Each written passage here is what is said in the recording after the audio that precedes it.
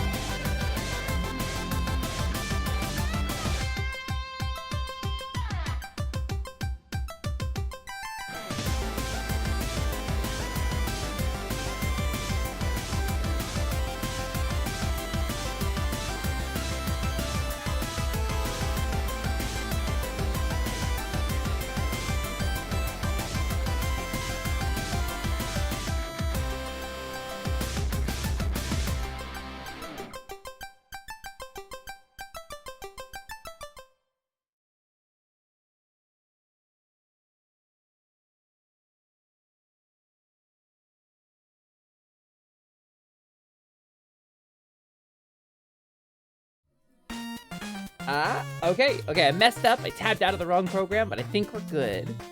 Let me check my audio levels. I'm not muted. Levels look good. How do I sound? Are we good? I forgot to do my audio check before I went live today because I'm a genius. I'm a very smart lady. That's me. Audio levels are good. All systems go. Prepared for launch. 3, 2, 1.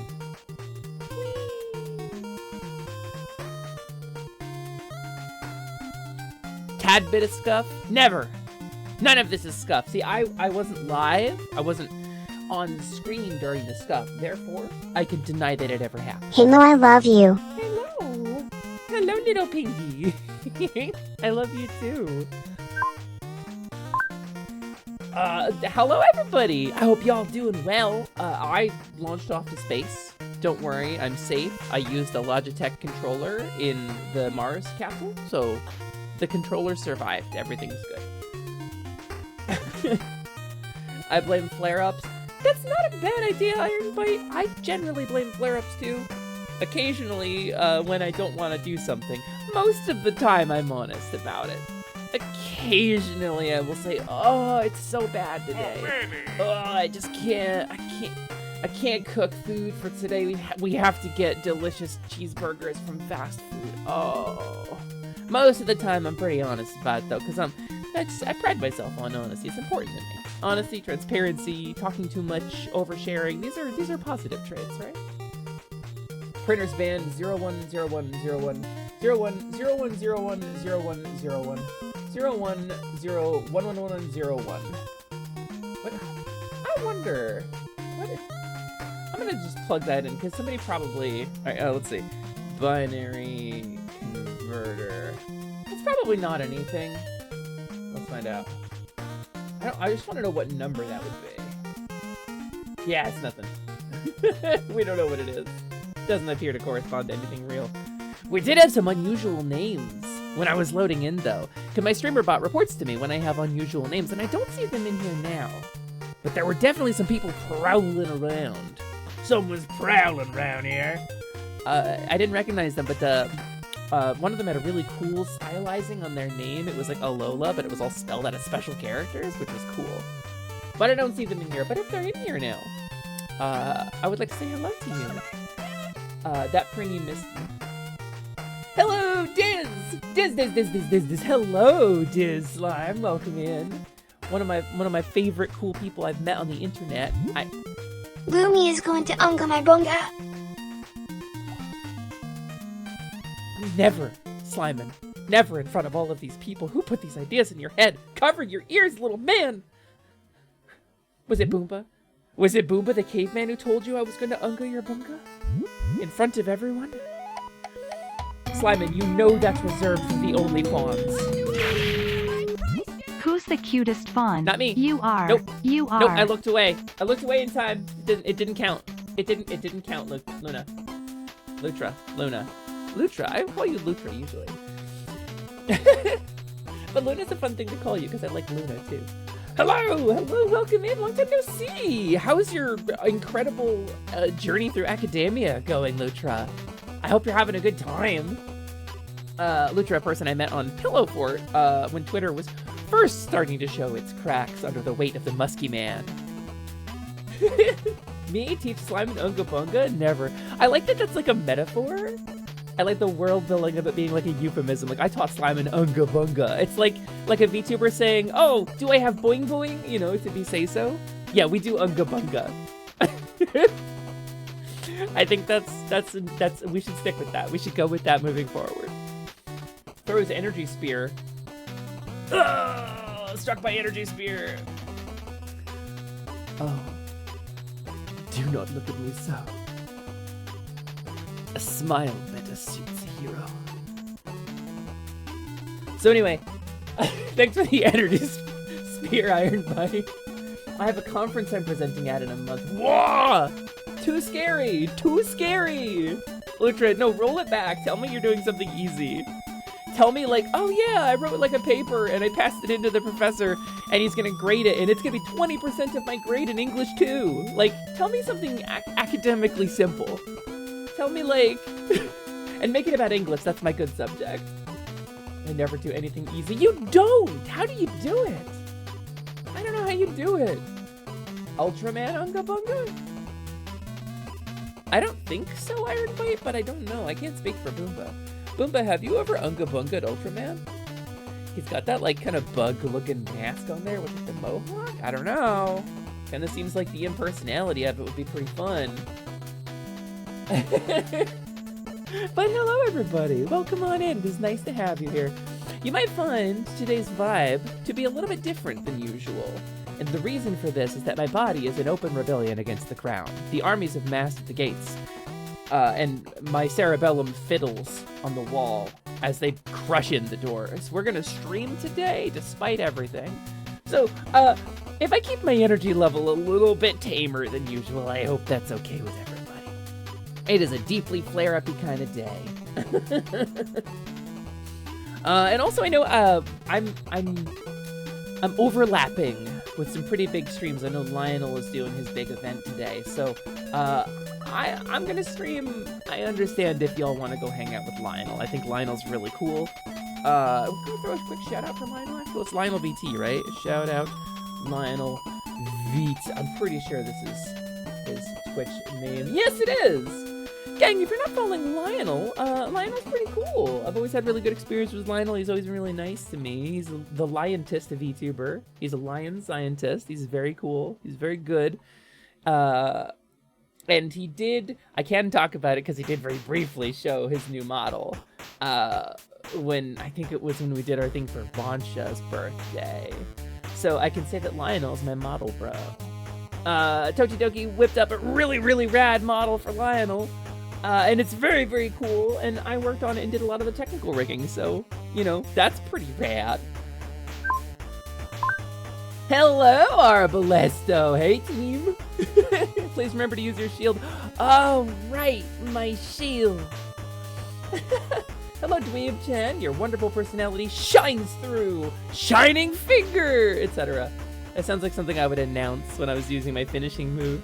My wonderful personality shines through. Any darkness dispelled by the power of love. And then I can... even if you can't go full throttle energy-wise. Dweeb-chan, that's the secret. That's the secret about my disability, right? So I have chronic fatigue, I have chronic pain, I have neuropathy, I have a mild to moderate brain injury. So the spoons analogy applies, right? Like, here's my budget of spoons for the day. Getting out of bed, that's okay, that just takes a while. Showering, it's like a 2-spoon activity. Cooking, today was a 2-spoon activity because I prepared from fresh. I did from scratch today. Streaming, 3 or 4 spoons activity. Like, I'm well beyond my budget for the day, but tomorrow has like a ton of spoons left over, and I could just take those, you see, if I run out of them for today. And that's what I'm doing, and that's my secret. I just take from tomorrow. There's always more spoons tomorrow. So, chronic, baby, that's me. I'm that sick chronic. That chronic, that good, that's me. That is pretty rad. It is pretty rad. I cooked from fresh. That's awesome. I'm proud. What did you make? I confess it has meat in it. I'm trying to cut meat out of my diet, but what we had today was some leftover chicken breast I had been brining, and I made like a chicken and rice bowl with some veggies. It was really simple and straightforward, but yesterday was better. We had some fresh spinach left over, and so I my breakfast yesterday was actually really good. It was some fresh spinach and some hummus on a pita. It was a really healthy breakfast. I really was proud of myself for that. You're allowed. I still want to know. Well, so I've been working on proteins, right? Because I want to be good at it. And while I was trying to eat less meat, going cold turkey on that is very difficult, especially if you've been raised to eat it your whole life.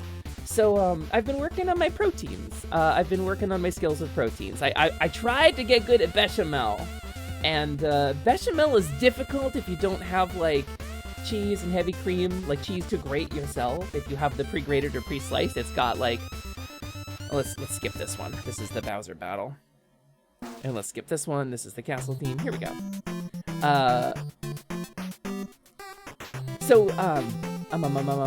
I did bechamel for a little while. I was trying to work on my bechamels, but they kept breaking, and so I moved on to trying to get good with protein. And I'm pretty proud of my chicken. I think I got pretty good at it. I've nice set of steel cookware. I feel like I get a good sear, keep things juicy. Hey, Salty Boy, hello! Welcome in. It is nice to have you. Thank you for stopping by. Cold turkey. I didn't even realize I did that. Thanks for pointing out when I'm funny, Click, because I think without you, I would just never think I was funny, even accidentally. Hello, Mooney! Are we vibing? Bechamel is tricky, just a standard white sauce gravy can be more forgiving. Yeah. That's kind of what I'm finding. And, like, I've done a really nice cheese sauce. I did a cheese sauce with pasta, like, the other day, which was really, really good. And I was really proud of that. I was like, I had some cheddar left over, and I made, like, a cheddar sauce to go with this pasta. And, I don't know, I was proud of it anyway. I'm trying to get better as, like, a home cook, you know, who frequently cooks for me, and my wife. This song is distracting. It doesn't show up in the stream chat. That's silly. The special character? That's wild. I'm using an HTML-based thing. It should. Maybe just the font. Yeah, what is cheese sauce? It's just a sauce with cheese. I didn't have any heavy cream, so I used some milk. It was just milk and cheese pretty much went into that. The stopping to dance, then continuing. Have you played New Super Mario Brothers? Or any of those games?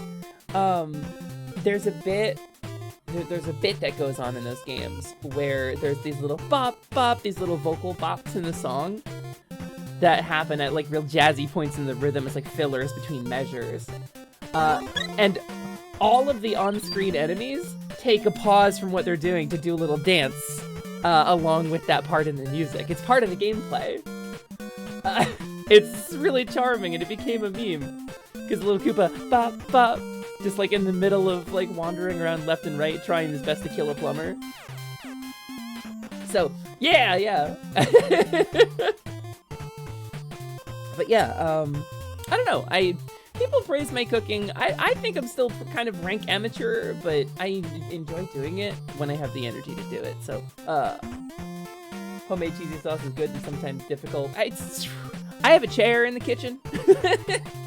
That was a tough sell for me, needing a chair in the kitchen, because it's like, it's not a very tall chair and it's hard for me to see the stove. It's hard for me to see the stove from my chair, but you know, we work with what we got. What else have I made recently? I made really good air fryer chicken tenders. I think that's a recipe that, as I saw, I was like, what if I wanted to have a chicken tender? What if I was feeling stressed out? This dude's coming for me online. The internet is a harsh and unforgiving mistress, and I'm stressed out. I want chicken tendies, but I don't really want to eat a bunch of fried food right now. So what if I, like, looked up a way online to do, like, a chicken tender in the air fryer from scratch? And I did that yesterday, and those were so good. I don't think I've ever knocked it out of the park that hard. I was really proud of myself. But so it's, I don't know, chicken is something I'm working on. I can make good pancakes and breakfast sandwiches. I don't know about much else, though. My sandwich game has gone up, too. Let me tell you, I've been watching a bunch of YouTubers, and sandwiches, we don't lubricate our sandwiches enough in the United States. This is a thing that we're not doing. And I want to tell you, if you're going to have a, like, you wonder what the difference is between, like, an expensive sandwich I got at a restaurant versus the sandwich I made in my kitchen, is why it always tastes better coming out of the restaurant. And the answer is lubrication. You gotta lube your sandwiches. You gotta. And you gotta season everything. You gotta lube your sandwiches. So, like, you take the hard roll, right? And say you're gonna have, like, a veggie sandwich or something. You gotta put a little oil, a little vinegar on the roll, maybe on both halves of the roll. Little oil, little vinegar. You put your thumb over the swizzle and you swizzle it a little bit. And you swizzle the other one a little bit. And then a little bit of mayo, maybe, or like aioli, if you want to be real fancy. Take some mayo in a little ramekin or a bowl, and whip in some like dill and some lemon and like some garlic. That's really good. The garlic dill is like my favorite combo. It's very tasty. And then and you spread that on both halves. And then if you want to use onions on your sandwich, and this is a cool secret I learned. If you like onions, and you want them to taste better, if you like the flavor of onions, and you want them to taste more like, I don't know, prepared, but you don't really have a lot of time or energy, you can slice them real thin. You chop your onions real thin, like into long strings, right? But go really thin. And you soak them in a little bit of water. And this, like, this is a scientific thing. I know onions, when you cut them, they release an enzyme that when it hits water, it turns into a mild acid. And that's why you cry when you're cutting onions, because it turns into literal acid in your eyes. But you put them in the water, and you soak them in the water, that all happens underwater, and the onion flavor gets a lot milder. So I do that with like a little bit of rice vinegar and a little bit of salt, and I swizzle it around, and I soak them for like 10 minutes before I put them on the sandwich. And it makes them taste so much better, and they're juicy, and they're tasty, but they still have that oniony texture that I like. That crunch, they taste fresh. So that's the onion game. That's the onion game secret for sandwiches. In my opinion, that is the #1 unspoken rule of making a sandwich, because I love onions. I could eat a white onion just like an apple. That's mayo can be fancy. I put sauce on both sides of my bread for my sandwiches. That's smart, Iron Bite. That's very smart. You don't lube your Sammies. I didn't for a long time. A sandwich for me was like bread, deli meat, cheese, stack, eat. Also, people under-season their veggies, too. Like, I'm not saying load them down with salt, but like a little bit of vinegar is really good with a lot of veggies. And I learned I like vegetables a lot more than I thought I did, because when I was growing up, it was very much the brick of frozen spinach, was my vegetable serving. It's like, throw the brick in a pot with like a pat of butter, and just cook it until it's soft, and that was my vegetable serving as a child. And of course, I thought I hated vegetables. I think a lot of people have this experience from my generation. All of our broccoli was steamed. Our Brussels sprouts were more bitter because they didn't have the less bitter cultivar they do now. Like, my veggies as a child were terrible. A lot of eggplant puree, a lot of gourds because they were easy to cook. So then I got to adulthood and I was like, well, I gotta start eating a little healthier because I'm, 21. And so I was like, let's buy veggies. How do I make these? How do I make these good? So I have a pile of veggies. I'm like, all right, well, work with flavors, right? So let's see. Let's take this veggie crunch. Oh. And like, I realized that I really like veggies. They're just regularly ruined. Like the Impossible Whopper, I think is the analogy I give. Because Burger King, I think they still have it, has a Whopper made with Impossible beef, which is an artificial meat made of like plant-based hemoglobin. It's like a very specific thing with pea protein and lots of plant stuff, and Burger King ruins the Impossible beef. They positively drown it in their artificial like char grilling flavor, and they dry it the hell out, and it's over seasoned like to hell, and it tastes awful. But Impossible beef's actually pretty good. I think because we were getting it like in brick form and cooking it ourselves, it's actually very tasty. So vegetables I think are very much the same sort of thing, where it's like the vegetables we're used to are not great vegetables, but the vegetables that like they can be very good on their own. You vinegar up your collards, that's a good combo.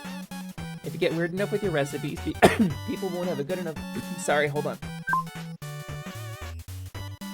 If you get weird enough with your recipes, people won't have a good enough point for comparison to realize your cooking is mid at best. Corn dog casserole. Oh, listen, me and my ex-boyfriend, I used to live at his house. We made a shepherd's pie out of like... made a spicy chili one time, and then we had tater tots. And we had some shredded bagged cheese, and we made like a shepherd's pie out of it. And it was a nightmare. It was a creature summoned from the depths, designed solely to clog your arteries and kill you. And it wasn't good, but we couldn't stop eating it. It was so fatty and salty, and the texture was terrible, but there was something about it. And we all went back for seconds, even though we were already feeling sick.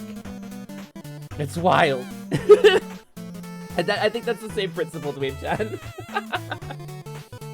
I didn't care about regular mayo. Definitely good spreads with a pinch of seasoning. Here's the secret, Salty, is that most like sandwich spreads and salad dressings are just mayo based. It's just mayo with stuff in it, like ranch dressing, stuff like that. I mean, most of it's mayo based. It really is. So if you take a little bit of mayo, or if you have Kewpie mayo, it's very good, because Kewpie mayo is delicious and a little naturally sweeter. A little bit of mayo, whatever seasonings and herbs you like, and you take a fork and you just go ding, ding, ding, ding, ding, ding, ding, ding, until it becomes kind of homogeneous. You make a sandwich spread out of whatever you want. And if it's real heavy, if you got real heavy food, put a couple of drops of lemon juice in there.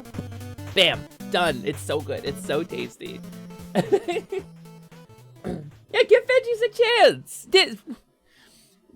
Diz, my famously octo-lavo vegetarian friend, who I love hanging out with, specifically Diz, because it makes me feel like, man, I should get back on the veg train, because you always make your food look so good.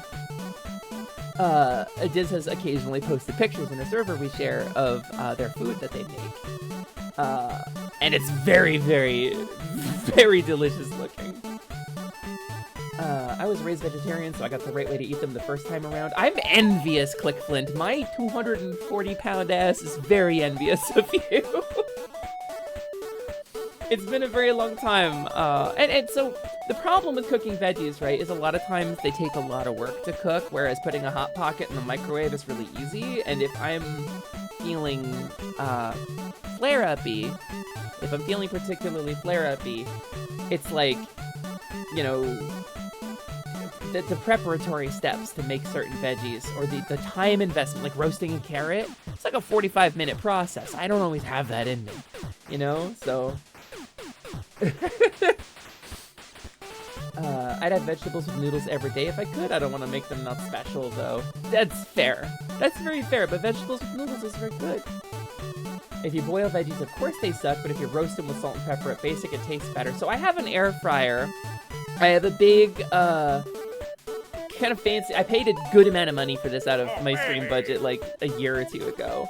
Because it was there to help me get meals ready for stream more quickly. I have an air fryer, and it's basically a big convection oven. It's this big air fryer.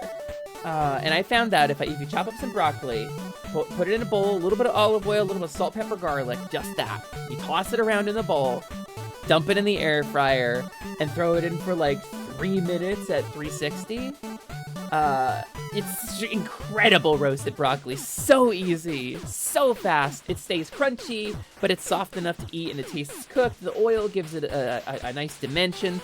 The garlic and sometimes onion with broccoli, if you're feeling real spicy. Really brings out the flavor of the broccoli. It's very, very good. It's very, very easy. That's my go-to vegetable serving.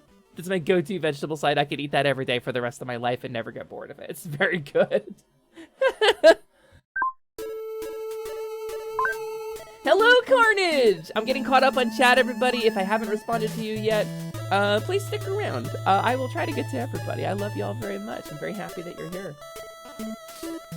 Tomato mayo sandwiches are a thing where I'm from, and the good tomatoes from the local farmer's market really shine in them. I'm from New Jersey.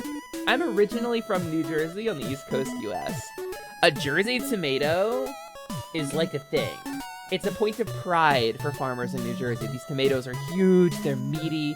You know, like a tomato can sometimes get a lot of that like goopy filler in it, the goopy tomato glop, right? But like the meaty part, the solid part of the tomato is like really tasty. It's got like a nice texture, it's got like a crunch to it with a little bit of give, it's got a very acidic kind of sweetness to it. And like the gloppiness needs to be there a little bit, the kind of tomato juice, that's where the juiciness comes from.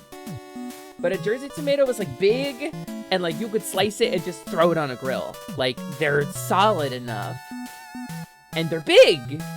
And like I miss that because I haven't found them anywhere else in the country. I don't know if they just grow them differently out there, but I miss that. I love a tomato, and it'll give me heartburn like crazy, but I love a tomato.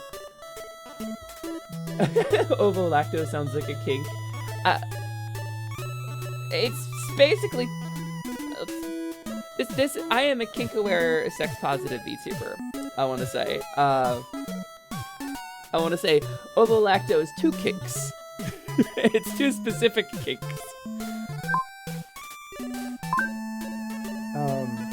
I'd rather have spicy mayo. Regular mayo has that weird ick taste for me. I think I had an aversion to fat when I was a kid, which probably, I grew out of it. It's probably why I gained a bunch of weight. Also, I became homeless, but... I didn't even like butter as a kid, which is wild because eating healthy was like hard if you don't like things like any butter or any fat at all, because like you need some of it to prepare. With a bag of sweet potatoes, I'm gonna destroy them later. Yes, end them, turn them into something delicious. I didn't like sweet potatoes until my wife prepared me one. She made a baked sweet potato in that air fryer. It's one of the best things I've ever put in my mouth. I don't know what she did to it. I don't know how she prepared it. I hated sweet potatoes for a really long time, or I thought I did. But a good sweet potato is like somewhere between a potato and a carrot. And like, I didn't know that about it. I thought it was just kind of mealy, awkward tasting potato, like wrong tasting potato, right? But no, if you prepare it right, it's somewhere between a potato and a carrot, and it's got a sweetness, and it's really good. It was like butter and some kind of herb, rosemary? I don't remember. Love MD, if you happen to be in the chat, what the hell did you do to those potatoes? It was so good. Also, Voice Beast, hello. Sorry for being missing the last 2 weeks. I was taking care of my 93-year-old grandma. You're never expected to be here, but you did say that you were going to go do that, so I figured that's what you were going to go do. I hope she's doing okay. I hope she's doing good. I hope you're keeping her safe in all of this heat. I don't know where you live, but most of my country is under a significant heat warning this week. So, check on your elderly relatives, gang. Also, did I say hi to Carnage? I don't know if I said hi to Carnage. Hi, Carnage. Hi, little bro. Butter, salt, pepper, and rosemary. That was it? it was so good, love. I've gotten Spousatron to like so many veggies that their white bread family ruined for them. Again, I don't talk about my parents a whole lot. My mom did try to cook for the first couple years of my life. But if you didn't like something, she took it very personally. And, you know, when you're 8, sometimes you don't like things. And so my mother kind of fell out of cooking for a while. I'm here to check on you due to a heat warning, Lumi, but it's worse than I thought. Even your stream is active on the heat map. Yeah, I do have a heat map, actually. There's a heat extension over here on the right side. If you're on desktop, you can click it. You can give permission to the heat extension, and it'll allow you to click directly on my stream via what is called a heat map. And you can click on these buttons down here to make stuff happen by spending your rupees. Yeah, like that, for example. Do you want a cowgirl for now, girl? That's how you get a cowgirl for now, girl. It's the simple stuff that makes veggies shine. I agree, and I think there's a lot to be said for. Okay, so now they say that if you overcook your veggies, they lose their nutritional value. I believe this. I think a lot of stuff starts to break down if you overcook it. But I would say more than nutritional value, you lose the flavor. The flavor and texture of a good veggie has like a crunch and a freshness and a juiciness that you lose if you overcook it. And it just makes them not good. They get soggy. They get soggy when the cell walls break down and there's no crunch.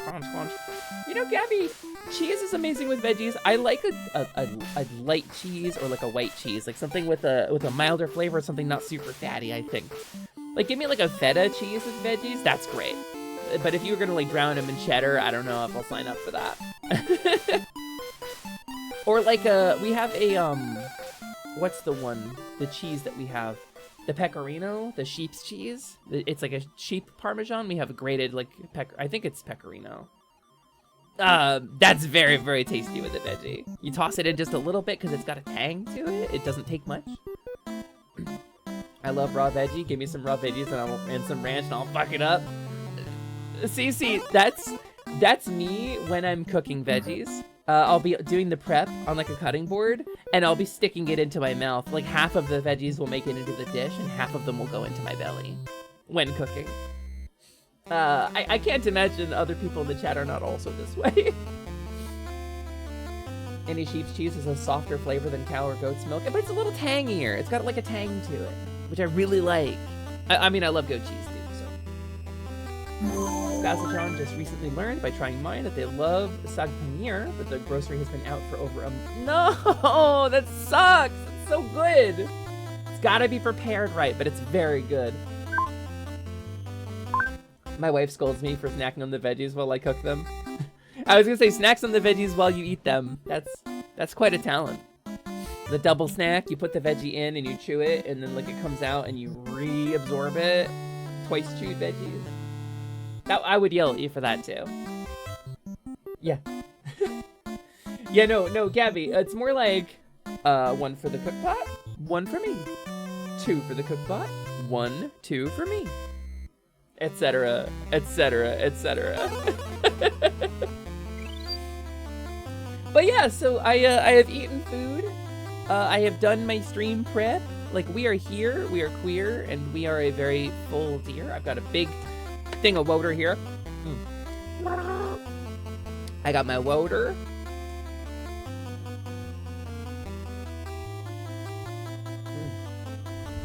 Water's another thing too that we Nice shot. I think this is the thing I had to unlearn too. When I was a child, I was not allowed to have soda pretty much ever. We had juice. Because juice was like healthier, but it turns out most fruit juices aren't actually healthier. They're just full of different kinds of sugar. So like, I guess they have some nutrition to them where soda wouldn't, but the sugar intake is the problem. The sugar intake is a significant problem. And like, I learned this when I visited the UK. I have a brother-in-law who is from the UK, and he was like, Yeah, we had a love affair with processed foods and high fructose corn syrup in the UK as well, back in like the 90s. The difference being, when we found out it was bad for you, we stopped. But the US is like a major producer of corn, and so high fructose corn syrup is very cheap here. And the corn industry loves that it is very cheap and they can keep selling it because it makes them a lot of money. So there is high fructose corn syrup in like everything in the United States. Oh, your body can't tell the difference. That's scientifically untrue. But, so it's in everything. It's very hard to avoid. And so we get this kind of, I don't want to say addiction, because that's not quite the right word, but we grow accustomed to it. And it metabolizes differently, and I don't know, maybe this is just me, but when I have high fructose corn syrup stuff versus when I have like cane sugar stuff, it's a different experience.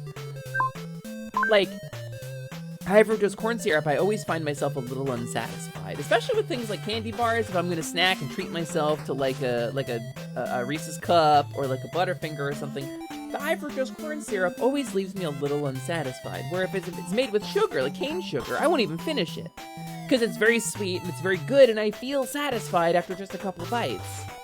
And soda's kind of the same way. We get addicted to the caffeine, but we don't really get satisfied from what we're drinking.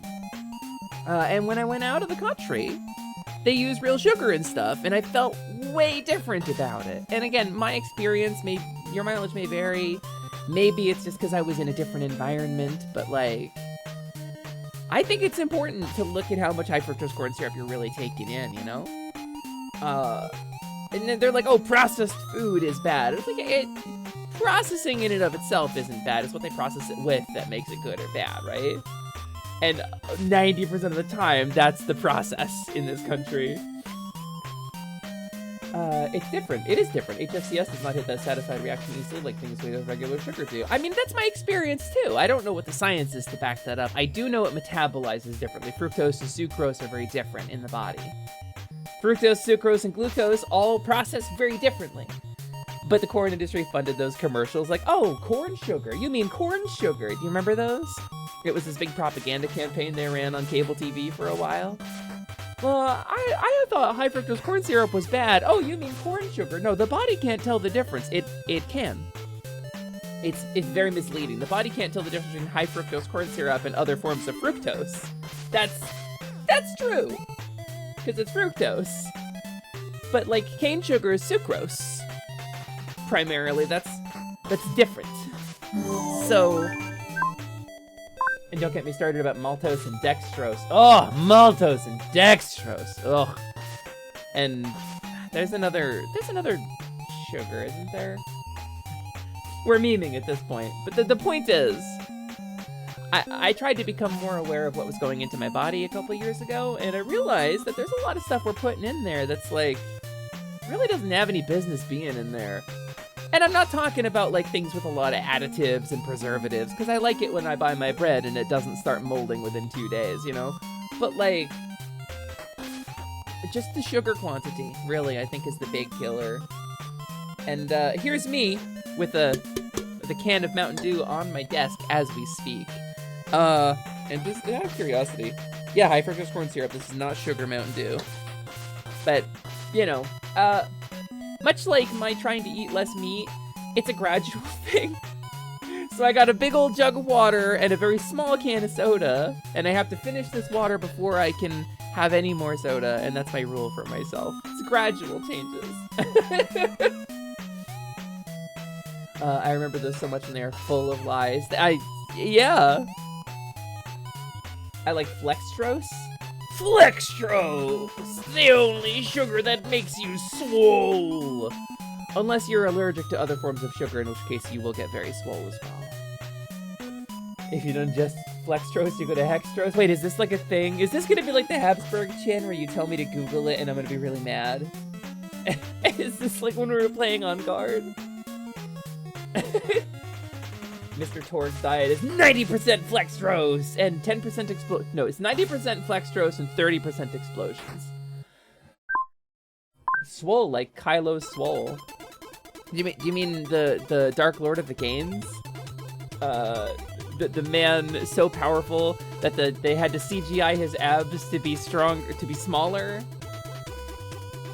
It's not a thing. Thank goodness. No, I appreciate the ad-libbing. I will always yes and with you. But I wanted to make sure I wasn't stumbling into another horror story. It's also different when you're eating or drinking something that is supposed to be a sweet thing versus like my bread has so much sugar in it that it can't legally be called bread in Ireland. That's a very good point, Gabby. The amount of sugar in bread in the United States and peanut butter too. Apparently, like, people are weirded out in a lot of European countries. I watched a video on this because we have peanut butter and jelly sandwiches, which is like the most iconic American food. It's Americana, peanut butter and jelly sandwich on white bread, right? But our bread is so sweet and our peanut butter has a ton of added sugar. Like, in a lot of other countries, sugar in your peanut butter is not the default. It's just peanuts and oil. Or just peanuts ground up, and sometimes salt. And so the jelly, the fruit preserves they would get elsewhere taste very different because they're not loaded up with as much sugar. And their bread isn't as sweet, so if you tried to assemble it from the components on the shelf in like Denmark or something, you would get a very different end result than we get here. I think it's like the pineapple on pizza debate. It depends on where you are in the country, whether you like it or not. Because it's a different thing. It's a different food we're describing. I'll always cherish the video of your reaction. I think Fireplace Games wasn't as big on it. I'm one of the few clips they didn't retweet. But it did bring me a lot of joy, so... I love a cheese and jam sandwich, but bread that's too sweet makes it inedible. Cheese and jam, really? I guess... I can't imagine that. Cheese and jam. I mean, some people swear by the PB&T as well, so, like, who am I to judge? PBJs are not common here. I tried it once and loved it. Oh yeah, that's right. You are somewhere far, far on the other side of the world from me, Arba. So traditionally in America, the most common form of jelly we sell, because they say jam a lot of times, but jam and jelly are different things. Like a fruit jelly is jellied. It's got like, I don't know, gelatin? It's as opposed to a jam, which is like smearable, spreadable, like fruit puree, right? Whereas something like Welch's grape jelly, it's almost like Jello. It's like a gelatin. Excuse me, ooh, oh, I got the burpees. Whereas like the common like cheap like dollar store cheapy basic like default jelly in the United States is actually almost a little bit like a gelatin. And so that on a very, very sweet bread, like if you buy brioche in another country, it's probably about as sweet as our standard bread. And then our peanut butter has a bunch of added sugar in it as well. That's kind of the default United States PB&J experience. Still good if you do it with like fruit preserves, but it's a different meal at that point, I think. Cheesemonger activate. I'm lactose intolerant. I love cheese. It's torture. It's torture for me. Jam and cheese go well together. Cheese and honey too. Cheese and honey I can see. Jam and cheese I wouldn't have thought of. I don't really like honey, so... Imagine a Gouda and blackberry. Oh, God. Gouda and anything, Click Flint. I will eat Gouda. Like, give me like a big... I don't know. What does it come in? A wheel? A wheel of Gouda? I'll take a spoon to it, and I'll sit it in my lap. And I'll just shovel Gouda into my face hole. There's a furnace in my belly that runs on Gouda. It runs on creamy, slightly smelly cheeses with tang to them. And I'll just put Gouda in me, and I'll get fatter and fatter and fatter, and I will be the happiest creature. And you'll come over to me, you'll be like, hey, Lumi, are you done with the Gouda? And I'll be like, because I died while eating the Gouda. Because I ate so much of it that my body became 90% Gouda and my organs stopped working. The smell of my organ failure will extend for miles. Also, thank you for running with the noblest of chins. It is the noblest of chins. Because TGP, it was immediately followed up with the king who was so inbred his body literally fell apart. So, pectin. Yeah, pectin is good. I like pectin, but they why did they call it pectin when you out the fruit, call the pectin, smash the fruit, pecked out? Huh? line. That was great line reading. Oh, I see. Thank you, TGP. A port jelly on a cracker with a brie or something. Brie is good too. I went to, what museum was this? I went to a museum out east, and I had this like turkey, pear, and brie sandwich. And it's one of the best foods I've ever eaten in my life. Like fresh brie. And it's like, you leave the rind on. I don't care, I'll eat it. I don't know if you're supposed to. I don't know if you're supposed to eat the rind on brie, but it doesn't take much because the brie can taste really sour if you use too much of it. But like a little bit of brie is really spreadable on toast. So if you get like a nice crusty bread, like a sourdough or like a ciabatta or something, you can take brie and a knife and just spread the brie on it like jam or butter.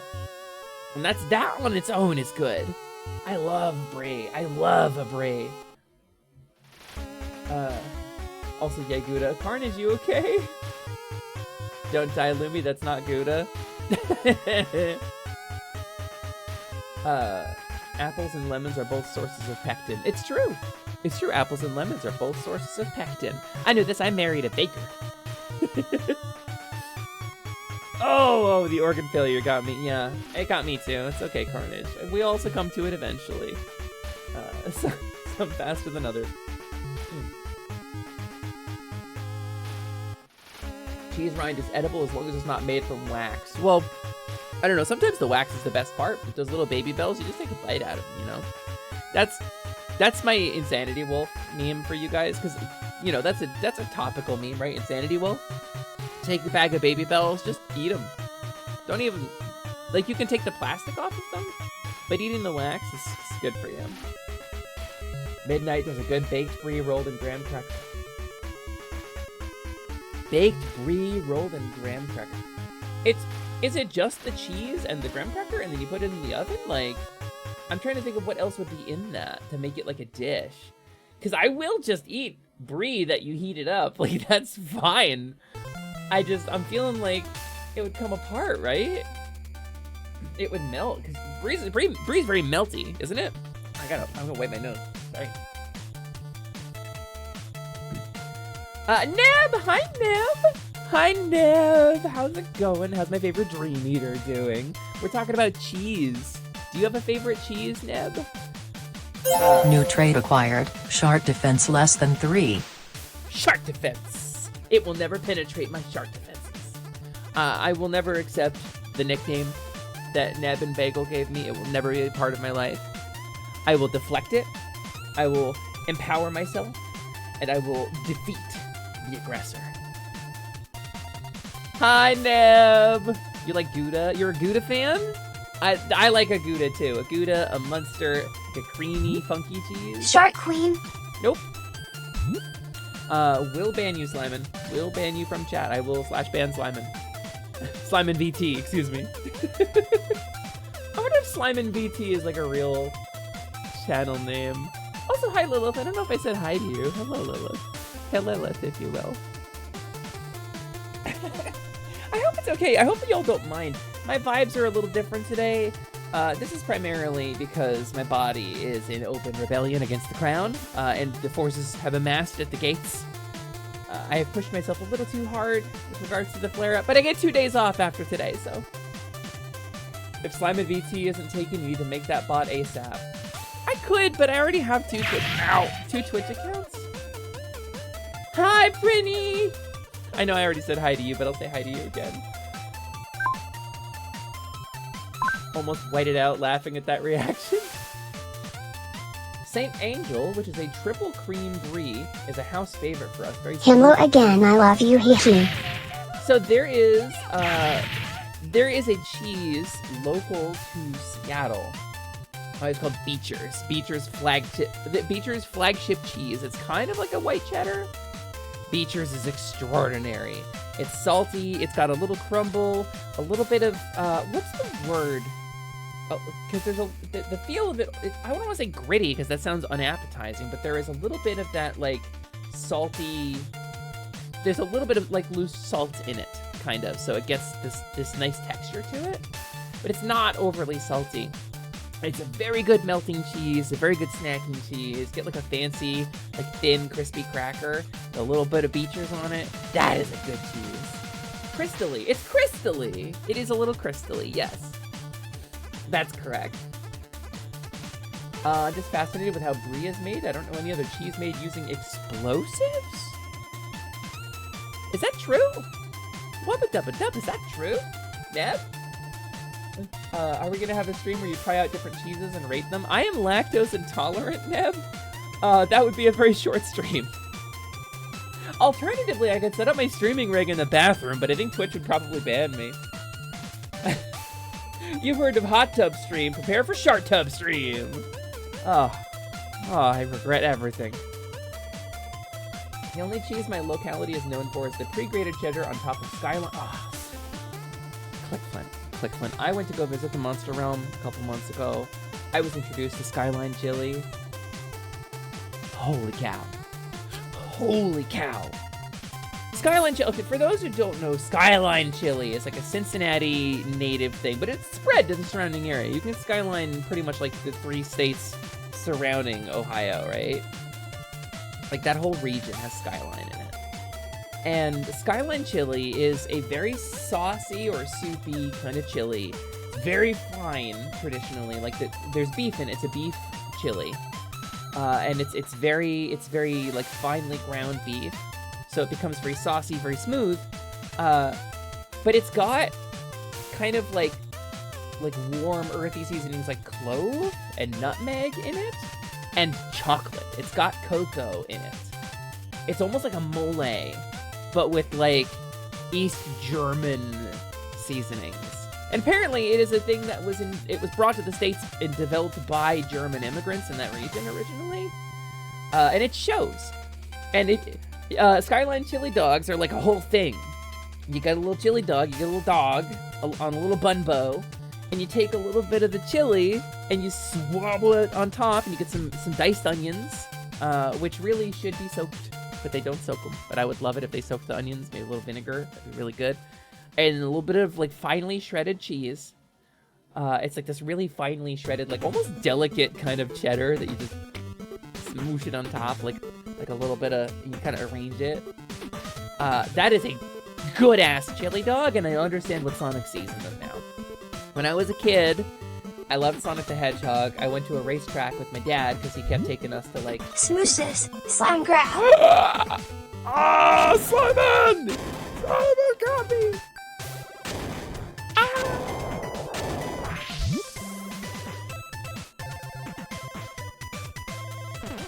He stayed down there. He's in hell forever. Slimin is never coming back. I'm sorry, everybody. Hey, Jada, how's it going? We're talking about chili dogs. Oh, kinda. When I was a kid, my dad used to drag us to these like car races. He's a car guy. He's a Mopar guy specifically. And like he would drag the whole family to these races and these car shows and stuff. None of us wanted to go, but he wanted to go, so we went. And I loved Sonic the Hedgehog. Sonic the Hedgehog ate chili dogs. That's a thing. And I saw there was a stand that was selling Hey guys, I'm back from hell. I brought you all a snow globe.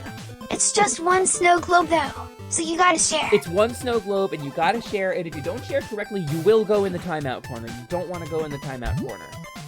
The last person to go in the timeout corner got Twitch banned, okay? That dude's gone. That dude's gone forever. If you don't share the snow globe, I will actually kill you.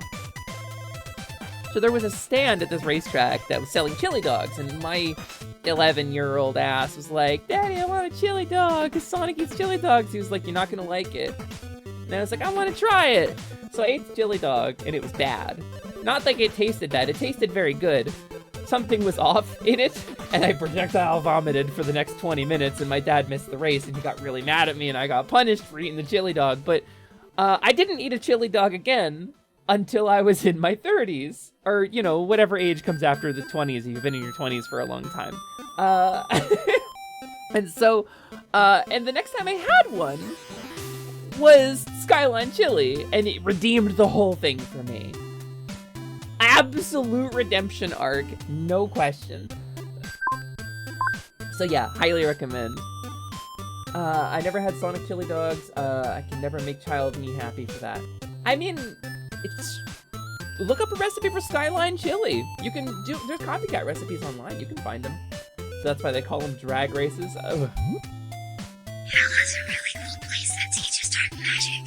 All you have to do is find the biggest imp and defeat him to gain the higher one's blessing. Dude, it's fun. Slimin, what did we talk about? No infernalism on stream, sweetheart. No infernalism unless it's a collab with Devil VTubers, okay? Hello, I'm browsing through the trans tag to wish everyone a good stream and to say trans rights are human rights. Hope you're doing well, and if you aren't, I hope things get better soon. Don't forget to keep being yourself. Adventium, that's so sweet. Thanks for browsing through the trans tag. We were getting hate rated for a while. I got a couple people towards the end of last month who came in here and were crappy at me. But they roll off. They go on. They move on to other things. And some people like Lumi, you should stop streaming with the trans tag because you're going to get targeted. And I'm like, they can have my trans tag when they pry it from my cold, dead hands and my perfectly manicured fingernails. Thank you. It's very sweet of you to come in here, Adventium. I hope you enjoy any time you decide to spend at Atelier Lumi, which is the shop that I run. It's me, your girl, Lumina, Lasciduous, Alexandria, Moet, Choco Taco, Hydro Puncher, everything went better than expected. First try, perfect timing, Lily Hoof. And this is Atelier Lumi. This is my shop. You can call me Lumi or Lumina for short if the true name is too hard, I understand. A lot of people don't like to use the true name because it's, you know, long or magically significant. And this little goopy guy, this little sloppy soldier, this is my familiar Slimin Gelmont. He's a little weird sometimes. Don't listen to him too hard. He is currently on an infernalism kick. You know, kids go through phases. Wait, they punished you for eating? Bryn, you know my parents. You've met them. I inconvenienced my father and therefore became punished. There wasn't any more thought in it than that. Whoop. Sloppy soldier. You wish... Jatazo. Jada. Baphomet is my co-pilot. Yeah, what would Baphomet do, Slimin? Jatazo. You wanna be my little sloppy soldier? Come here, buddy. Get on up here, you can be my little sloppy soldier too. But only Jada! Nobody else! I tend to search the trans and non-binary tags to find homely peeps to watch. That's me! I'm the peeps! Thank you for finding me. Is that how you found me, actually? That would be rad. I thought you came in with a raid, Dweeb-chan, but I might be misremembering. Because I also had a Gob-chan who came in here recently, and that was fun, too. What is this special treatment? All right! Sorry, Arba. I only get to have one sloppy soldier at a time. And the rule's taken. Factually speaking, the majority of my best friends are all either trans or NB. Crazy how that works out. Yeah. Yeah, it's crazy. It's crazy how you, personally, vibe well with trans and non-binary people. Isn't that crazy? Isn't that nuts, Jada? Isn't that weird? That you, a cis-identifying person, find your home with people who question their gender. It's where you're the most comfortable. I think you're cis-identifying, right? Isn't that true? I've given up my slop. I misinterpreted. Only soldier I'm sorry. must trip and tear until it is done. Okay, Slimin. He's the goom guy. Coom guy? Okay, let me skip this one. I don't like this one. Let me skip this one. Let me skip this one. And we loop the music. We loop the music. There we go, Lost Woods, but this one's very loud, so let's turn it down just a notch. I'm the one cis person in a house of 4 and the egg accusations never end. Sorry, Blumbles. We will not rest. We will never rest. Oh, Demi Mask, okay. Sorry, I didn't realize that, Jada. Oh, awesome. Well, sorry for misidentifying you. Please accept my apology. I saw an opportunity to lean very hard on a cracking the egg joke, and I didn't want to miss it. But thank you. I will instead turn it on Blumbles, who claims to be a cis person in a house of 4. I'm just saying. I'm just saying, Blumbles. We will not rest until you do some questioning. Like with Ryusei, I read Ryusei really hard about it, but the truth of the matter is, I thought I detected a whiff of gender. I don't know if it's true or not, and I decided to lean on him really hard about it, and he didn't say no. He didn't seem to dislike the attention, so I'm gonna lean on him. But all we ever really want is for people to think about it. You know, I don't care if you trans your gender or not. If you want to, and you do, I'm happy for you. And if you don't want to, then I'm also happy for you. But if you want to and don't do it, or if you never consider whether or not you want to, I take umbrage with that. I take that as a personal slight. That's kind of our vibe anyway. That's the gay agenda. And that's a lie. I will trans every gender. I'm sorry. It has to happen. Joke's on you, being cool is the opposite of my vibe. Me too. Listen, there's a reason I'm the Feelsy Faun, okay? There's no chill here. Zero chill to be found. Please secure your pronouns. They tend to go missing around these parts. Don't worry, there's plenty of pronouns laying around that I have severed from their previous owners. Gender is a wonderfully diverse spectrum of feelings. At the end of the day, yours should make you happy, and that's what I care. Exactly, Jata! Like, I'm very pink gender. I don't want any non-pink gender in me. My gender is pink. That's not entirely true. My gender identity is female, and that's as far as it goes, and I don't have any... It's very plain compared to some of my friends who are like, yeah, you know, I have like, I'm genderqueer, or I'm non-binary, or I switch from day to day. Here's my list of pronouns. Here's my very specific ways I like to be referred to. And I'm like taking notes. I'm always trying to treat people respectfully and refer to them the way they want to be referred to. I'm friends with a couple neo-pronoun folks, and I gotta say, from where I come from, that was a big adjustment for me, but I think I've done pretty well. My gender, I'm female. I like she/her. Pretty much as far as you can go on that end of the spectrum, kind of crammed in the corner. So, turbo assisting through the nth dimension. The issue with that, right, is like being female, being 100% female in the society is a very gendered experience, and it relies on a certain set of social skills and soft skills.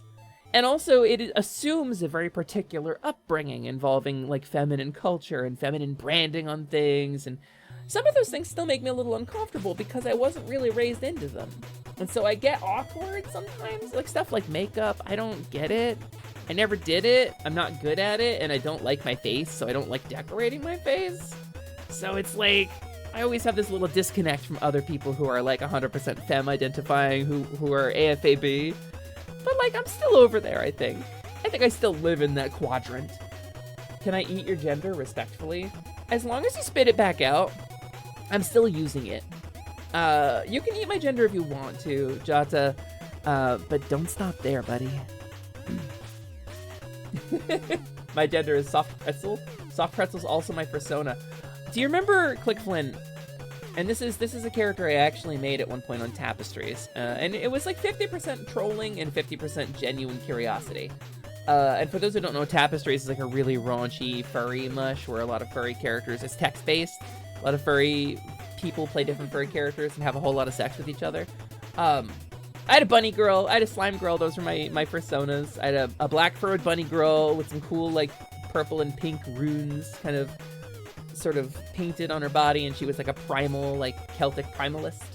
And she had fae magic that underwrote other people's magic. And that was like, the whole thing was like a power dynamic. It's like, oh yeah, you've got magic, but I've got the magic your magic was based on.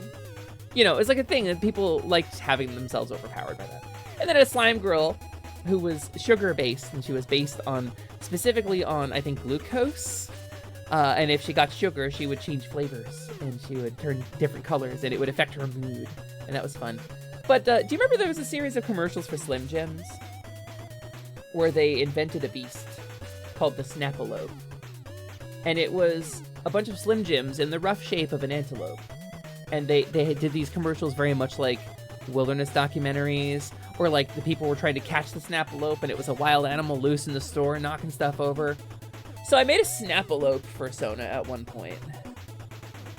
And that was an experience. Because it turns out, if you base yourself on food or something edible, you will get a very specific list of fetishes that I was not prepared for at the time. I'm more prepared for it now, I suppose. It's not my thing, but I know that it's not my thing now. And the Snapalope persona didn't last very long. But that's what that made me think of anyway. when you said, "Can I eat your gender?" Yeah, actually, Jatazo, and this is a little too mature for this kind of stream, so I'll keep it vague. I was a slime based loosely on Dragon Quest, who could take a human form, but primarily had a little goofy glob form, right? I met a Moogle, who is actually quite famous in the furry community now. Many people know him by name. And we did a single scene together. It was a slime from Dragon Quest and a Moogle from Final Fantasy. And that year, Square Enix announced the merger. So you're welcome, basically, is what I'm saying. Basically, I'm claiming personal responsibility for Squeenix. So you're welcome. Most trans girls I know immediately either went super hard into becoming makeup masters or never touched at all, with not much in between. I think it's, for me, what holds me back is dysphoria. I think I don't want to look at my face. I don't like my face. It's extreme dislike for my face, actually. So it makes me pretty uncomfortable. Felt temp reparatio. I was like, reparation, it's getting cut off. Reparations for what? Felt temp reparatio. Thank you very much for that follow. Welcome into the atelier. Welcome to Atelier Lumi. This is the shop that I run. My name is Lumina, Lasiduous Alexandria, Moet, Choco Taco, Hydro Puncher, everything went better than expected. First try, perfect timing, Lily Hoof. But you can call me Lumi or Lumina for short. I'm a level 1 Faun witch. I'm the proprietor of the shop Atelier Lumi, which is a magical shop where we buy and sell goods from throughout the multiverse. And I'm here, I'm queer, and I'm a very goofy deer, and I hope you enjoy your time here. And right now we're talking about like a whole bunch of stuff, because we're gonna play some Asha and Monster World today, but I'd like to do like a little pre-stream chat with my friends, because this is what I do this for. I like the chatting. The chatting is very big for me. Is there a way to find your persona? Is it gifted to you by Fae? Is there a BuzzFeed test? Yes, yes, and yes. All forms are valid. Pick your favorite animal. Draw a stick figure. Is your favorite animal a buffalo? Draw a stick figure, put a buffalo head on top. Congratulations, you have a persona. Making up a persona is very much like making up any other kind of character that you would want to embody. And that's the thing, is like, I think D&D was a gateway drug for me, because creating a character and then getting into the role of a character is like a big deal in that community. So trans squared is when you trans your gender like 4 times before they find what feels the most right for you. People do that. People do. It's alien to me. I have always felt an inexorable pull towards one particular end of the spectrum, and it has never relented for even a moment in my life. I tried very hard to fight against that current. I was Christian saved, I was Jewish saved, I was Catholic saved, you know, and I fought really hard. I prayed, I made wishes, I punished myself. We talked about purge and relapse behavior on Thursday. That's a whole thing that happens. Purge and relapse. People with porn addiction do that stuff too. Some people trans their gender a whole bunch of times until they find out where they sit most comfortably. In my case, I'm still not comfortable because it's still not far enough. One of them is a piñata and the other is literally made of candy. Jatazo! I love that you have a piñata as a persona. That's incredible, and that suits you so much. Like the festive appearance of it, the kind of vibrancy, the party environment. That's exactly what I think of. That's exactly what I think of when I think of you.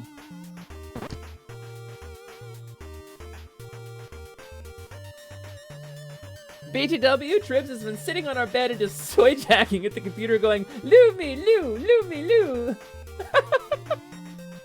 Hey Tribs. Hey Tribs, how you doing? It's me, your favorite little fae. A little fake creature, it's me, Tribs. I'm gonna lick you. Come here. Jad, I need you to put the phone, or tablet, or computer monitor up to Tribs so I can lick him.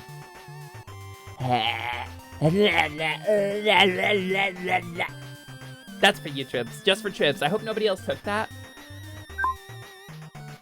I realized I didn't warn you ahead of time that that was just for Tribs. I thought it was implied by the context, but... It's wild, though. I thought we ate more than 1 Tribs. And I guess it's 0.4 Tribs or whatever. So Lumi, with you being personally responsible for Squeenix, can you sit them down and tell them to stop trying to explore NFTs? No, Sorry. They're non-Faun transactions. I can't interfere with them. I could have when I was a robot. And when I was an AI, I was essentially an NFT. I was a piece of self-replicating, uncopyable code that was associated with a really grainy picture of a cartoon character. I was essentially an NFT. Also, hey, Darth! Hello, Darth! I'm sending them to you literally right now. Good, good. Lumi won't rest until she achieved woman rank S+++. I mean... I don't know. It's a bit of a bummer to talk about. I've been dealing with depression. I have been dealing with some depression. I've been streaming to kind of cope because this is my copium right here. What we're doing right now. This is my healing experience. But I lost my insurance earlier this year. Those of you who know me for a while have known I've been striving for my surgery, my bottom surgery, for the better part of 2 decades now. And it's easier to get now than it used to be, which means it's like theoretically possible for me. But it has been fully like 20 years. Very, very close to 20 years I've been actively pursuing this. And I had to cancel my surgery because I lost my insurance. I finally had a date. I had to set the date almost 3 years in advance. Finally had it. And lost my insurance, so I gotta cancel it. And it's pretty devastating in ways that are difficult to put into words. But I will not rest. I will not give up. There's the probability, and it's looking more and more likely, by the way. And this is not a definite thing yet, but there's the probability that I'm gonna have to move to get healthier. Because even when I had my insurance, scheduling the appointments that were necessary for like the preparatory steps, I'll spare you the gruesome details of it, but in order to have gender-affirming bottom surgery as a trans woman, to get a vagina installed, factory fresh pussy with a little air freshener hanging in it, you know, pine-scented, get that new pussy smell, there's a procedure that needs to be done prior to it called electrolysis, which removes the hair from the skin, because they use the skin to produce the interior of what they call the neo-vagina medically, right? They use the skin down there for it, and if it's got hair on it, you end up with a very unpleasant and unsanitary experience where hair grows inside. It's like a whole thing. So they have to remove the hair, the electrolysis. I literally could not book it. Like, there are currently 5 providers of that service within 90 miles of me who are in business. There were like 15, but COVID happened, and a lot of them closed down. And so, finding a place to get those appointments done, let alone booking with somebody who was not booked out for 3-4 years in advance, was literally impossible. And so I ended up not being able to get any of the electrolysis done either before losing my insurance, which is really shitty because it's like 100, 200, sometimes 300 per session, and you need months of this. Every couple of weeks you go back in and they remove all the hair with a little electric probe. They stick a needle in the pore or the follicle and they electrocute it to kill the follicle. It's like a thing. And they go one hair at a time. And I don't have like a ton of hair, but it's present. So, I couldn't get it done. So there's a very real chance that I'm gonna need to make a desperate move to somewhere else where care is more accessible for me. Even if I have insurance here, I can't get the care that I need with the insurance. So I'm probably gonna need to move at the end of this year, and it's a huge and difficult thing to cope with. It is a struggle, and I have been dealing with it as best I can through love and snacks and playing video games and hanging out here with all of you. But I want you to know that this is my copium. This right here, this is me. I have copium mask is on. I'm breathing deep of all of you. So, probably late September around my birthday, early October, I'm gonna try to do a fundraiser or a subathon because we don't have any money in savings. And I need this. This is regarded as a medically necessary surgery for a reason. And the problems arose, as you all know. Bancha has lost his job. Misa has lost her job. Printers needed, she needed what we thought was going to be $3,000 for her surgery. It turned out to be closer to $15,000. And we raised it. But I know we have asked too much of you already, and so I'm really leery about asking for more help when that comes up. So please hold your wallets right now if you're sitting here looking at, well, screw you, Lumi. You don't get to tell me when I give you money. I appreciate you. I'm not doing the fundraiser yet. So I got to figure out what the numbers are. I got to have a clear goal in mind before I ask you for anything. But, yeah, so I segued into this from talking about the bottom surgery anyway. So, I just want to say I appreciate you, gang. I really do. Yeah, I won't rest until I've achieved woman rank S+++. A geesh has been imposed. A geesh has beef imposed has been lifted. A geesh has been imposed. What? What just happened? I can't. Somebody please decipher that. The geisha beef imposed has been lifted. A geisha been imposed. The lifting of the beef has been the geesh and the beef, and the beef sheets of the geef beef has been engeefened unto the geef bequeathed. The beef bequeathed has been a geese mainly in the sheets. Fairy bullshit! That's all I know. All I know is fairy bullshit, charge they phone, hit the cycler, eat hot chip, and die, okay? I don't understand this Fey Lord's bequeathing unto me these geeses when I don't understand how to meet the needs and the desires and the requests of what they have asked of me.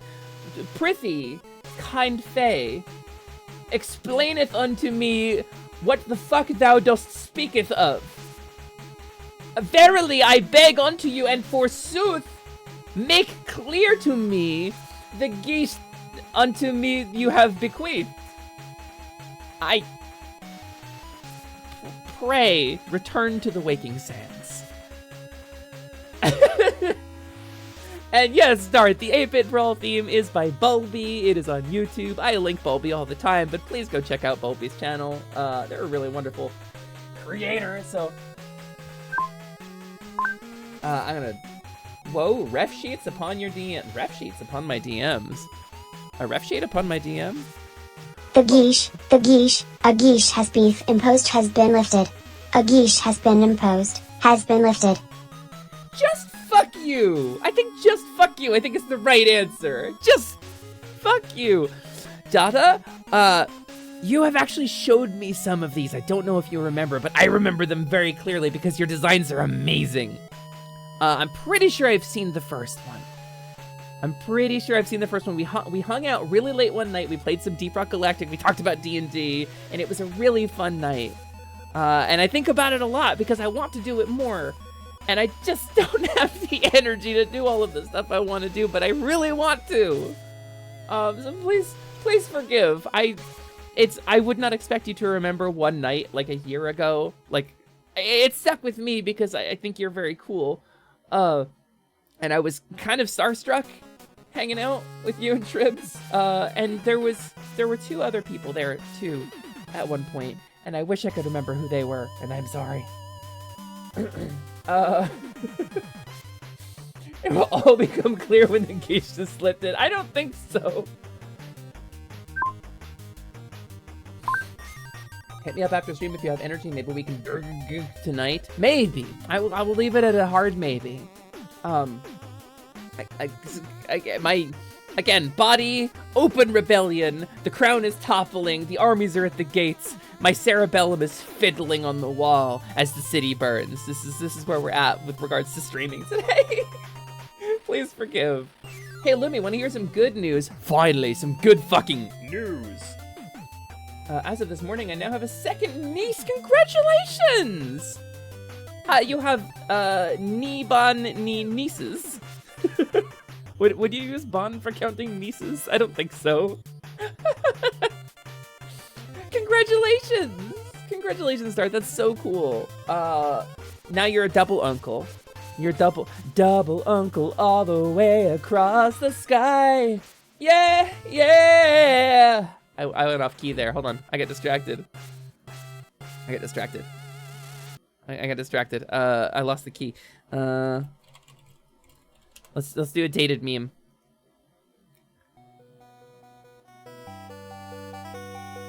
Double uncle, oh my god, double uncle. That's double uncle all the way.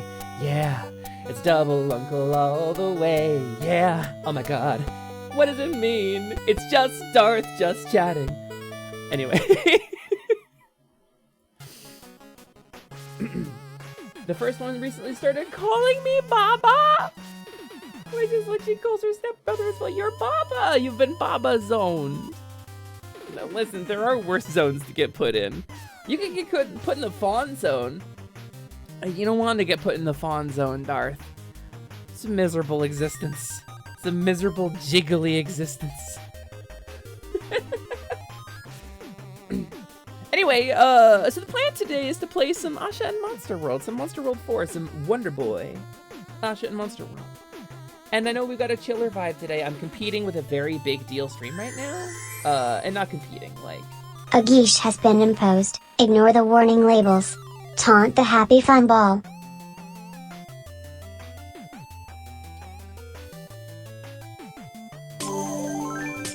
Hey, Happy Fun Ball. I don't think you're actually that happy or that fun. Happy Fun Ball, you're the last time Saturday Night Live was funny. Hey, Happy Fun Ball, what are all these disclaimers? Yeah, you kinda suck. You, shit. Oh, shit. Shit. Oh, come to gloat, have you?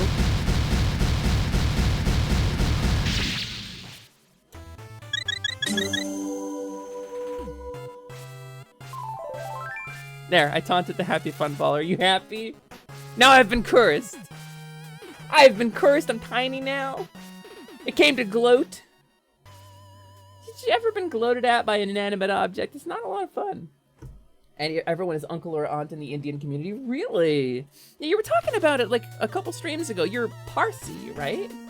I Googled that. I did some reading. I did some white people research on what Parsi meant. And am I remembering that correctly? I think you said that. Now that's true. Now I'm tiny. I'm extra tiny now. Frankly, I like these proportions for the pixie mode. I think they're very cute.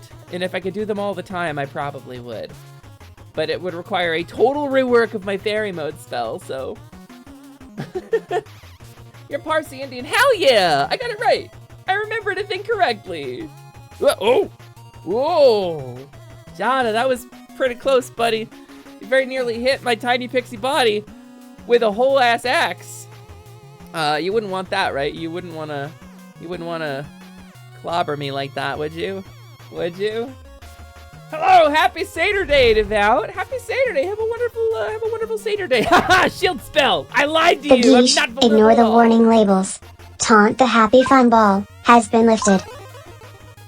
Well, every generation till my parents came here. I mean, it's one of those things, like, it's still your family culture, right? It's still your family history. Like, my family culture involves drinking and gambling and making very poor decisions, and, swearing yourself religiously to feudal lords who, give you nothing in return.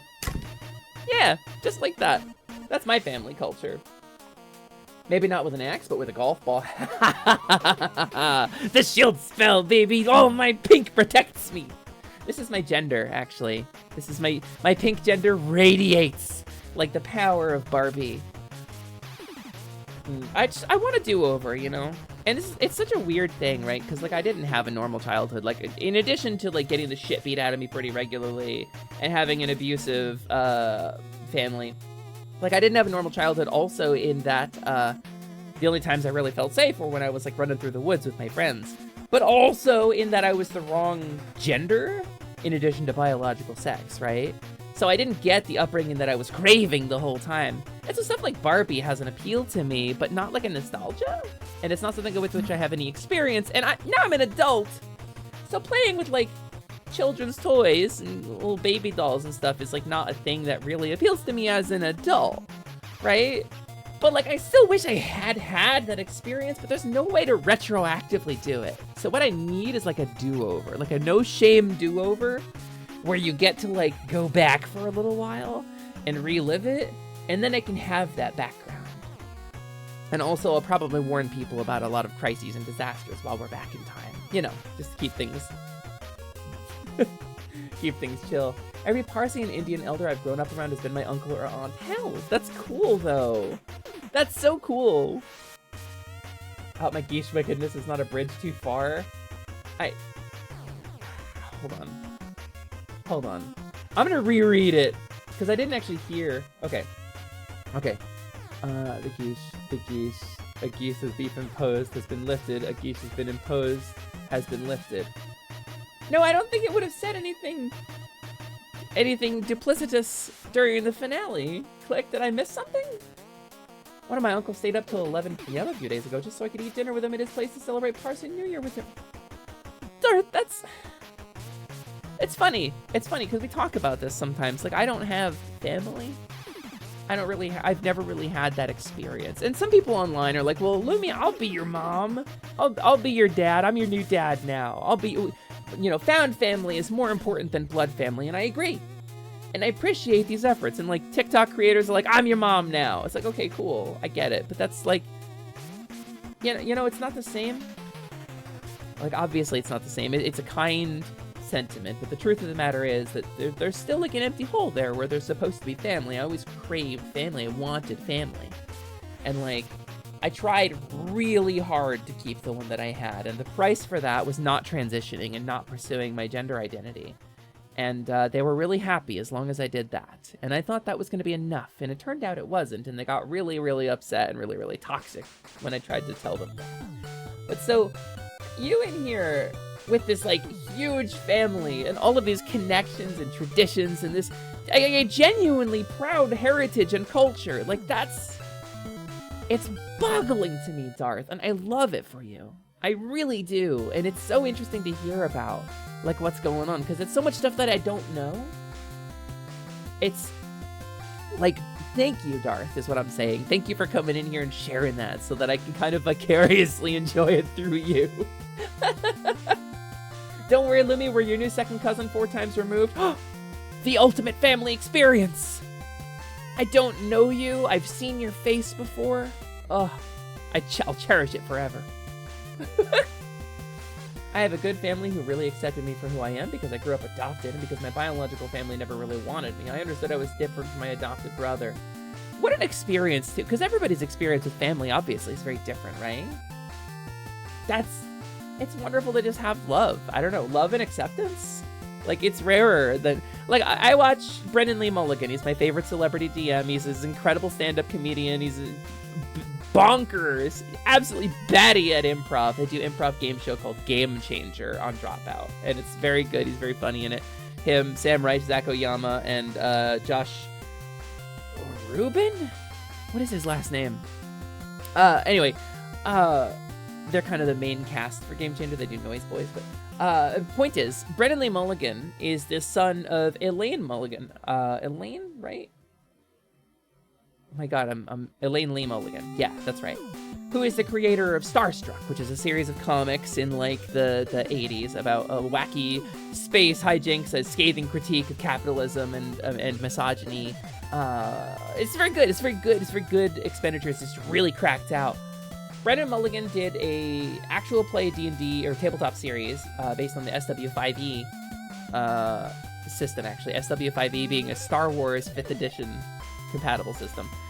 They adapted SW5E into Starstruck. They played a whole game. But Brendan had Elaine Lee Mulligan on the show. And like the talk show that they do afterwards, Adventuring Party, he had like a special interview with his mom. And they talk about his upbringing. And she was like so supportive and fostered his creativity and gave him infinite love. And I'm like, what must that be fucking like? You know? Like, I got a little misty watching it, because, like, what a nice gift. What an incredible way to start your life, you know? Here's me, like, I got a late start because I needed to self-motivate into it. I had nothing. What I got given was resentment and criticism for not already having succeeded. And, like, to look at something like that, where his creativity was fostered, and he grew into this incredible person who I admire so much, it's hard to not look at that and say, well, you had a really good upbringing, and that explains a lot of why we are so different. So, like, I don't know. Thinking about family, it's a complex issue. But I know it's very close to the hearts of a lot of people in here, so I think it's important to be transparent about, you know? It's great to have found family and people adopting you now. It's great, but doesn't fix the lack of a good family you had when you were young. Yeah, I'm getting a little misty talking about this. I don't think I want to bum myself out and Hey cry. guys, welcome to stream Lumi's today. stream. Wait, what do you mean I'm an hour and a half late? Simon, what are you talking about? You've been here the whole time, dude. Simon has definitely been here. Also, I gotta fix, there's a shader issue. Look at this, you can see through him when I'm on this model. I've got some kind of shader glitch. Everyone here will always be welcome at my front door at any time. I'll make y'all some Dolce Val. Oh, please, please. Anyway, if you'll excuse me, I just finished vacuuming my apartment. I need to go shower and shave and finish my chores for the day. I'm very behind on everything. Darth, I feel it. I got my stuff out of the way before I started stream. It was costly for me, but I did it. Please go with my blessings. Take care of yourself. Have a wonderful day, Darth. Thank you for stopping in. I've time slipped again. It happens. It happens. Hey, if you see Cortez, tell him I said ghost goggles. I need to hurry if I'm gonna have the time to visit Granny. Godspeed. Godspeed, Darth. Transparency isn't on purpose. I thought it was just because he was made of jelly. No, because you can see through me when he's up there. That's a bug. That is a bug. Probably because I have... Okay, there's a funky shader effect on this model if you look really close. I've got sparkles. Can you see them on the stream? They're subtle, but they're there. And so I used kind of a different shader for this model than I used for my normal one to do some of these effects. And I think I may have layered them wrong. Oh, excuse me. May the force between you and two unstoppable forces be with you. Holy cow. In the OG draft, it was called The Force of Others, by the way, which is, I don't know, simultaneously like better and worse. Oh, what is Windows doing? Windows, hey, please stop doing crap without my consent. What are you doing? Anti-malware service executable using 50% of my CPU. What are you doing, Windows? I am streaming. Holy crap. Okay, better? Better. Fucking Microsoft. Make an operating system for the needs of your users, please. Just once. Just one time would be rad. Anyway, I think I'm stuck in this model, so let's go ahead and reset that timer. I've been listening on mobile while setting up the new PC. Congrats, by the way. Was definitely eating a chili dog while you were telling your chili dog story earlier. Listen, I will always eat a chili dog. I love a chili dog. Love a chili dog. What was I gonna say? Oh, your new PC. Congratulations on that. That's huge. I find I need to save probably thousands of dollars between now and December. For a move across the country, most likely, to a place that is trans safe and has healthcare available for me. We have zeroed in on a place where we will have family close by and access to care. So I can't afford a new computer, can't afford upgrades. My stuff's getting a little crunchy though, gang. I hope you've not been too bothered by it. But when I was trying to play On Guard on Thursday, I think a lot of new games are not going to be kind to my setup anymore. So I've got to find a new way to kind of stretch what I have, because I cannot afford a CPU upgrade or a video card upgrade. I will say, if I got a second video card, if I got a duplicate video card to the one that I have, I could stretch it out longer. It was on sale for like $320 recently, but I think it's back up to $500 now, which is not really worth it. But if you have two video cards, you can stick them both in and you can bridge them with certain video cards. You know, the RTX series does this pretty nicely. I have the little bridge too. It's physically, I have the hardware, I just need the card, but I was gonna get a what's they call it? Renewed card? I'm saving up to get you a new PC. Well, thank you, Noel. Thank you. That's very kind of you. Thanks for saving up to get me a new PC. Let me know when you strike it big. Remember me. Recuérdame. Thank you. It's nice to not have to wait 2 minutes for a Chrome tab to load or 15-minute wait after a reboot. Yeah, I would say so. And also having Windows on an SSD makes the performance a lot better too. My computer starts up in about 15 seconds from power now, which is nice. You got a 3080? Ooh. I have a 2070 Super. I have the EVGA GeForce RTX 2070 Super. You know what? Here, hold on. If anybody feels like, since I have to save up for a move, you know, if anybody feels like, this is the most blatant greed I have ever showed on my stream. And I'm only comfortable doing it because I don't have 50 people in here right now. You know, if you find yourself with money tumbling out of your pockets, oh no, I keep tripping over all these $100 bills.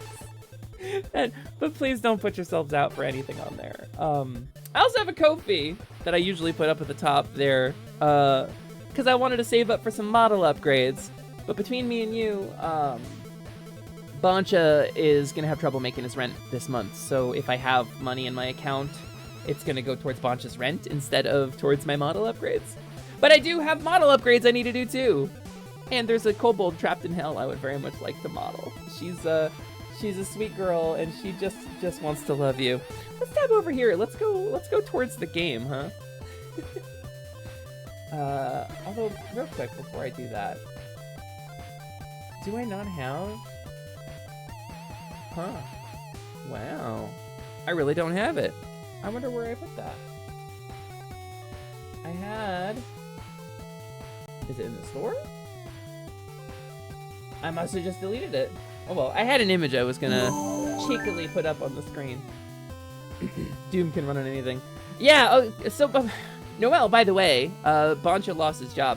So, he talked about it very briefly, and I'm trying to remember what specifically he said and what he didn't say. But so Bancha had a heart problem. Bancha had a very serious heart problem, and he went to the hospital.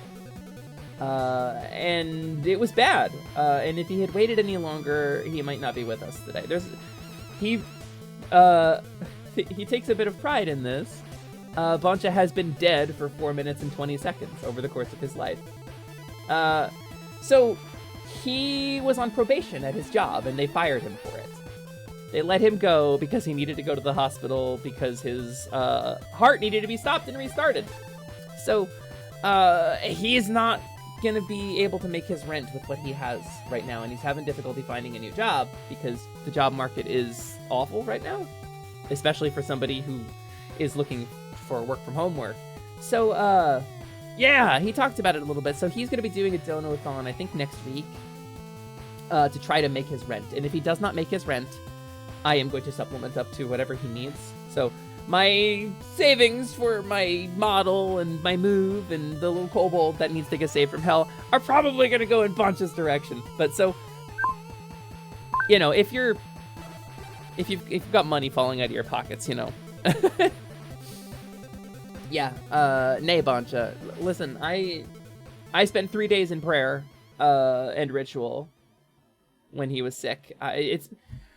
Gang, it has been a really fucking stressful 3 months for everybody in this whole circle, and we're trying to bring as much positivity as we can.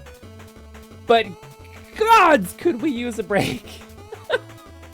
So, anyway, if you've got it in you, go hang out with Bancha. He's got a bunch of fun incentives for his donathon. He's putting the graphic together. He's gonna do an announcement very soon. So keep an eye out for Bancha VT. My guy, this guy. Shout out Banchavd. This fella right here, the tired Tanuki VTuber who's been cursed with humanity and has to entertain the watchers. And I guess next week that means doing a donathon. Needed a community donathon for everyone at this point. Yeah, I mean, this has been suggested to me before for my needs, and in as much as I do call my stream funding pussy pennies, coochie coins, vagina V-bucks, downstairs dollars, it's not gonna pay for my surgery. There's not. I mean, I would have said that we wouldn't pay for Prinny's surgery either, but we managed to, which is frankly insane. But I don't think gathering $15,000 twice is a thing I can ask of this community. So it's probably never gonna pay for my surgery, and I need to find another solution for that. Probably gonna be getting health insurance again, so I don't have to pay $15,000 out of pocket for vaginoplasty and labiaplasty. Because that's somewhere between $15,000 and $30,000. That's more than I can ask of anybody. I will say, I plan on doing like a donathon or a subathon or something. Whatever the thing is, I can't do like a long-term subathon because my body will break around hour 3 or 4 and I won't be able to deliver. So I gotta do something else. I'll probably do that in the end of September, beginning of October, something around those, vibes.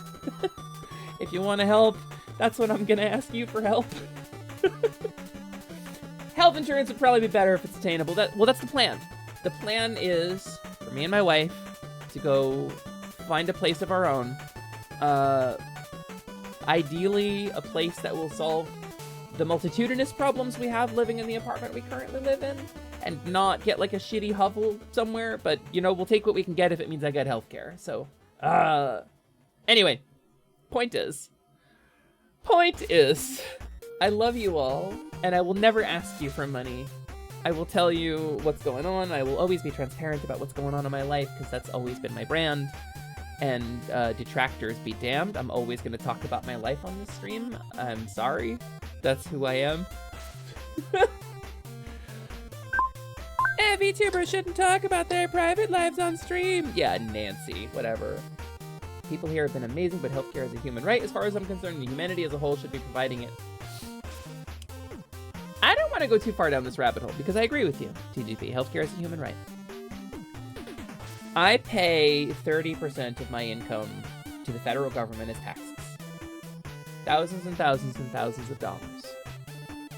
When I was working more consistently, this was thousands of dollars every, like, month.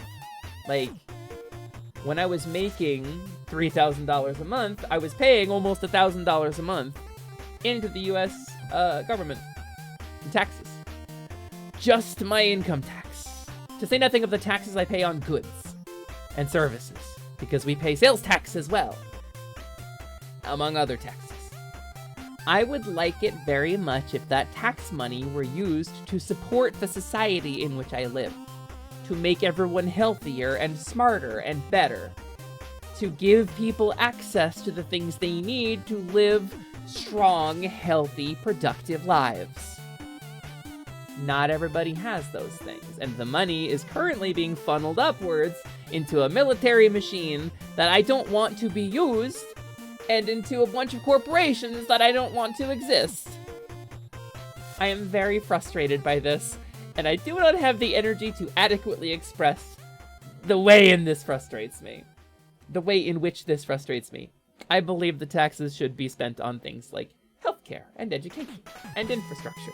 I think that would be really cool. But the people in power don't seem to agree, and we have a centrist president who doesn't want to do anything about it, so... some things should not be run with a profit motive. For-profit healthcare is literally evil.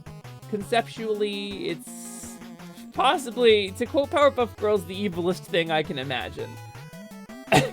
I won't dive too deep down that hole because we don't need to, but definitely agree with that. Just love it here so much.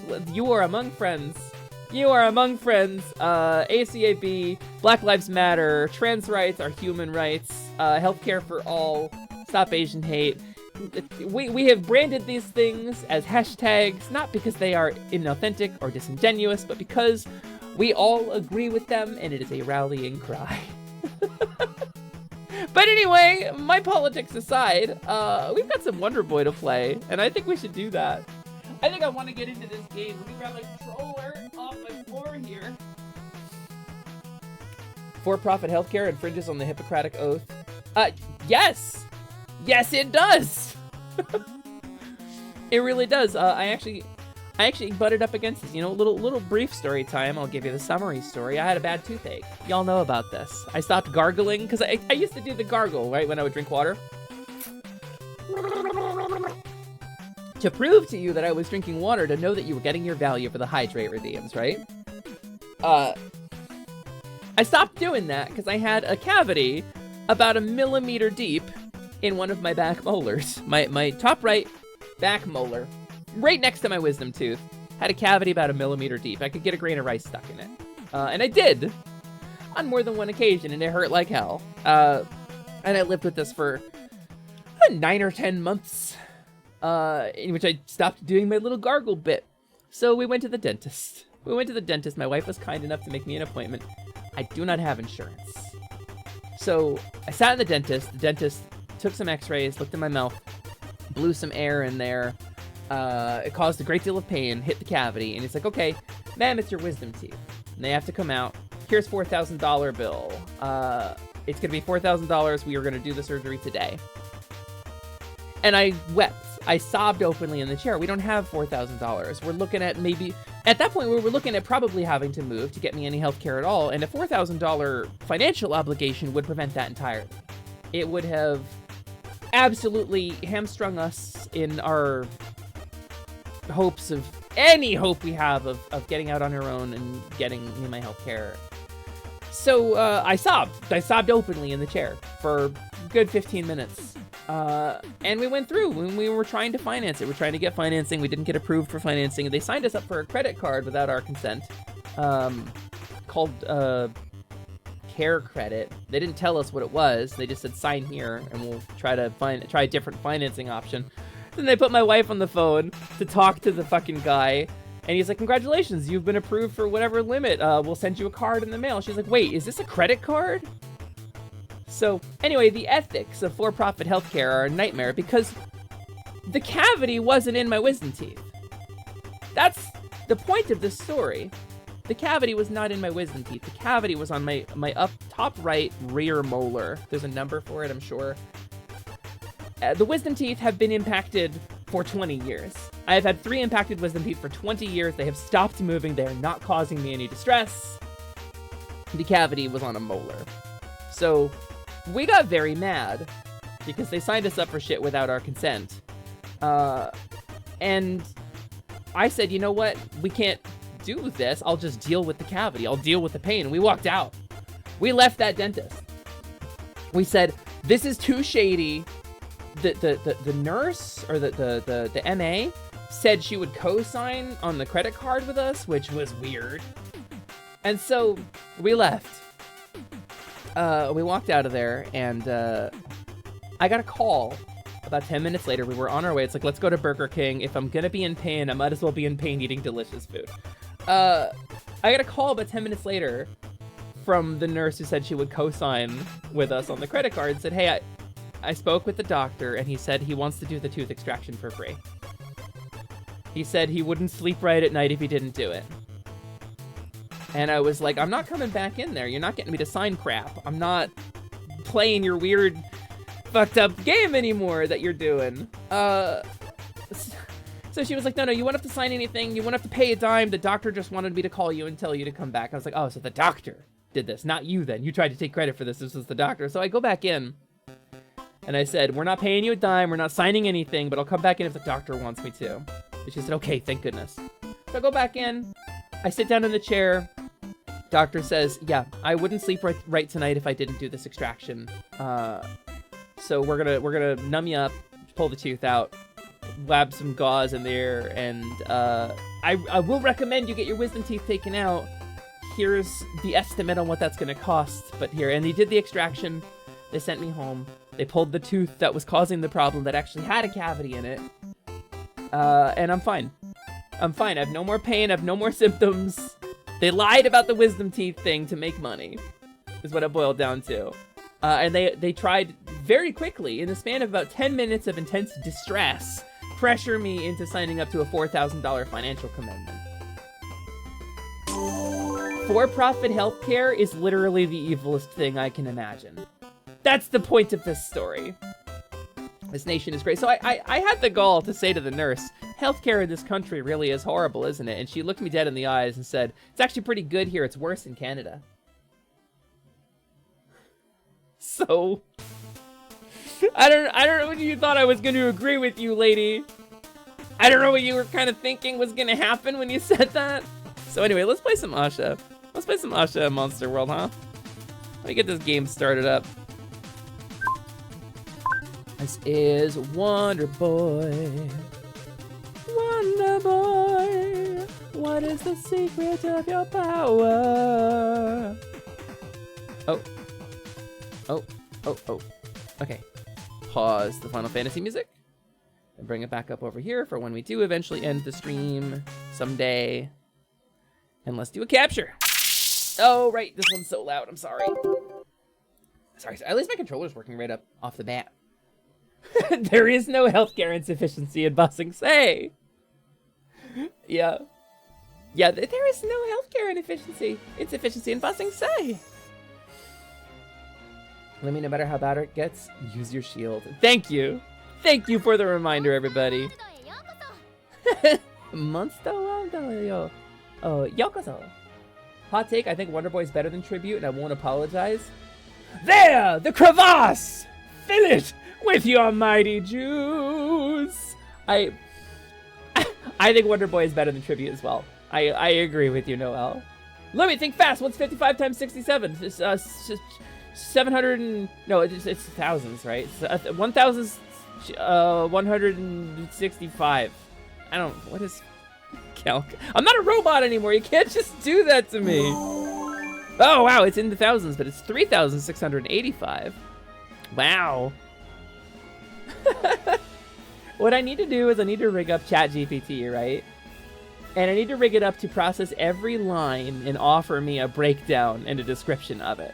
So that when you say something like that, it's already popped up on my screen by the time I read it.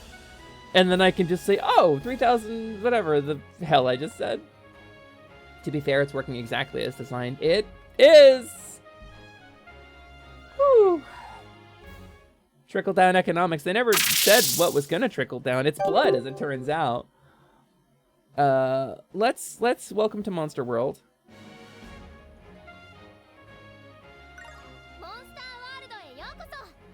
Continue. Alright. This little guy. Nah. He kind of talks like that. I'm gonna change my voice from amending my voice of him. So T works for Big Pharma. Yeah. I'm glad we agree about Wonder Boy too. Tribute is the song that made them. It kind of put them on the map. Everybody knew Tribute because it was goofy and didn't sound like anything we'd ever heard before. And I guess they used it in the movie. But Wonder Boy is a better song. It's just functionally, it's a better song. It's more listenable. The U.S. healthcare system is designed to make sure you have nothing but debt to pass on when you shuffle off your mortal coil. It's true. You thought fast enough, I'll allow it even if it's not right. Thanks, Paige. Listen, we can't all be sentient tomes, okay? Or badass freaking overlords. Some of us gotta be fairies. Some of us wake up in the morning feeling like P. Diddy, and some of us wake up in the morning feeling quite giddy because the Fey Magic came in and gave us bigger titty. It wasn't even close to the answer, but it was fast. Oh, that's a reference. That's a reference to a thing. I don't remember what that's a reference to. Wonder Boy's a delight, and the strings get me every time in the second chorus. It's a delight. It's a good song. Wake up in the morning feeling like pee shitty. Yeah. Yeah. So last time we played this game, this is Rapadagna. We made it to Rapadagna, which is the capital of Monster World. That was the princess of Monster World, or the queen of Monster World. We've acquired the warrior title. Asha is a warrior now, which is great. It's good for her. She's so good at everything. She has a little shield. Oh, oh my god, I actually didn't save after buying all of the stuff that I bought. I didn't save after... Okay, so we're rolled back to exactly where we were before we started last stream of this on Saturday. Okay, let's go get Pepe Le Pew then, because we don't have him. This one. These Pepe Le Pews are very cute. Do we have the egg? Yeah. We have to, I think we have to pray to get it to hatch, I think was where it was. Rapadagna? Yeah, Rapadagna City. Rapadongo.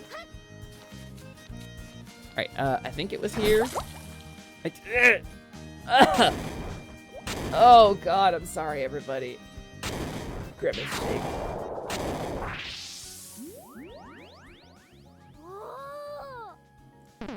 I know we should move on, but yeah, we should, but I'm always annoyed at people who say we couldn't pay for universal health care. We already make employers pay for health insurance, universal health care would Can I eliminate offer that. you an egg in this trying time?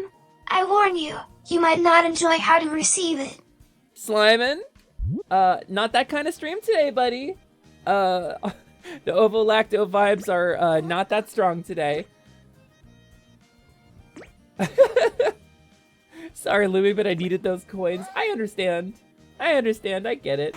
Ow! Oh, guy, it was a trap! It was the axe of Damocles! That's terrible!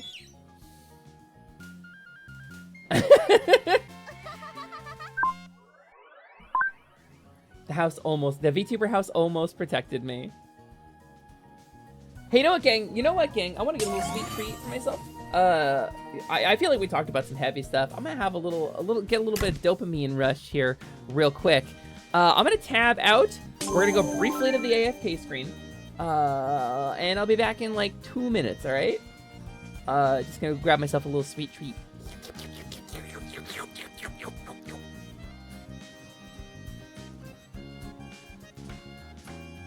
Where's my AFK? There it is. Yeah, I found it.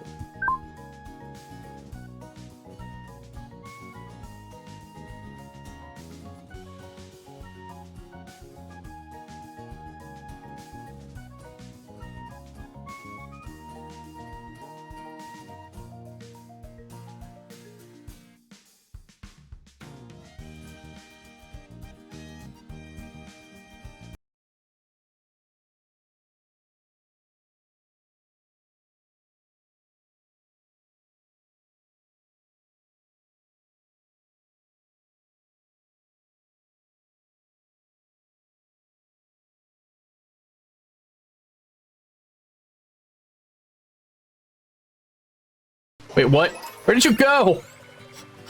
Dude! What? Oi! What the hell was that?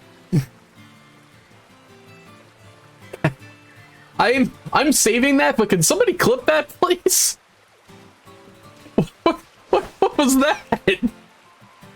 Oh, jeez.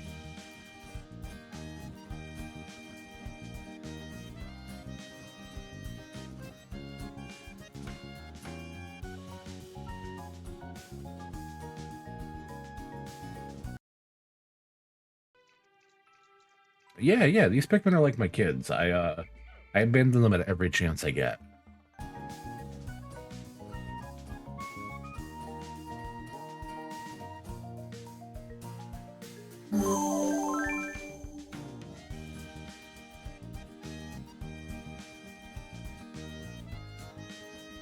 Oh, I drifted back onto screen at some point. Oh, did we get a good Boncha clip? I missed it. I'm sad about it. Dopamine, I love that band. Like seconds before I got. Oh, okay. So it's good. Maybe it picked up on me like getting close to my chair. Da, da, da, da, da, da. We're just gonna be silly. We're gonna be silly today, and we're gonna have a little treat. I'm treating myself today. Grip it and rip it, baby. Tag the otter style. I'm gonna have a little sippy sip of, this is product placement for VTubers. I want you to imagine a red can covered in delightful colors and a little tree frog dressed in a floral lei. And he's throwing a little lick out at a guava, right? A sliced guava. And there is, it's red and yellow and green. It's 170 calories per can. The nutrition info's on the other side. No. This, on the front, you see the green and red logo. Mitten Dew. And I'm gonna tip it up slowly as I take a sip. Ah, that's refreshing. Drink Mountain Dew and you'll discover what's inside quenches like no other. A blend of citrus just for you, so smooth it goes down easy too. Yahoo! And the guy jumps off a cliff into the water. This is Mountain Dew Caribbean Splash is my little treat for today. It's 170 calories of high fructose corn syrup and heart failure, I suppose. Also, gang, I figured out a solution for my microphone hands problem, and it is very inventive. I'm very smart. It's high tech. I took a piece of the cardboard that the Leap Motion 2 came in, I cut it into a circle, and I taped it to my microphone mount to physically block the camera from seeing the microphone. So far, it's working pretty good. Also, gang, real quick, before we get back to game, if you are a VTuber, do not spend your money on the Leap Motion 2. Don't do it. It's a trap. The hardware is bad, the software is bad, it's just not good, and it's not gonna do what you want it to do. Don't do the Leap Motion 2. Get the OG hardware. It's more expensive, but it actually works. Get your Lumi flavored, purge the heretic. Lumi flavored gamer sups. Yeah, it's actually, it tastes like hooves, dirt, and a bunch of herbs, like unidentifiable herbs. It's actually like a mystery flavor. You know how like they do mystery flavors in Airheads and Dum Dums and candy and stuff, where it's like they take like the lines when they have to flush the lines, and they've got like a mixture of flavors in them that's unpredictable. They just force that out and make that the mystery flavor. It's the same with herbs.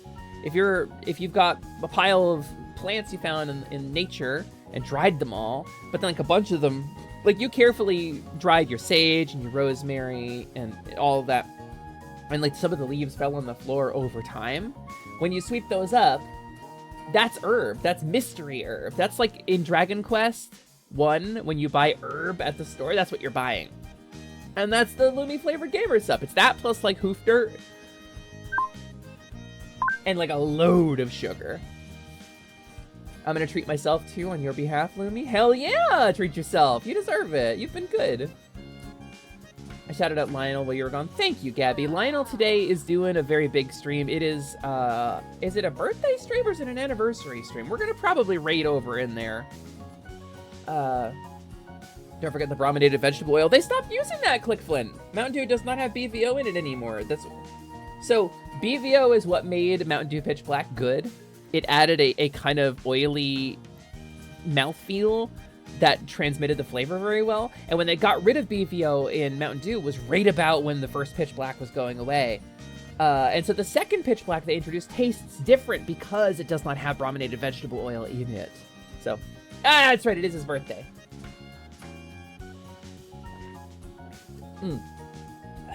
And I will say, Mountain Dew has leaned more into the citrus angle, which is very good. And so they've gone a good way. I would buy a Lumi Gamer Subs cup. I would too, frankly. But I would buy a Gamer Subs cup from most of my friends. Yes, I successfully disarmed my mic, it's true. Faunana, Fizz Pitch, and Orb! What about me and my blue collar?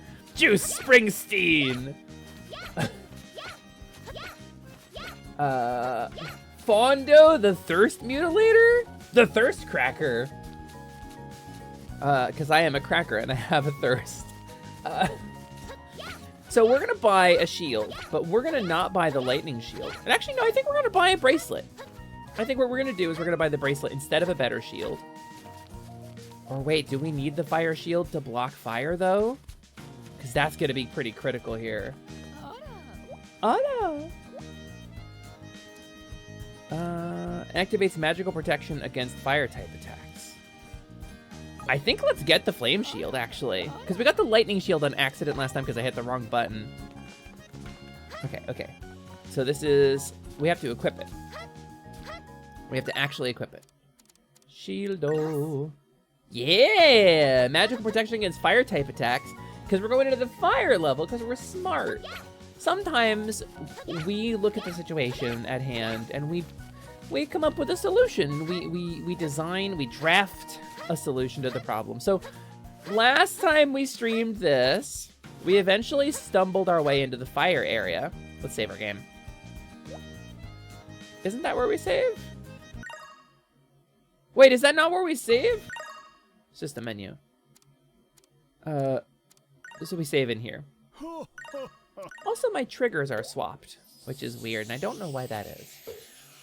Let me remember you have a Oh, thanks, Noelle. Thanks, Noelle. I forgot. I fully forgot. Every day we stray farther from Heidelin's light. It's true. It's true. But, I mean, it matters less depending on where you are in the plot. No spoilers for Final Fantasy XIV, please, because Gabby is in Stormblood, I believe. Gabby, where are you in Stormblood? I want to know. I want to know, because you've gone through the Midgard-Stormer plotline. You've learned part of the nature of the Blessing of Light, but not all of it. I want to know where you are so I can talk about it. Also, Noelle, yeah, you just did Sastasha, right? I got invited to that, but I was in the middle. I had like 20 minutes before the fishing boat was arriving, so not quite to Kugane yet. I see. Okay, then I will keep my mouth shut. You're gonna hate a couple characters, and you're gonna love a couple characters. And there's a persimmon involved. Yeah, they were both on too. I'm really glad they came along. Noelle, I really wanted to go with you. So there's a thing, and I owe you an apology for not jumping on immediately the bandwagon to go with you. But I am glad both Prinny and Ryusei got to go, because they're pretty cute together, and I'm trying to ship them really hard. But, anyway, ignore what I just said. There is a fishing boat that comes every 2 hours to Limsa Lominsa, where you can go fishing on Ocean Boat and gain a ton of experience. But it's only every 2 hours. And so, I think it was 22 minutes before the fishing boat arrived, and I had been waiting for it for 2 hours.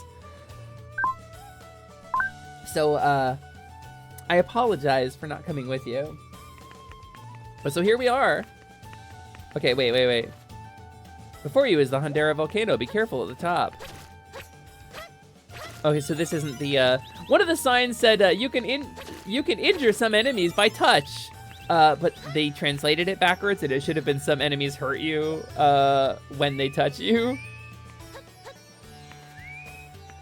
So we've got Pepe Lagoo, and we're ready to take on the world here, deep inside this volcano. And I feel like we kind of know what we're doing now, so we're gonna have an easier time of things. Also, imagine climbing a volcano by jumping. Like, instead of climbing, like, on your hands and knees, imagine having to jump up every step. Genie time? Is it genie time? I would love it if it was genie time.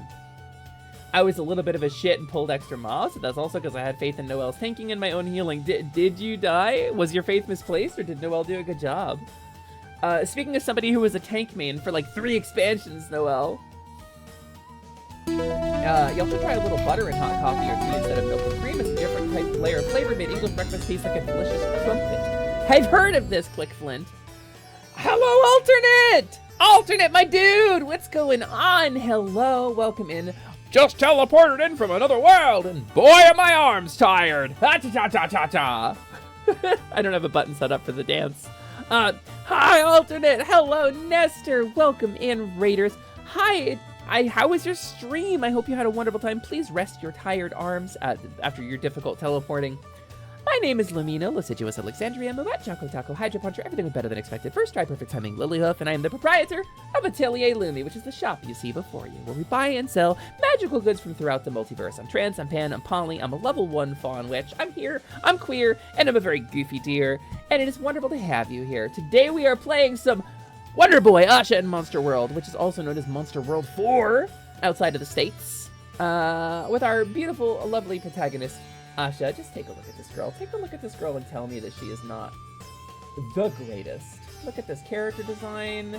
Is she or is she not? Oh, she do it stretchy!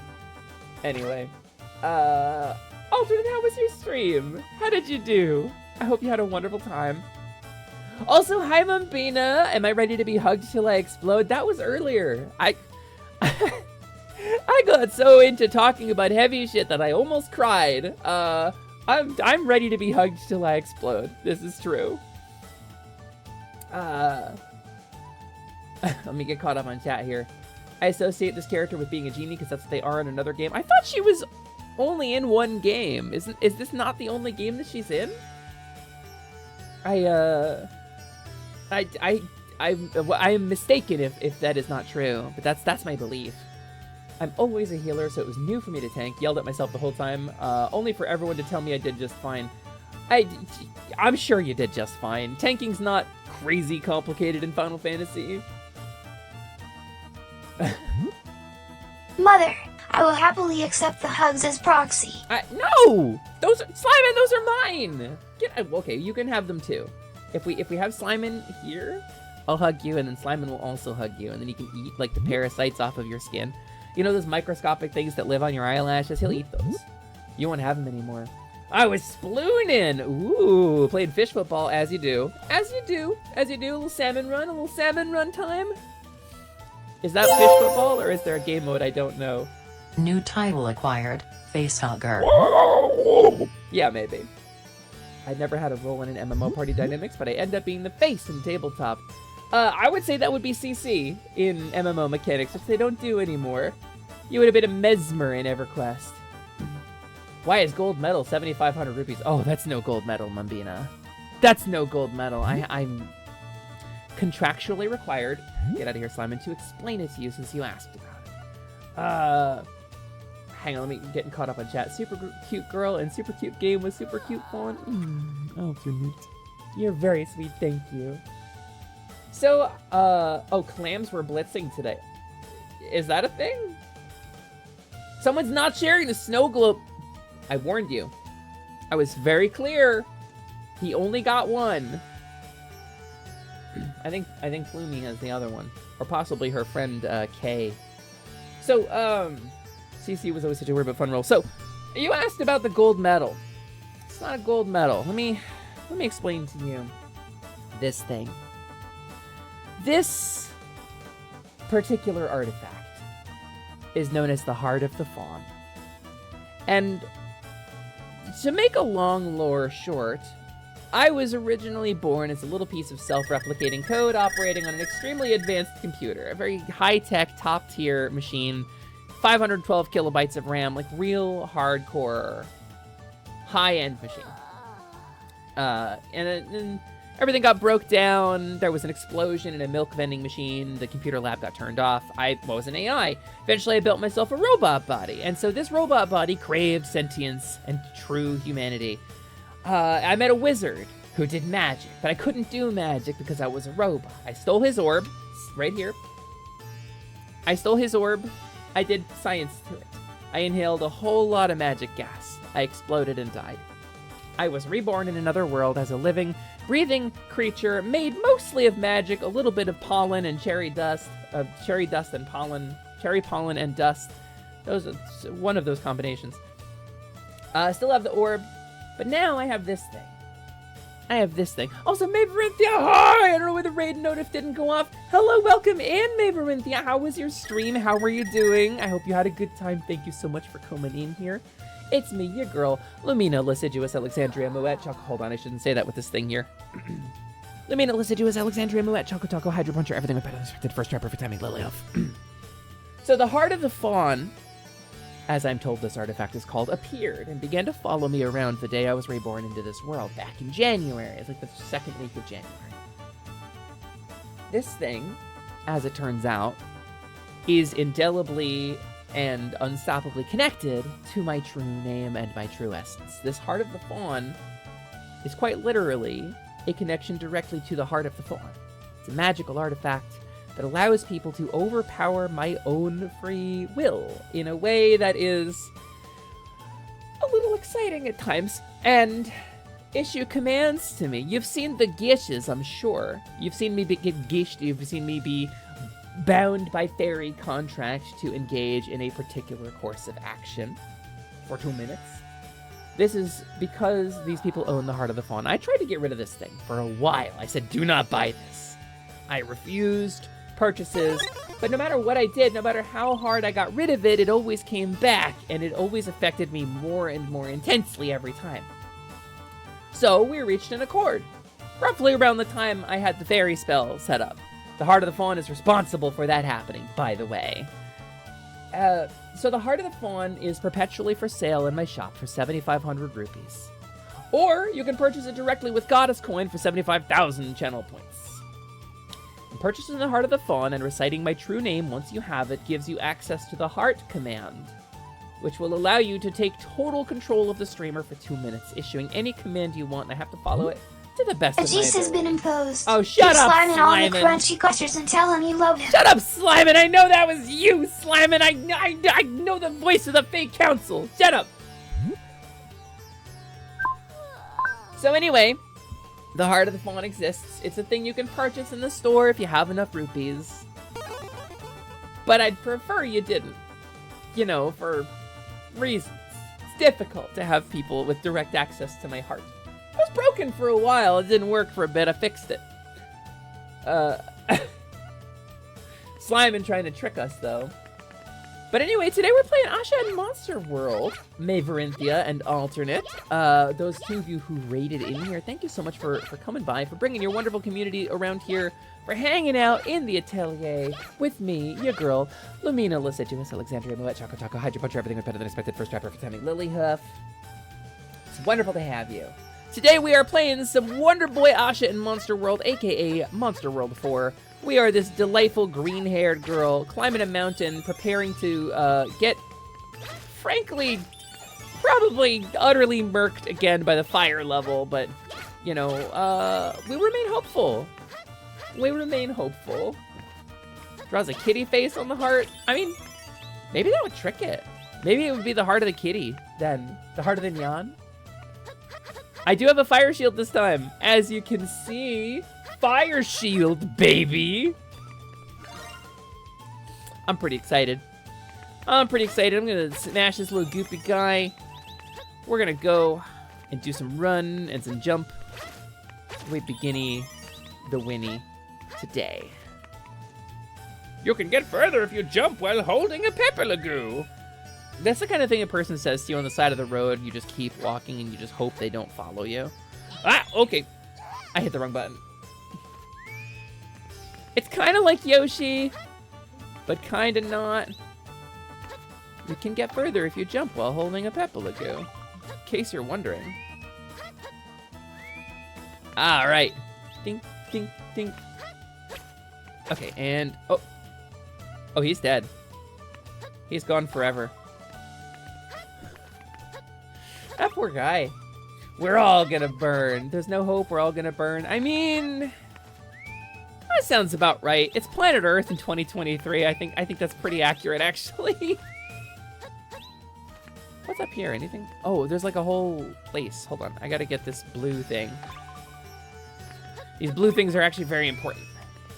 Those, when I collect 10 of them, give me an extra heart. And I have like a bunch of hearts. Whoop.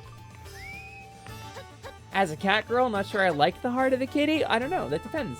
Do you also have a low-key kink for having control taken away from you and being told to do things that are occasionally a little embarrassing, but still by people who cherish and adore you and will treat you right?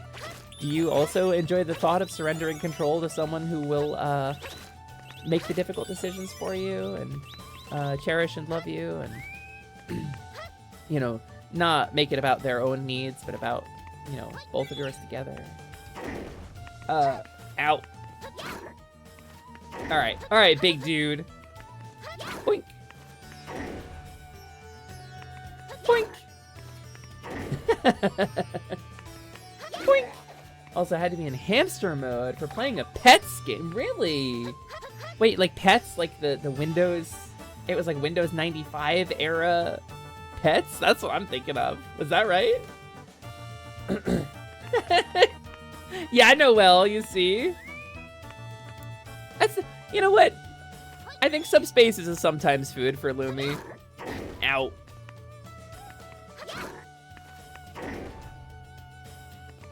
It was Pups and Purrs Animal Hospital. I see, but it does have a history with the Pets series. Does it really?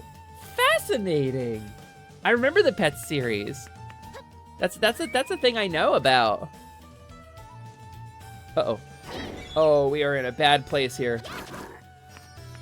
Because he's gonna move forward. We just need to damage boost this. Oh. Woof! Okay. Shaka, shaka, shaka. Do it open. Shaka, shaka, shaka. breaker. Hi, Nero. Welcome in. Nice to have you. It's me, your girl, Lumina, followed by all of those other words. Oh, she automatically goes in. All right. It's a simple take care of animals game, and even that was too hard for my brain. I mean, I get it. I mean, sometimes brain hurty, you know? Okay. There is a reason I used to be a cow and not an animal more traditionally associated with cunning. I get it. I understand. Sometimes I'm pink and the brain no worky so good. And these days are fine, you know? This is a fine thing too. I have successfully acquired the things I missed on the first grocery trip. Hell yeah! Get that bread! But instead of, like, you know, the euphemism for money or success, it's actual bread. I keep looking at Lumi's health bar instead of Asha's. Mine is more interesting. Mine has little horns on it, which I think is really cute.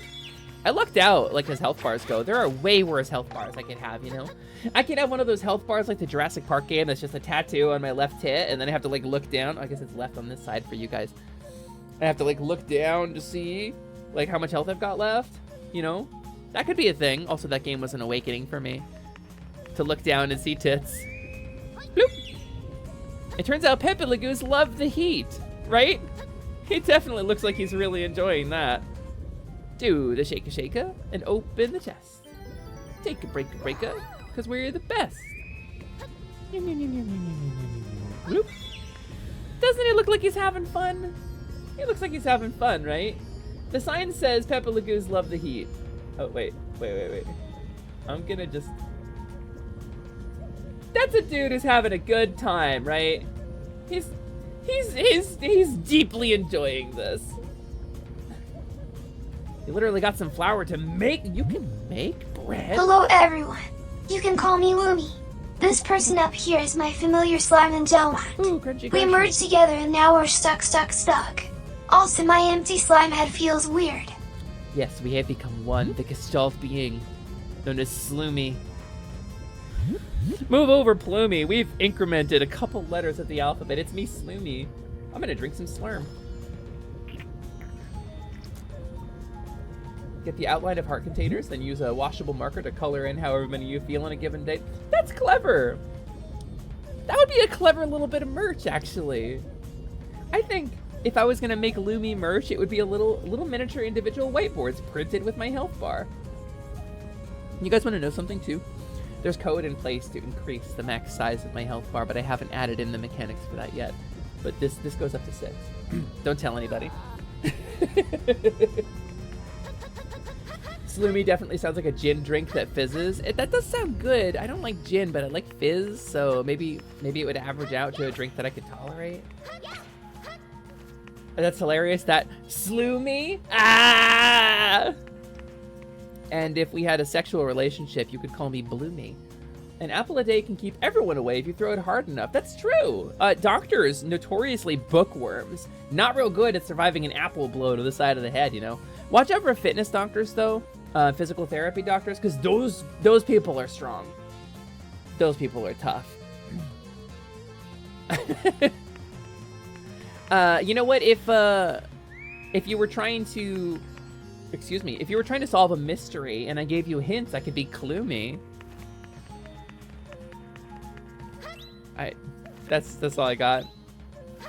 Unless I was an airline pilot.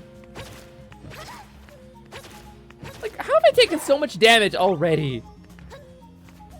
Let's see if I can find any. Sometimes I can't handle you, Lumi. Clumy N. That Clumy N would very much be a name you would see in Mentopolis, which is the current season of Dimension 20. They have names like Imelda Pulse, Impulse, or like Hunch Curio, because it's what if Inside Out, the Pixar movie, was a noir murder mystery? Because all of the seasons of Dimension 20 are like, what if Candyland was Game of Thrones? You know, so this is what if Inside Out was a noir thriller. And so all the characters are the emotions of the main guy. They call him the big guy. whose name I cannot remember off the top of my head, but he's like a super scientist, and they're working on some kind of device, which is spoilers. And all of the players are playing the personified emotions of this guy inside their head. So Kalumi N definitely sounds like that kind of name. If you were the first Ranma 1/2 opening, you'd be "Don't make me eschew me." Wow. Well done, Ryusei. I have good D&D related drinks, and I have a wicked one that's inspired by a wicked Faun related drink, huh? That sounds like my kind of speed. What are we talking about? Tell me of your Faun drink. Get you a cowgirl chia pet, call her Groomy. Chia. If you were a tiny alien piloting a mech, then you'd get out of bed and say, "Time to crew me."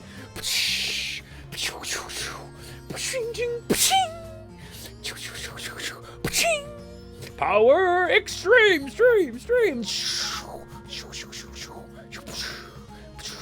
Oh no, too much power extreme. Oh, the branding on these toys is terrible.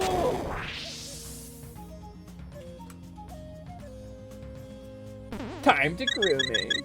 Summons 2 maces and a grenade launcher. How are you gonna wield 2 maces and a grenade launcher? If you learn to make mead, you could be Broomy. That's clever. Or if I was friends with Dusty. I've been loving Mentopolis. Me too. Holy cow. They're so snappy with each other. And the joke with Stacy fake name, or the interactions, just the what's the word I'm looking for? The melodrama between the actors is just extraordinary. Okay, I gotta scroll down. I gotta keep playing game. I beefed it with a spoiler. My cred is ruined. Wait, you beefed it with a spoiler. Your cred is ruined. What spoiler did you beef it with?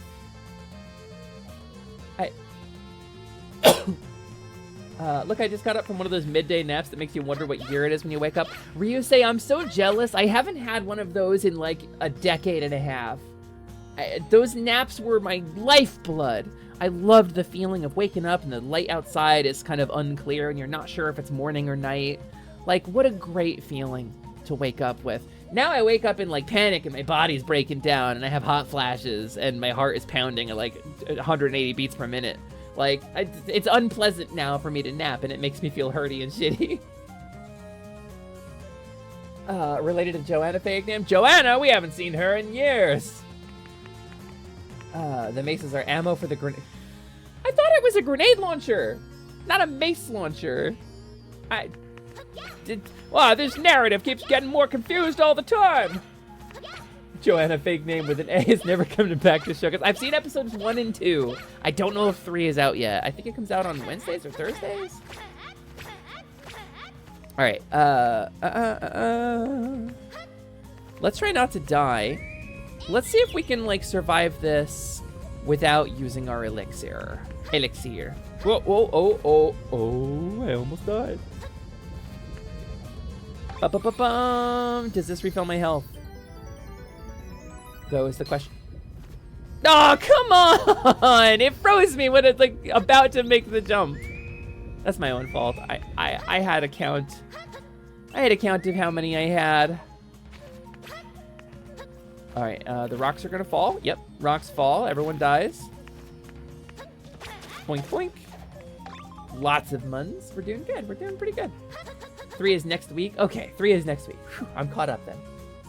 Unironically love Hans Schadenfreude. Ah, yes, I enjoyed that. I enjoyed that very much. Your suffering is enjoyable for me. Unless you want me to use a modified crossbow. Do I want you to? I think that's very different. Also, I have the magical hit. I wonder if I should try to use that more. Let's try not to die. That's a bold strategy, Cotton. Let's see if it pays off for her. It's a mix of Fireball cinnamon whiskey, Tennessee bourbon, and a strawberry liqueur on ice. Strawberry liqueur, Tennessee bourbon, Fireball cinnamon whiskey. That would burn all the way down. I don't know. I think that sounds more like a satyr drink than a fawn drink. That's more like we're hard drinking men kind of drink, and we want something like a little fruity so that we can like go down on each other without feeling like super mask about it. But like that's definitely like a guy drink. Give me something fruity. Give me something that I could put like a little umbrella in and also would knock me on my ass. That's the fawn drink. Give me like cotton candy liqueur or melon liqueur or something, you know? A fireball is hardcore. I'm not a heavy drinker anymore. I learned that depression is the thing that I have, and alcoholism is a thing that runs in my family, and so I try to be cautious about drinking. Just don't hip thrust anyone through the wall. Tropical slime! That sounds like my kind of mood. I mean, as a slime mom myself, tropical slime does sound pretty good. Oh, wait. I wanted to buy this. This one! Bloop! Yeah! Alright, cool. I didn't want to spend that because that's my buy-in armor money, but... Do we have a bomb? We don't have a boom, right? Oh, we do have a boom! Okay, cool. Only a couple drinks in, I'm sloppy and flirty. I kind of get sloppy and flirty, too. I didn't want to go through that yet. Asha, don't make me. I'm an affectionate drinker. I get snuggly. Or I get maudlin. Like, I'll get really sad and really snuggly. Like, the world is so shitty. Cuddle me and make me feel better. Oh, wait, is this just this is just the beginning of the level? I did want to go through there.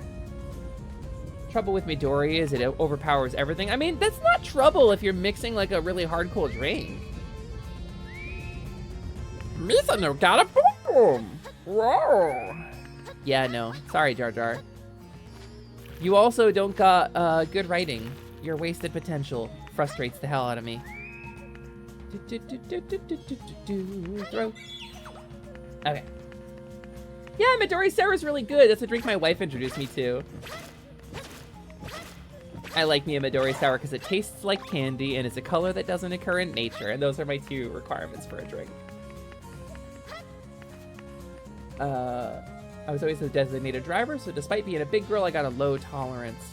I don't get buzzed, is the thing. I can have like 3 or 4 drinks and not be buzzed and be perfectly fine. But the minute I hit the tipping point, I hit a tipping point where I stop being buzzed and I go immediately into 50% drunk and 50% hungover at the same time. I don't get pleasant buzz. I just flop directly into the worst parts of it. So, like, it's also, I have a high tolerance. It's very expensive, generally, because I don't like beer. I don't like beer. I don't like really cheap grain alcohol. I like sugary drinks. So it's very expensive for me to get to that point. I'm like a $30 drunk at least, and that's a big investment for a poor girl. My ex got me into amaretto sours. I don't think I've ever had one of those. Pepe Lagoos like heat. I don't think they do. I will submit you like an electric popsicle. Wait, where'd it go? Midori, Blue Curacao, and Sprite. That does sound like my kind of drink. That is straight up like 2 incredibly sugary mixers in one drink. Of course I'm gonna like that. Of course I'm gonna like that. It's like liquid sugar. It's like hummingbird nectar. You can put it out for the birds when you're done with it. That's absolutely my kind of drink, yeah. Already has an umbrella on it. Has green slime, apple juice, coconut water, and ice. Green slime. So, explain green slime to me, because this sounds like you're talking about a drink made with Ecto Cooler, which is going to make me very sad, because they don't make that anymore. I would love to drink a drink made with Ecto Cooler. This one's mixed with strawberry, cherry, watermelon liqueur, and pineapple chunks mixed in peppermint whiskey. Pineapple and peppermint? Really? Cherry, watermelon, pineapple, and peppermint. That's a wild combo. I would not put those together. Mint and citrus together just makes me think of, like, brushing my teeth after drinking orange juice. It sounds really unpleasant. But obviously, if you're drinking it, it's not, right? And you wouldn't drink something that would be unpleasant. But I'm having a hard time imagining the flavor. Okay, down here we go. I'm trying to keep up on chat while I'm reading, too. Or while I'm playing.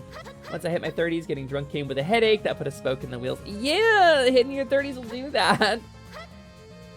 I've only had one hangover. I was awake through the whole thing. Not a wake-up awful hangover. Just a never-ending stream of kill me now. Oh, God, this is getting worse. So, there's a secret to making hangovers better, Noelle, and it's the one drink rule. For every drink you have, that's every shot of hard alcohol, or every drink of, like, beer or cider, or, like, wine coolers or whatever, you drink a full glass of water while you are drinking. Because number one, it slows you down on your drinking. But number two, it hydrates you. Because the hangover is primary symptom of a hangover and primary cause of the hangover symptoms is dehydration. That's the big one that's going to get you. And that's what usually causes the headache in most people. So there's no store-bought, but you can home make Ecto Cool. It's 95% of the way there. Ryu say, don't make promises you're not going to keep. You're going to break a girl's heart, Ryu say. You're gonna break a girl's heart. Pineapple peppermint sounds very Midwestern. I better get used to that. So peppermint whiskey, you get a taste of peppermint, but it's almost doled out by the earthy taste of the whiskey, so it's a myth of earth in that peppermint taste. It's very... I see! A flavor balance thing. Alright, buddy. Tink! Tunk! Oh yeah! We're gonna practice our perfect parry! Perfect parry! And one more for good measure! Okay. This game does not have a perfect parry system, but I'm remembering my shield! I'm remembering my shield! Do the shaka shaka and open the chest. Find the luda luda and take a taka. I assure you it's a promise I can keep. Oh, Ryu say. I'm really into it, Ryu. Ah, I messed up. Okay. Basically a slime glop found in a... Oh. A slime glop found in a coal mine? Okay, you're still gonna have to explain green slime to me. Flugel, you're adding mystery. You're adding layers of mystery to this. And I gotta crack the code on this. What is this you're talking about? What is green slime? Other than John Egbert's ghost, you gotta wait till you try root beer and peppermint. Now that would probably be pretty good. I'd be into that. For the teetotalers in the chat like me, they make blue curacao syrup that gives the flavor without the alcohol. Ooh, that sounds lovely. Okay, are we good? Are we done? I think that's as far as we go here in this section. 2-to-1 flextro syrup. Yeah. It gets you a little swole. Hey, Leo! Leo, welcome in! Whoa, Leo with the... Is that a Slimestone Jumbo? That is the 2.5 year badge. That is the Slimestone Jumbo, Leo. Welcome in. It is nice to have you. It's me, your girl, Lumina, Liciduous Alexandria, Moet, Choco Taco Hydra Puncher. Everything went better than expected. First try, perfect timing, Lily Huh. And it's wonderful to have you here. Today we are playing some Asha and Monster World, aka Wonder Boy Asha and Monster World, aka Monster World 4. Which is a wonderful, cute game about this green-haired girl and her tiny little pet Pepe Lagoo, who I am told loves heat, but really doesn't look like he's enjoying it. And this Rocky guy, who we're gonna drop on like a bastard! And eliminate. Put a peppermint stick in root beer, crack it up, and that is what I'm thinking. Oh, that's... The texture of that would be so... Oh! And the sugar in the root beer would make it explode. Oh, I don't know if I like that. I don't know if I like the description you just made. You gotta grind it up in a mortar and pestle at least and make it real fine. But then at that point, it's just corn syrup and peppermint extract, right? So, I saw in a market basket last time I was out east. I don't know if you can make it at home. I don't know. Let's drift down gently. Let's be cautious. I don't know where we're going, so let's... Oh, look at her run animation. It's so charming. Pepe Le Goo can press switches. Okay, gang. I need y'all to watch this for a sec. Blah. Not what you expected, is it? I think you can buy pre-crushed candy cane bits for holiday baking. It feels like a thing you could definitely buy because, like, the candy cane manufacturers, the candy manufacturers would have a lot of those just left over from the manufacturing process. Just put a bin under the conveyor belt. Green slime is just gummies melted, then mixed with 2 ingredients to make it not Flugel. Flugel, that's kind of life-changing for me. You're telling me I could drink literal candy. You're telling me there is a thing I could do where I could drink green gummy candy. I just ditch the rest of the drink. That's my treat. Boop. Yeah. Someone at my school once did the Coke and Mentos challenge where you combine Coke and Mentos and try to drink it. That's, you can't try to. All right. So there's a process scientifically called sublimation. And sublimation is when something turns directly into a gas. Do not pass go, do not collect $2,000. And the sublimation point is a point in a solution wherein sublimation occurs. And so the reason Diet Coke and Mentos specifically explodes is because the Mentos candy has a seemingly smooth shell, but it's actually very textured. And there's a ton of tiny little sublimation points on the Mentos to create a massive surface area. And it causes a chemical reaction between the additives and the sweeteners in the Diet Coke and the carbonation. It causes a chemical reaction that creates a huge amount of gas wherever it contacts the sweetener on the outside of the Mento. And so dropping a Mentos into Diet Coke creates a chemical reaction across this vast surface area, causing effectively an explosion. Like if you dropped a bunch of Mentos into Diet Coke, managed to get the cap on, you need to run because that bottle will actually explode like a bomb. That's the thing that will happen. The pressure will build up so much you have created yourself a little pipe bomb. Trying to drink that sounds extremely ill-advised. I think that would be a terrible idea. You're drinking gummy bears, bouncing here and there and everywhere. High adventure that's beyond compare. They're the gummy bears. It's sticky in my hair. Why is that a challenge? People could die. I mean, to be fair, Gabby, the Tide Pod challenge is also a challenge. So, the Mentos offer cavitation points. Thank you, Nestor. I said the wrong word. Sublimation is solid to get. I thought so, but so I was watching. It wasn't Hank Green. It was another YouTuber who said sublimation, and I was like, "That's not right, is it?" Cavitation points. Thank you for the correction, Nestor. Thank you. Similar results, different process. Listen to Nestor, not me. I thought that was wrong. Also, thanks, Punky, for the hydrate. Hello, how are you doing, Punky? Exploded all over the wall of the school and all over their face. Yeah, I think it would have. The Coke and Mentos drink challenge just reminded me of an extremely cursed GIF someone shared in another Discord that I will not be sharing in your...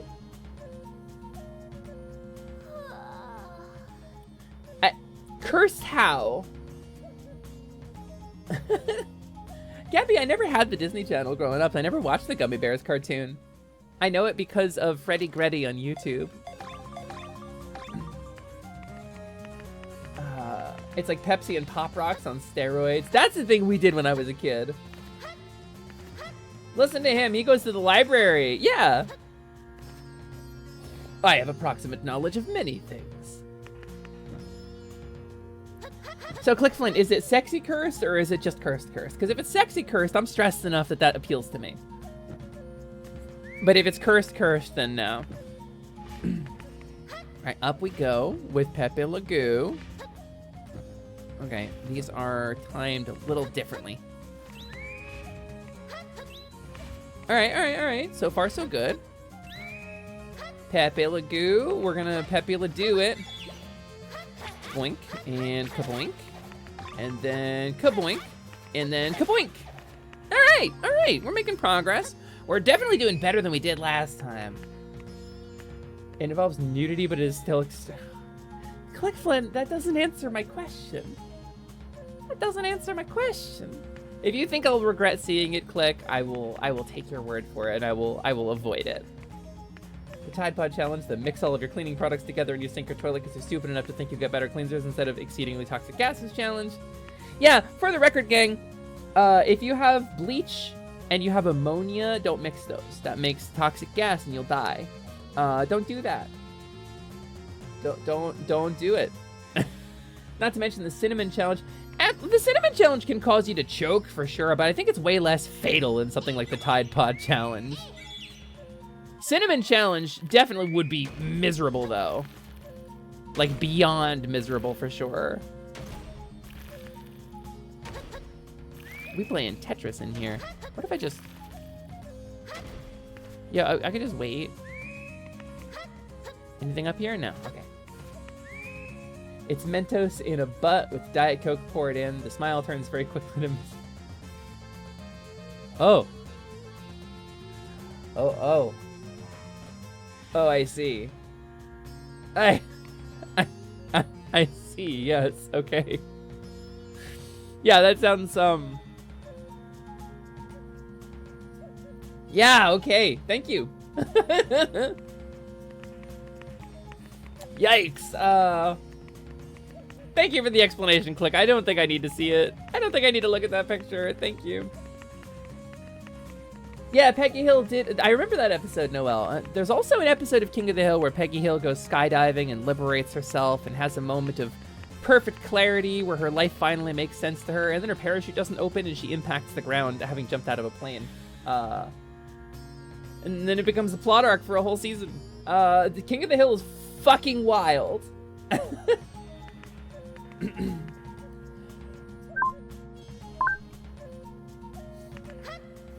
It's wild to me because I realized I'm not really supposed to relate, I think, too intensely to any of the characters. I don't think I'm supposed to like them or most of the things that they do. And I think that made the show better for me. Hi, Lumi and chat. Hope you're doing well. I hope you're doing well, Punky. I hope you're doing well. I hope you're having a wonderful day. It's been a very stressful period in my life. Cocked your head to the side and said you're angry. 3 days since I once again had an incredibly toxic experience with somebody who I previously called a friend, and I'm feeling very bad about. Realized it was all your fault, couldn't tell you. What about a root beer barrel and a peppermint put into a cotton candy machine to give the same flavor? Huh. That would probably be really good. Because then, like, I think the problem with that would be the potential, like, intensity of the flavor. But if it's cotton candy, like...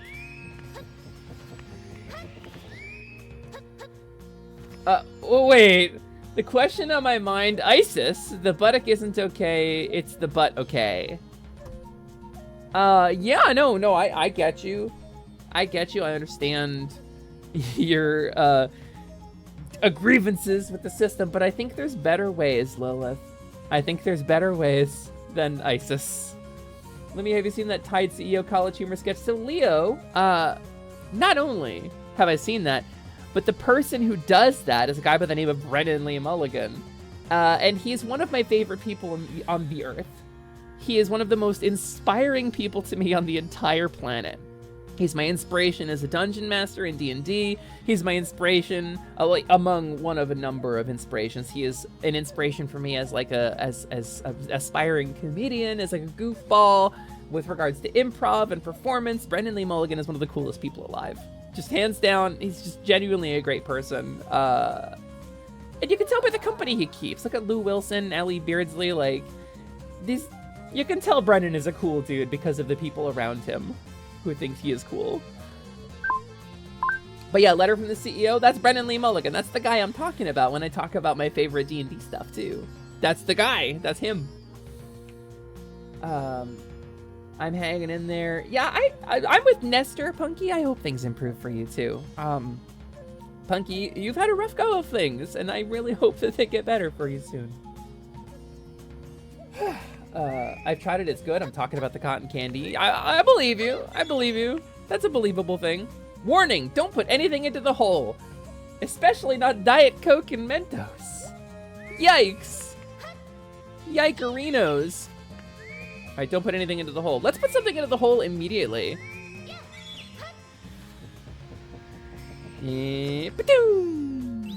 It's okay, he likes heat. Doesn't he look like he's enjoying it?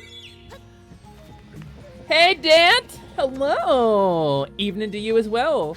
My friend Dant. How are you doing today? I hope you're having a wonderful time. We're playing some Monster World 4 in here today. As always, I am your level 1 Faun Witch, Lumina, Lasciduous, Alexandria, Moet, Choco Taco, Hydra Puncher, everything went better than expected. First try, perfect timing, Lily Hoof. Here to play some video games with y'all. And we're putting Peppa Legoo in the hole. Probably just similar results to the Diet Coke Mentos thing. Immediately my comedy center was like, make a farting noise. That'll be funny because it's a butt. And I was like, oh no, it'll be way too real. I'm glad I stopped it. The whole one, Shining Heart BT. Brain is now rotating this idea in my brain. It's free. The government can't stop you. It's probably okay, Golf. That's the name of my indie game. It's probably okay, Golf. Be adjacent to a number of crises. See people having violent and aggressive conversations on the phone, in which they take a lot of pauses to calm down. It's probably okay, Golf. 18 exciting holes of near misses. Ow. That's a lot of wiggle. You're a lot of wiggle. What are you talking about? What's a lot of wiggle? Are you talking about me? Oh, baby. Are you talking about me? A lot of wiggle? Dance, are we talking about... Is that better? Is that better amount of wiggle? Is that... Oh god, I'm changing forms too fast! Listen, they say you can't be a good VTuber if you're female, and unless you can touch your elbows together. That's what people keep telling me. And I just can't seem to do it, no matter how hard I try. It's probably okay, Golf. You want to play it? Yeah, me too. It's probably okay, Golf. Yes, observe a tragic motorcycle accident, but don't worry, the guy's moving as you drive away. That's hole 16. When you open the chest, your character just... Oh, yeah. She does. Look, she has like 3 different dances that she does. She does a wiggle. This is Asha, and she's attained the title of warrior and now is going through 4 surprisingly challenging elemental areas to try to I don't remember what the meta narrative is here, but you know, I'm sure it's something cool. Ow. This is the part that cost me all the health last time. This is the part that really messed me up because I forgot I had a shield. All right, so we're gonna go... No, come on, all right. Whoop. We'll jump up this way. What, there's nothing here? Can I put Peppa Legoo in this hole? No, I can't, okay. I think we need to get a boom. I think this is a boom. The trick to the elbows is to lift your arms. Sorry, I don't understand what you're saying, my friend. Yeah, I keep trying. I keep trying and it's not working. Why isn't it working? I don't know. To lift your arms, but how would I touch my elbows together? I've lifted my arms. I'm pretending not to understand you. Unironically would play that golf game. And that's probably okay fencing. Yeah, it's probably okay fencing. It's just on guard. It's probably okay. It's a Scott raid. It's probably okay. Hello, Scottzilla. I hope you're probably okay as well. How are you doing today, my favorite Kaiju Mech VTuber? Out of all the Kaiju Mech VTubers I know, can we throw a shout out for Scottzilla, please? And perhaps a clip to embarrass him with something from his most recent stream. Hi, Scott. Hi, Raiders. Hello, Captain Red Pizza King. Welcome in. It is a Zilla raid. How was your stream, Scoots? I hope you had a wonderful time. Hey, Scott, I'm going to ask you to do your own work. Please do your own shout out and your own clip. Because I don't appear to have any other mods on right now. Can Scott feature in It's Probably Okay Golf? Absolutely! He can... Nintendo support. Wait a minute, I was Nintendo support. Oh. Oh, you're drawing... That's Carnage and Ocean X.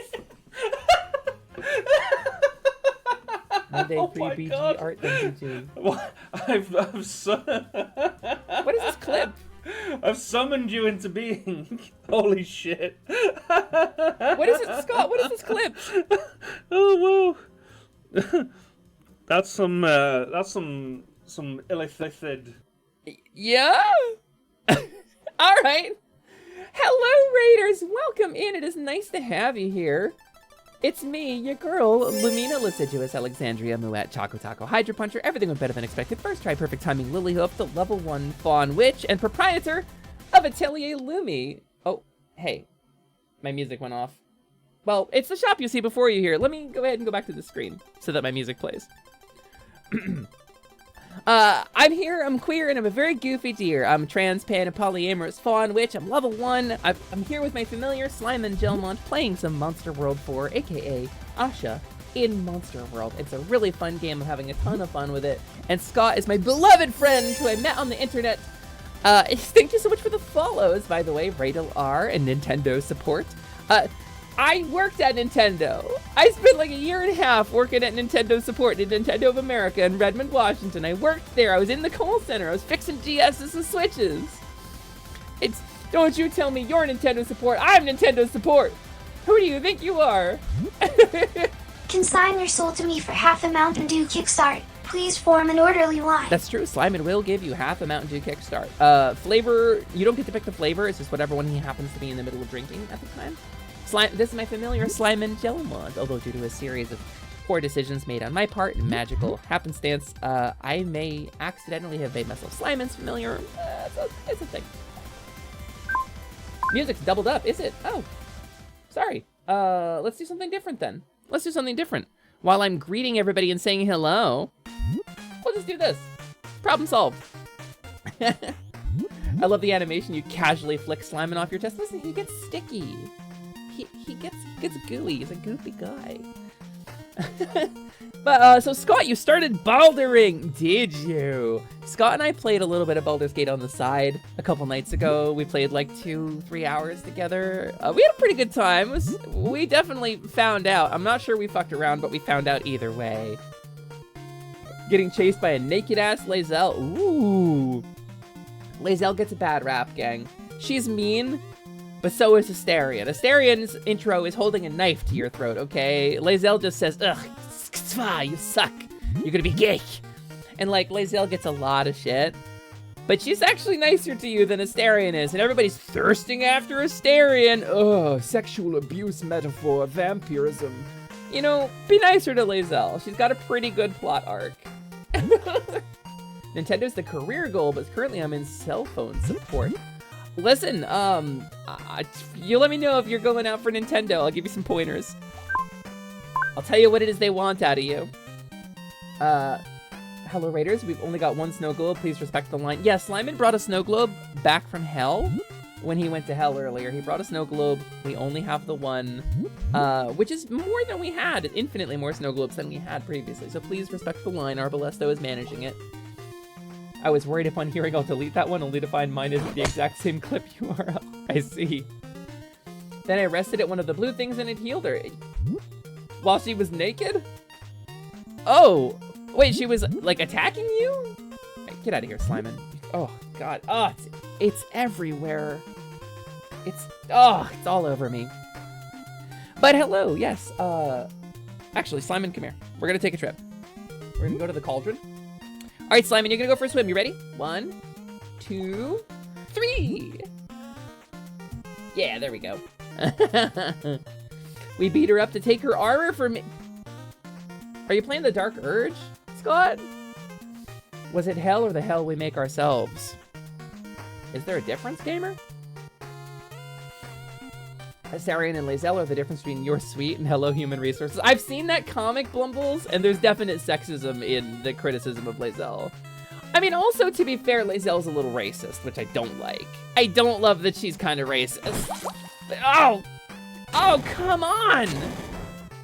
Oh, the Grimace birthday shake is like a 3-month-old meme at this point!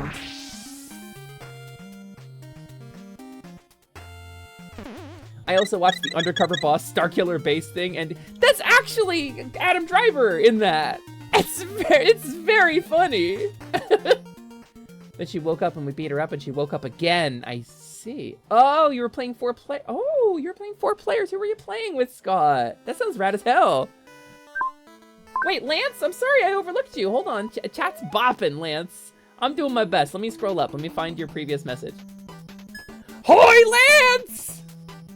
Also, classy number smiles to you as well.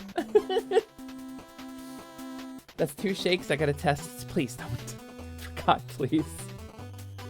When you're on the sea, nothing is timed. That's correct. That's correct. The international waters. We're playing with a menagerie. Oh, hope you had fun.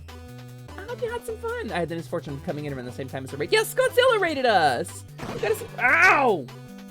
We got a Scottzilla raid. It was a lot of fun. Well, anyway, Scott, if you got to do a drinkle and a decrinkle, that's fine. Or perhaps de-stinkle. I did mine before stream. But otherwise, you're welcome to hang out here. It's me, your girl, your transpan polyamorous level 1 Faun Witch, Lumina, Lascivious, Alexandria, Moet, Choco Taco, Hydro Puncher, everything was better than expected. First try, perfect timing, Lily Huff. And today we're playing some Asha and Monster World, aka Wonder Boy Asha and Monster World, aka Monster World 4, Asha and Monster World. And we're gonna continue this because we are where we were last stream. Stop. But we're doing better this time. We remembered that we have a shield now. Halfling barbarian bullied the shit out of some ogres. Ooh. Wait, you got that far? You got to the Bladed Village? In a 4-player playthrough? On the day you started it? How did you get to the Bladed Village that quickly? Are you just murdering everything? You were cleaning house. I have an important question, Lumi. I have an important answer for you, Scott, but it may not correspond to your question. And the answer is yes, but it is critical that we not overlook the biological needs associated with it. That's my answer. I gotta go charge my phone. Nah, Captain Red Pizza Kings only know one thing. They only know eat hot chip, charge their phone. All right, Captain Red Pizza King, thank you for stopping in. It's always nice to see you. Have a wonderful day. I hope you have a good time. Please charge your phone. What are the monsters doing? The answer was kind of close. What are the monsters doing? These monsters? Well, this is Pepe Lagoo. He's a cute little guy who helps me jump higher, and I can throw him at stuff. Are the monsters gathering? Oh, no. Oh, god damn it. What was the thing all the NPCs kept saying? Okay. I thought you were throwing a slime squad. I thought you were doing a bit. Ah, the monsters have been gathering of late. Thanks for the shield potion. Whoever threw it. Man, you're saving my life. Let's put a boom down. And let's do us a little splodium. The stream is young. It's 3 hours, Scott. The stream's not young. The stream is elderly. All right, so here's this madam. This is not the boss, by the way. She's like a mini boss. All right, so we need to. Whoop. Okay, so she doesn't hurt me if I bump into her, which is nice. If I can theoretically just stay underneath her, we can kind of. Oh. We can kind of just give her the up thrust, give her the old upward thrust. She stays on top. Gay panic. And we can just give her all the love and affection that she deserves with her little purple bird claws. Scott, how do you feel about a harpy with purple claws? Is that infringing on your domain, or is it because she's a harpy? Is that okay? Smack them feeties? Oh, we're smacking them feeties. She loves it. She's a big fan of this. All right, cool. A full heal. You'll love to see it. Anyway, This isn't the boss, she's just a jerk. It's true. Did you ever change the category from just chatting to the game? Son of a bitch! No, I did not. Thank you, Slyman. I went over to do it and got distracted. ADHD streaming. Fully ADHD streaming. This is the perils of it. But the mid-boss is defeated now. I've had a mistagged stream for like an hour and a half now. Oh, thanks for the apple, I suppose. Is there anything out here? I see there's platforms out here. What if I... There is like a long space over there. It doesn't look like there's anything there. Okay, we're just gonna not risk it. No biscuit, no risk it. Ow! Thanks for the axe. This is why we remind our friends. Listen, I'm a professional. I'm a professional. I've been doing this almost 3 years now. Although to be fair, I've only been changing my category for the just chatting segments for about 2 months. So, well, thank you for letting me know.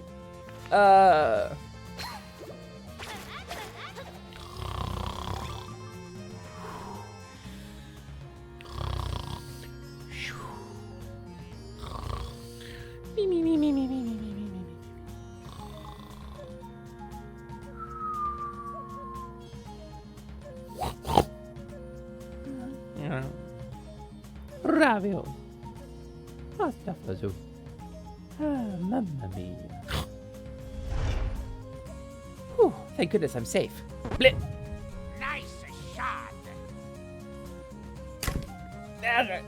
Noelle, don't do that to me. I have so many nightmares about having to go back to school. So many nightmares about walking into like my middle school or my high school and like, cause I always got beat up. And I have nightmares about it, and then I'll remember like halfway through, like, wait a minute. Didn't I graduate? Didn't I stop going to school? And then I'll remember, and then I'll usually wake up, but ugh. Remember, next time for stream title and shield. Yes, I will remember for next time. The comic timing of the bowl of stew. It's a bowl of delicious stew. It's empty, but it's a bowl of delicious stew. Which is exciting for me. Okay, this is the one we came in. All right.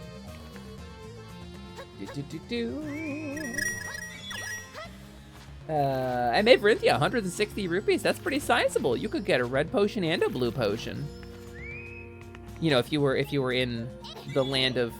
Oh God, what is... Sorry! Was it the ghost of Bennett Foddy? What the hell was that? I think he got me last time too. Okay. Blech. All right, dude. All right, hold, hang on. I'm already taking damage in the game. Thanks for the wall turkey, Gabby, but it doesn't actually heal me. It doesn't actually do anything to heal me, Gabby. I can't. So, you may not know this about me. And this is a lore thing.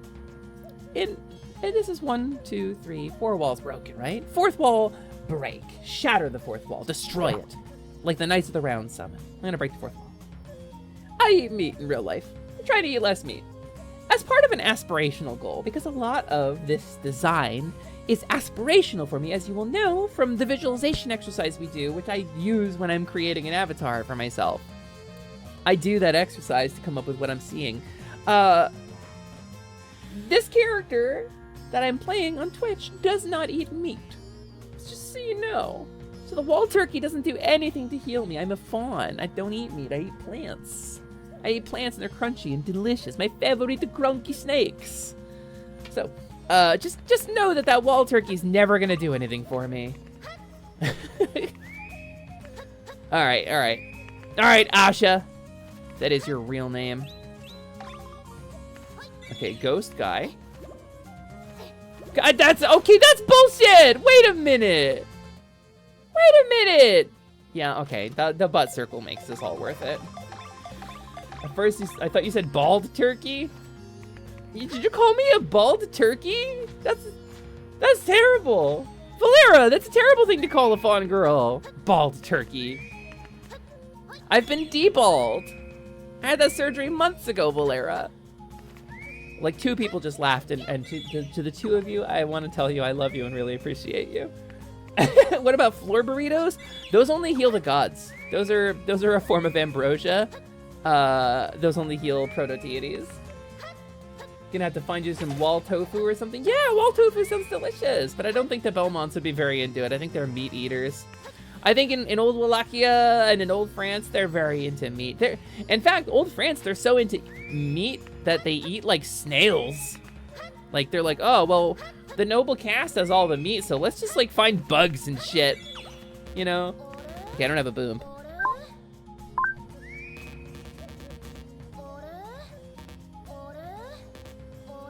Ha! She makes a cute little noise. I smirked. What does that get me? Oh, a little slap in the bum bum. Come here, give me a bum bum. Give me your bum bum, Scott. Slap. Just one, though. Lumi, I was sipping tea. Ooh, did you spill the tea? Dish. We love the tea around here. Excuse me. I gotta drink water. I've had escargot. It's just a rubbery delivery vehicle for garlic butter sauce. I've been told that. I've never had it myself. I've never eaten it on my own. Where the hell is the boom? To be fair, anything tastes better boiled in garlic butter. I mean, yeah, if you're gonna take a pot full of butter, add a bunch of crushed garlic to it, and boil something just in the butter, like completely submerge it and boil it in the butter, god damn, that is gonna be a good food. It doesn't matter what it is, it's gonna taste good. I would struggle to, maybe like something chocolatey would be not good that way, but only just. Okay, I think I have to go back out, I think was the vibe. I think that's what happened last time and I got stuck. I've never wanted to try escargot. I don't know that I've ever wanted to either. I mean, I seriously doubt the frog eating came because the meat was too abundant. Yeah. Don't knock till you try it. I had snails in franchise, and they're not that bad. In the snail franchise. No, I'm not knocking it. I don't know. I feel like it would be down to the preparation. I feel like, okay, so here's my take on it. I feel like snail meat specifically would be extremely unforgiving. Like, if you cook it right and you do a good job, I'm sure the texture is delicious. I'm sure the garlic butter is awesome. I'm sure it's tasty. But if you cook a snail wrong, that's gonna be terrible, right? Like, if you cook ground beef wrong, for example, like, you get dry ground beef, but it's still edible. You can throw it in a sauce. You can make a meatloaf out of it, whatever. You cook ground beef wrong, as long as you cook it enough that it's safe to eat, like, you're good. But if you cook a snail wrong, it's probably gonna be a nightmare. And would I order a snail at a diner? No. Would I order a grilled cheese at a diner? Absolutely, because there's some things that are easier to fuck up. And I think I'd be nervous ordering escargot because I wouldn't know if I was getting good escargot, and if it tasted bad, it would ruin it for me forever. I want my first exposure to a food to be pretty much guaranteed to be good so that I get the best version of it. I think that's true with a lot of people, like particularly from my generation, like Brussels sprouts. Brussels sprouts are my good example, right? Because, like, you take a little bit of Parmesan or like Pecorino Romano, put it down in a pan with some oil, and get the pan warm, and you just sear the Brussels sprouts in like garlic butter, a little bit of crumbly shredded cheese, and you get crispy little bits on them. You could do this with potatoes too. My wife did it not too long ago, and it was incredible. We did it in the oven. But like, a Brussels sprout with that treatment is freaking delicious. But the reason for this is that Brussels sprouts have a less bitter cultivar that we've been using for many years now, so they literally don't taste like they did when you were a kid, right? If you're in my generation, they literally are a different vegetable now. But so, like, I think having the bad Brussels sprouts would ruin even the good ones for you because you'd associate the flavor with the bad ones. I felt the same way about spinach for a long time because all I ever had was the frozen blocks boiled in a pan with like a pat of butter, and that's it. which is terrible. So if I had a bad snail for my first escargot, I would never want to eat it again, and I would ruin it for myself. Also, not that bad is not exactly a ringing endorsement. Agreed. And yeah, Lance, I do a mean fried tofu. I do a mean fried tofu. Ask my wife. I have a tofu press. We get the extra firm tofu. You marinate it for a little while. You freeze it to change the texture if you want it to be extra meaty, but I prefer not to because I like the tofu. It's basically bean cheese. It's curd. It's made in a very similar way to cheese. Fried tofu, very good. Deep fried tofu sounds like a good time. It is, Nestor. It's not healthy, but you can do it in the air fryer and it gets a lot more healthy. Overcook a snail and it turns rubbery in a second. See? My mom accidentally reverse engineered bacon by soaking tofu in soy sauce and burning it in a skillet. I still make it that way based on her mistake occasionally.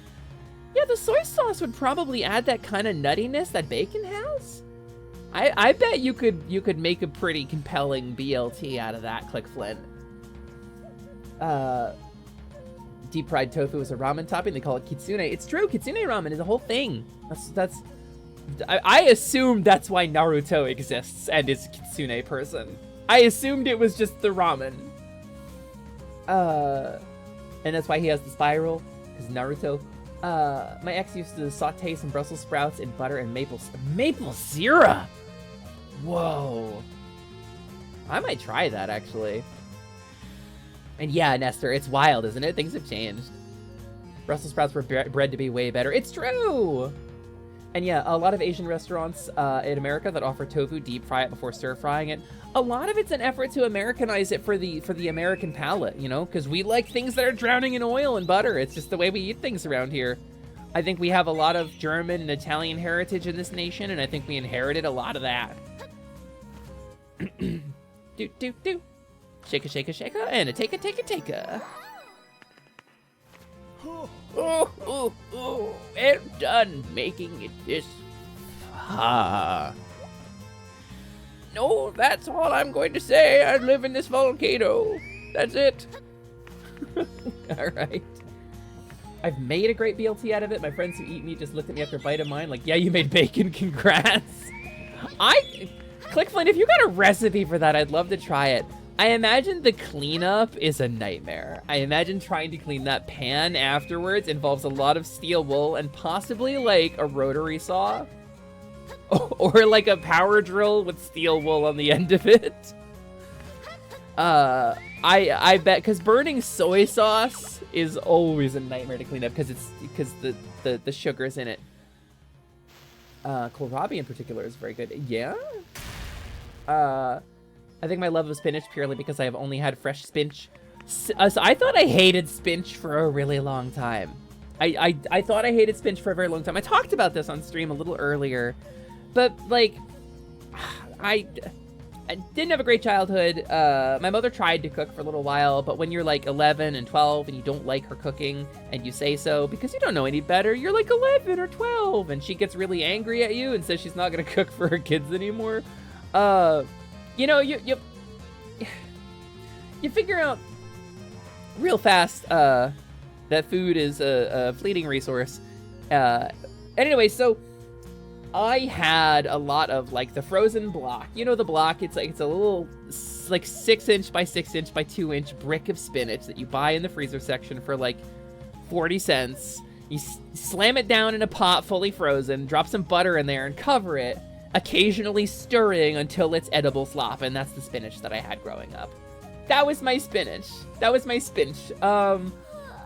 And so when I hit like 30 and was finally successfully out on my own, more or less, I would say this was probably in my 20s actually is when I really started this, because I wasn't allowed to cook. My mom thought it was women's work, kinda, and didn't let me cook. She would get really angry and possessive.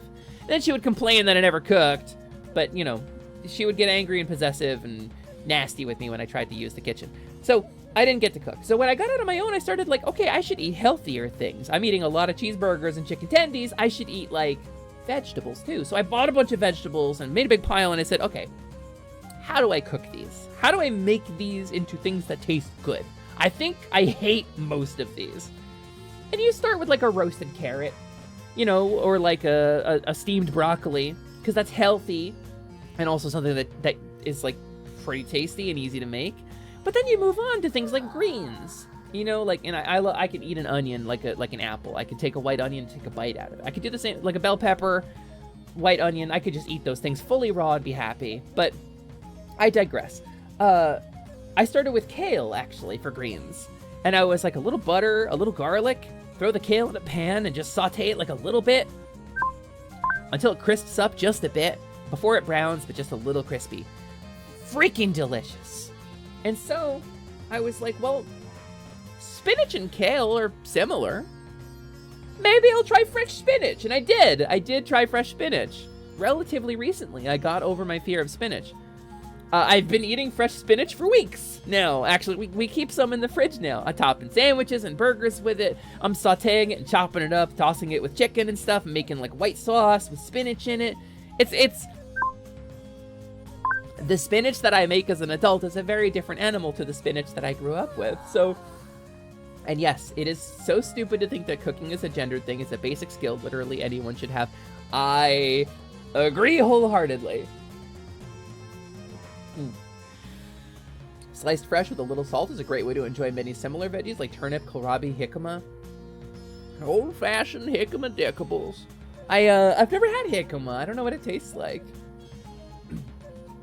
It's a Dr. Tran recipe.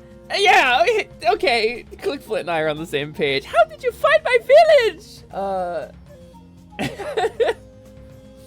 Baked spinach and baked kale makes me so hungry, and it sounds really good, right, Cyber? It is high in iron, it's very nutritious, but it's very tasty.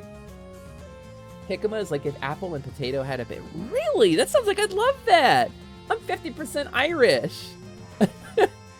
I'm half Irish and half German. Like, those are things that I like on both halves of my family tree. My people evolved to eat those things. I bet I would love jicama. Super proud of you, Lumi. Sometimes it's hard to force yourself to eat something you know you hate. I'm trying. So, not to throw out too much dirty laundry or personal affairs here, but my wife has an eating disorder. She has ARFID. She's avoidant restrictive something disorder, food intake disorder, I think. So like texture or smell will turn her off, and it'll totally turn her stomach, and she becomes utterly unable to eat. And so experimenting with new foods in the kitchen is a really good way to make sure that my wife gets some food to eat in her. And because I want to put gas in the body that is the machine that is my wife, who I love very much. And part of that has been buying new food and trying new things. And so trying things that I know I hate is like, it turns out I like a lot of them if I make them the way I like them. So I firmly recommend it. And in the chat, if you don't know how to cook at least one or two things, pick up a recipe, try it for yourself. It's actually really fun. And if you do it right, you can take things like plants and maybe meats and whatever, and convert them into an edible form relatively easily, really cheaply, and way more healthy for you. Like, just give it a shot. If you're not comfortable in the kitchen, you gotta start somewhere. Also, I make a mean grilled cheese. Not for nothing, I make a mean grilled cheese. Hello, Cabal! Hello, Cabal! Welcome into my favorite sagacious raven folk.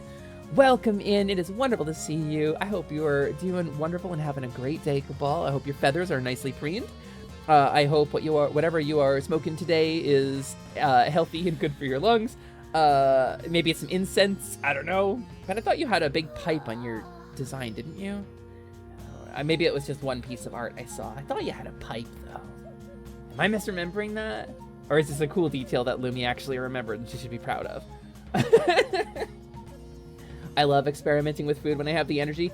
Yeah, you're gonna fuck up. I mean, for sure you're gonna fuck up. I have made more inedible food than I think I care to count, but like, much like any other skill, you gotta start at the bottom, and as Jake the dog put it, being bad at something is the first step towards being sort of good at something.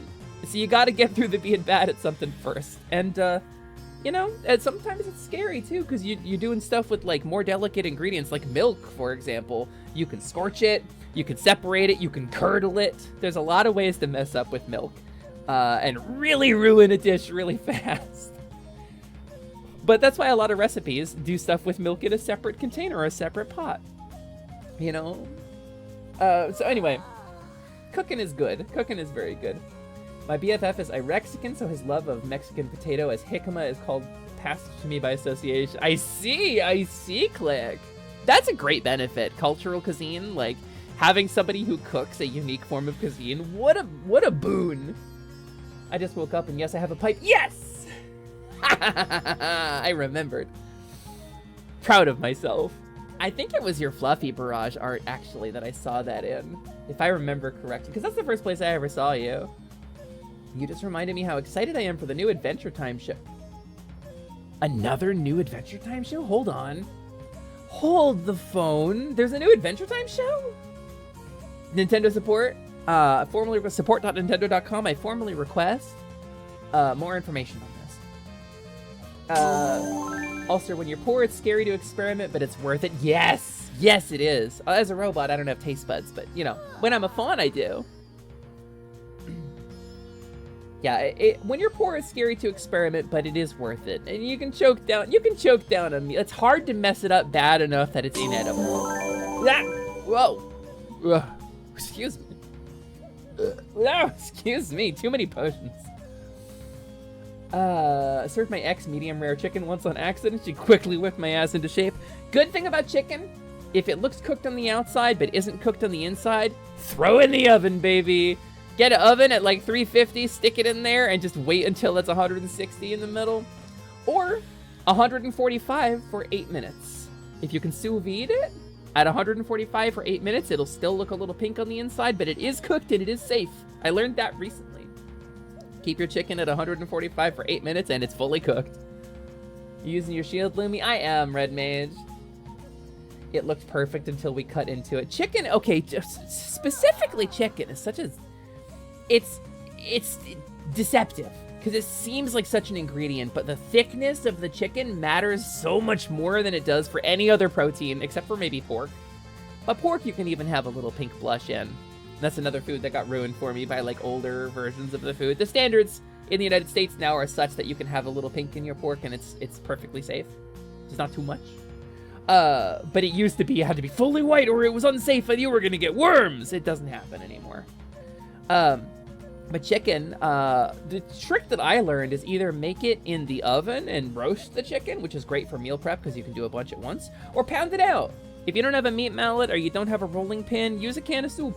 Just use the side of a can of soup, pound it out on a cutting board, put it between 2 pieces of parchment or something, or 2 pieces of plastic wrap, and just bump, flatten it out to like an inch thick, and it'll cook evenly every time. You get to determine the thickness of your chicken breast. It's cheat codes for chicken. And then you can throw the pan up to like medium high and get a really good sear on it. Also culinary trick, deglazing the pan. This is a thing that I learned. Keep a little like red wine or white wine or just vinegar of those things if you don't like the alcohol. Or a little bit of broth or stock, like vegetable broth or stock, or if you're working with chicken or beef stock. Go with the low sodium kind. And then when your stuff starts to burn a little bit, your oil sticking to the bottom of the pan, right? You throw a little bit of the liquid in there and you scrape up the pan, you know, with a scraper that is the same material as your pan. So don't use metal on non-stick.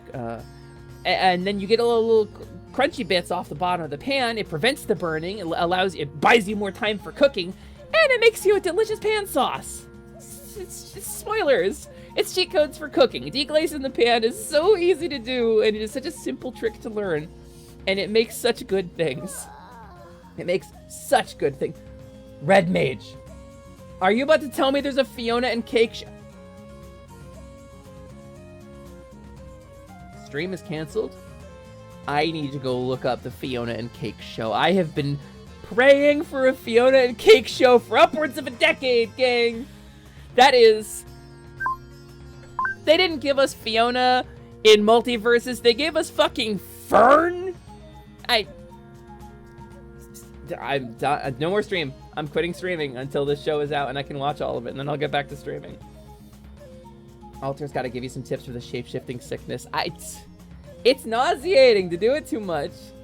My mother actually gifted me a ceramic pan that has helped my sauteing of veggies. I've never used ceramic cookware, Cabal. That sounds awesome. I didn't even think that would be a thing. I would instantly break it. I would drop it on the floor because my grip occasionally fails. Or I would drop it like 2 inches onto the stove and it would shatter into 1,000 pieces. They'd get in my eyes. I'd be blinded forever. I would wander around like a Greek with the power of prophecy in a tragic play. It would be terrible. I'd go full Tiresias. Which would be great because then I'd have a vagina. I need to find this and pour it into my eye vision balls, right? Instant Pot has a sous vide button, which is mightily... Instant Pot has a sous vide button. I don't think my Instant Pot has a temperature setting. I think it goes high or low. I can't imagine sous vide without having a temperature setting. Or just use the counter itself. Fair. What's in the stew is cabbage, potatoes, carrots, Macintosh apple. Cabbage, potatoes, carrots, Macintosh apples, tomatoes, and any type of meat or no meat at all. That sounds incredible. And yes, Nestor, always beat your meat. Listen, gang, this is gonna come up in November too. Always beat your meat. No Nut November is extremely harmful to the masculine physiology. If you're AMAB and you don't beat your meat on occasion, you can have hormone problems. No Nut November is extremely harmful. Don't do it. But yeah, in the kitchen, also beat your meat in the kitchen because it tenderizes it and makes it cook more evenly if it's an even thickness. Hey, Doomsday! Yeah, you'd be shocked how easy it is to make really delicious food. It's true! It's surprisingly easy to make delicious food. It's practice. Find a recipe you like. I mean, I wing it. I very seldom follow a recipe. I just like playing around. I'm a goofball. Also, hi, Quinn! I didn't see you come in. Hello, Quinn! Hello! August 31st is when that comes out? That's before Ahsoka. That's exciting. No, that's after Ahsoka. That's before... What was the thing coming out in November that I wanted? Oh, Scott Pilgrim! Before Scott Pilgrim, which is in November. I'm fully distracted from the game at this point. The most involved thing I can cook is the allegedly Mexican chicken recipe I got from my mom. Oh, you told me about this! Yeah! Boneless chicken breast topped with nacho cheese Doritos crushed into dust, mixed with red enchilada sauce, covered in cheddar cheese, and sprinkled with sliced ripe black olives. It doesn't sound Mexican red, but it sounds amazing. That's what we call Hexican. Hexican. It's a witch dish. It's very popular in my circles. It has a lot of metal as well, but the cook surface is ceramic. That's wild. I would shatter it. It would explode. I would blind myself. Aforementioned thing. Something I love about my cast iron, when I drop it, the thing I'm dropping onto is what's in more danger. That's true, Nestor, but cast iron requires care that a lot of people don't know how to. You gotta season the tan. And that scares me. Because I don't like leaving oil on stuff. And, like, I've cared for swords and stuff, and, it doesn't go rancid or anything like that, but, like, that's swords. That's not a thing I gotta put in my mouth. So, like, I always get nervous. I'm like, well, how much oil is too much? Is it gonna get rancid?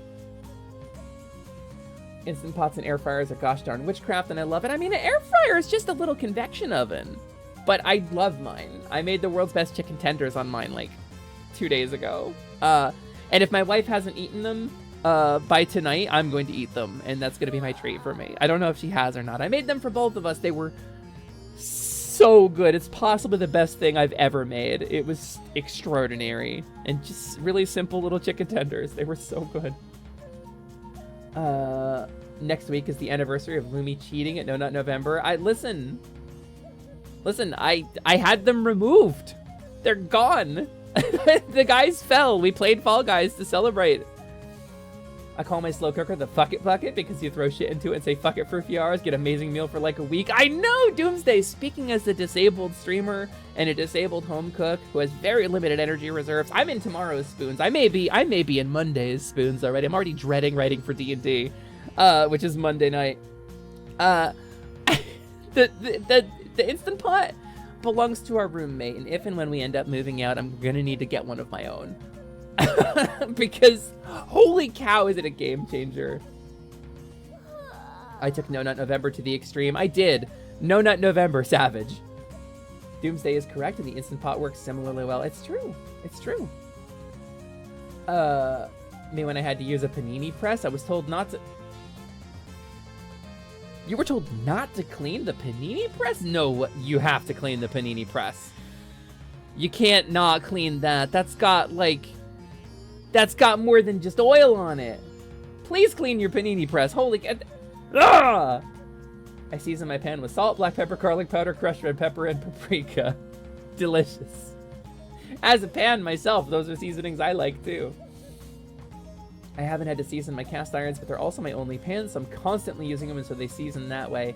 And after you wash it, you're supposed to leave a little bit of oil on it to prevent it from rusting? I look it up. It's a thing. It's a thing you got. Yeah, Lumi won No Nut November. Nobody No Nut's harder than Lumi. Hello there, beep boop. Hey, funky gents. It's a little blue cleaner. This time I ran out of regular Windex, so this is blue glass cleaner. I hope that's okay. Please test it on your plastic components before we continue using it. I want to make sure I'm not going to melt anything. I hardly suggest getting the Instant Pot that's also in... Nestor, you're making stuff up. Nestor, you're making stuff up. There's no such thing. An Instant Pot that's also an air fryer. You're going to tell me next that has a saute function. You can use it as a pot, too. This doesn't... It's like, yeah, the drawer microwave. Oh, yeah, come here. The drawer microwave. Anyway. I season my pans with pepper and they sneeze at me. Oh, that sounds really cute, though. I know at least one of them. They would be very cute sneezing, I bet. I hope they didn't mind me saying that. Proof of the allegedly Mexican chicken and slice of life. Oh, Red, can you tag me so that I see that, so I'm guaranteed to see it? That would be really nice of you, thank you. I'm just autistic who works night shifts, so sometimes I either just throw shit into a pan or go back to bed. Yeah, you sometimes throw shit in a pan. Not every day can be a culinary masterpiece. That's not a pan, that's a mimic. Yeah. I mean... Nestor speaking facts. You would know Nintendo, because Howard and Nestor was a famous Nintendo property in the... This is Nintendo Power comic in the 80s and 90s. It's... Sure thing, Grandma. Let's get you to bed. Okay. It's got a saute function and everything. Nestor, I will kill you. I will kill you for your lies. Also, clean that goddamn panini press, please. That's horror. That's like saying don't clean the air fryer. That's it. I'm mortified. I'm beyond mortified. I'm mostified. That's horrifying to me. Please clean your... I'm thinking about the stuff that you would put in a panini press, right? And in addition to, like, cooking oil, right? Which is getting heated up and can go rancid. You've probably got... What, like cheese? Maybe meat? These things have juices and oils and fats and proteins that will get in the panini press? You need to clean that thing. There's art in simple foods cooked well. Hard agree, Cabal. I love me a simple food cooked well. It's my German ancestry, you know? I bake my bread once a week in the...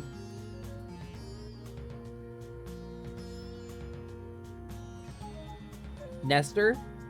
Nestor, I warned you. Nestor, I fucking warned you, man. I bake my bread once a week in the Instant Pot and proof it using the yogurt mode. You can't. That's not a thing. That's not a...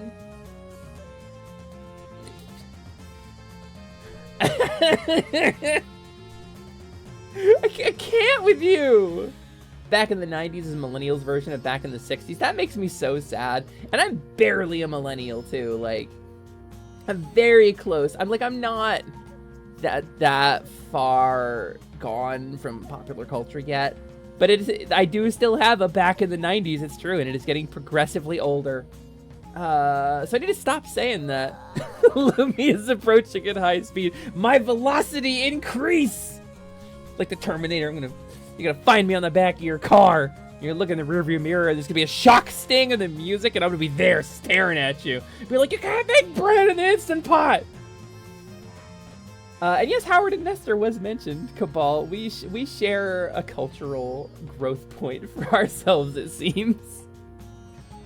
For those who don't know, Howard and Nestor was basically, you know, that meme of like the good kid and the bad kid were in those retro comics. I don't remember what they are like. I don't remember what they were, but like the one kid was like a lazy layabout, and the other kid was like, you know, the good kid in the bow tie who always helps his elders. Like it was a moral comic from like the 60s or 50s or whatever, or 40s, some Elden times. Howard and Nestor was the Nintendo version of that. It was a comic that was in Nintendo Power, which was the magazine that promoted, it was like a Nintendo sponsored thing. It promoted Nintendo games and did reviews, which were all paid by Nintendo. And it was a comic about a lazy layabout who cheated his way through video games, and a smart dude who was responsible and played video games well, and they were Nestor and Howard in that order. The comic was called Howard and Nestor, and Nestor, because the Nintendo Entertainment System, it's a pun. Anyway.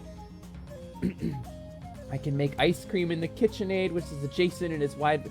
Yeah, you know what you can do? You can make ice cream in the KitchenAid and throw that in the Instant Pot, and then do Dylan Hollis's ice cream bread recipe in the Instant Pot. You can make ice cream bread in just the KitchenAid and Instant Pot. You can just throw everything in the oven. Just shoot it in there with a cannon, and it'll come out and be a delicious feast for you, Nestor. It'd be a delicious feast that you can have. You can have a feast and put a fork in it because it's done. It's a real story, Nestor. You can smell it a mile away. I am a bisexual dragon who loves making meatballs and eating frozen yogurt. You could just make that your Twitter bio, and I think you'd get a lot of followers. I bet bread in the air fryer is a thing. The baskets are already the right shape. I would wonder about that because I feel like it would dry it out. Howard was a characterization of the president of Nintendo of America. Was he? That makes sense. That tracks.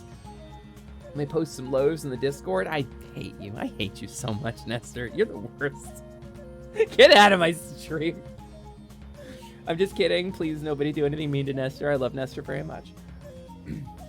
I'm Gen Z, almost 20, and going into college, and I'm starting to be very ready to throw the kids of Gen Alpha into space. Gen Alpha? Is that what they're calling the next generation? That's wild. I want to throw a couple people into space. You can be as annoying or as weird as you want, as long as you're about human rights, as long as you give a shit about your neighbors and you try to be nice, and you want people to not suffer, and you want to help people do better. Like, and protect people from wickedness. You can do whatever the hell you want. As long as you have that core, we'll get along. But YouTube has taken to recommending me videos from Gen Alpha, and it's these, I don't get the memes. It's just a lot of screaming and weird distortion, and I'm a memester. You know, I'm a YouTube poopster. I enjoy a crunchy cat gif as much as the next person with a strange sound effect. I don't get the humor of Gen Alpha. Howard was based off of Howard Phillips. I see. Thank you, Punky, for the hydrate. Thank you, Punky. Now I wonder if you can make a biscotti in the air fryer. Interesting. Gen X millennials, Gen Z, and then, yes, comes Gen Alpha. I see. I'm the coolest grandpa. I could be somebody's grandma if there was a teen pregnant involved. I could be somebody's grandma mathematically, but I'd rather not be. Okay, let's take it easy. Let's be careful. I'm definitely beating this before the end of stream today, so I'm gonna keep moving while we're chatting. Fairly sure there's not too many Gen Alpha billionaires, but they're not my main beef at this point. Yeah, and I think they prefer first-party controllers, so millennial Dadaism somehow can't keep up. Millennial Dadaism. I am not familiar with this turn of phrase. Can't wait till Gen Sigma. Those kids are gonna be crazy based on what I know about Sigma people. Yes, every member of Gen Alpha is an alpha, like, you know, that weird, like, why won't women fuck me justification. every single member of Gen Alpha is one of them. It's true. They're all giving TED Talks about how you should only eat meat. You can turn left or right while using your shield. Thank you. Thank you for telling me that. Mind you, I'm saying that because it would dry out. Maybe you can make some good crumbly cookies. I've seen air fryer cookies, because there's a lot of oil in those, so I think you could make a good crispy cookie in an air fryer. Also, coolness has the shelf life of milk next to a stove. I think cultural coolness, yeah, I think being like a rad dude, cowabunga, you know, obviously doesn't age well. I think coolness depends on you being kind and compassionate to others. I think a cool person is a person who has a breadth of experience, understands a lot about the world around them, but is always willing to learn more, and greets everything with compassion and kindness for their fellows. I think that cool is timeless. I think that is a timeless cool. I loved old YTPs. How about YTM&Ds, Doomsday? Hi, are you winning, Lumi? Hey, Lace Room. Hey, Lay. We're winning better than we did last time. I had used up all of my healing items by this point last time, so... Punkagen cries in old. I'm pretty sure I'm still older than you, Punkagen, but you know, I am an immortal fairy creature untouched by time and the ravages of mortality, so... you know, it's like, I don't technically have, you know, an age, so we don't need to worry about that kind of stuff. I don't have an age. I am as old as the forests. I am as ancient as the song of time. A cool person in actuality isn't utterly withering to be around and interact with. I should hope so. Dadaism is an art movement mostly focused on nonsensicality in the face of a world full of nonsense. Oh, okay. Yeah, millennial Dadaism somehow can't keep up. That makes sense. I do love me some theater of the absurd, however. Did you know if you treat people with respect and kindness, you have a higher chance of getting laid? Imagine that. It's very much why won't women fuck me? Not a question of why am I unfuckable. It's a question of why won't women do this thing? Because the unspoken part of that is despite how awesome I am. It is the question should be why do women find me unfuckable? But that's never the question they're asking. So yeah, every member of Gen Alpha, sorry. You all have to be alphas. Eating nothing but meat. Something increasingly biologically inaccurate wolf metaphor. Which, by the way, there's no such thing as an alpha wolf, or beta wolf, or omega wolf. Like, this is a misinterpretation of a specific family unit of wolves by one researcher, and has long since been disproven to have any biological accuracy at all. Just to put that out there. Hey, Sid! Holy cow! Hi, Sid! Welcome in! Nice to see you again. Gang Sharkside is a brilliant streamer, a ton of fun, absolutely high energy. Please go follow Sid if you have not already. I'd like to throw a shout out to Sharksided. Shout out, Sharksided. Kabam! There we go, right up there. Right up there! It's queer community meeting queer community. Let's do it! Click the button if you have a heart at the top of your chat that's hollow. Fill up your heart so you can shoot your sword with power. Click on the heart. For just pennies a day, you too could save a heart from being empty. An Omega Wolf sounds like something you'd find in a Final Fantasy game. I mean, I think it is. And he's been working the rest of his life to undo the Alpha Wolf misconception, but it's caught on already. Nintendo support, very much like endomorphs and ectomorphs in health and exercise. Endomorph, ectomorph, and whatever, there's 3 types. That's also bunk science. That was a single researcher who took a bunch of naked photos of his undergrad students and tried to decide fully arbitrarily that there were 3 different body types among them, and that there was some kind of health benefit to knowing this. It's false. It's utterly false. Endomorphs and ectomorphs, it's just bullshit.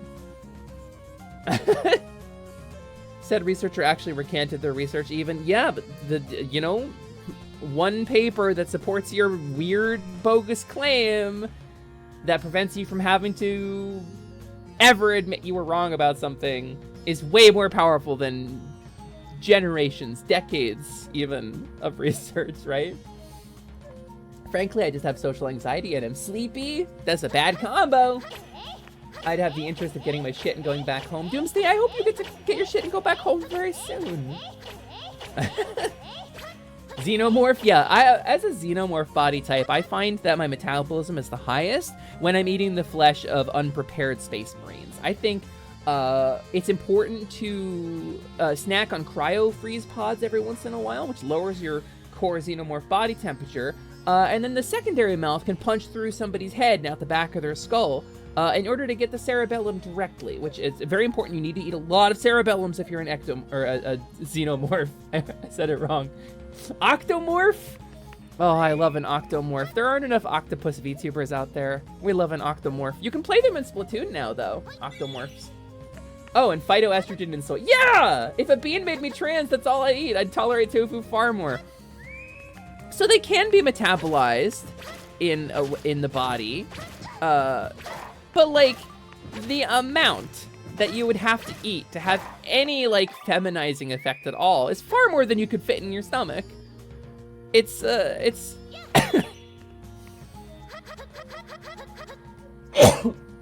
Xenomorph Space Marine diet sure does sound like a whole new Warhammer game. I'd play it, full of Genestealers. I think it's pronounced Gene Stealers, actually. But, you know. Okay, let's make sure I don't eat a bunch of shit here. Okay. Can you beat up this little Kakuna? This little, little Metapod. I met a pod once. Didn't like him. Did not care for me. Didn't leave an impression. Did you also know the way to be a true Sigma male is to go out and make a difference in the world, be a good person? No, the way to be a true Sigma male is to lead a group of hunters who hunt down maverick robots who have gone wild because you made a bunch of Reploids irresponsibly based on a plan you didn't fully understand. And then to do battle with the biggest and the baddest of the Mavericks who actually existed before any of the other Reploids, because he was built at the same time as X, the main Maverick hunter, who you're like looking down on, but who's gonna become the hero. And then you get your arm ripped off and then beat around the head with a piece of broken pipe. But then he goes crazy, goes all crazy because the W on his forehead lights up. And then you go Maverick yourself and become the leader because you're like, just a system actually kind of sucks. It's all capitalism and I hate it and I'll kill everybody. And then that's how you become a Sigma male. It's important. I know people will talk about diet and finance and not getting laid. It's like, well, I didn't want to get laid anyway. I wanted to get rich. If I was getting laid like you guys, like I wanted, didn't want, then I wouldn't be a Sigma male. No, Sigma male is about having a lightsaber and a dog and a cape you can throw off dramatically in 2 different colored arms. Did someone say Genestealers? I did. I did say Genestealers. It's true. Did give us a few good Impossible Burgers memes, though. wait, what? Who gave us Impossible Burgers memes? Far more than I could fit in my stomach, so you're saying there's a chance. It's easier just to get estradiol, Red. Easier and significantly cheaper. Tofu is expensive. Estradiol is like $8 a bottle. So... cerebellum is a tasty part of the brain, but I'm a fan of Brokaw's area. Clickflint, I'm gonna Google this. Broca's. I'm gonna Google this, and you're gonna say that this is the part of the brain responsible for taste and flavor, and I'm gonna like get it. Lumi, your jokes warmed my soul. I'm glad, Cabal. I don't know which one got you in particular, but it's kind of the shotgun approach when you're here. I just say things, and somebody will find it funny. You know, it's about finding your audience.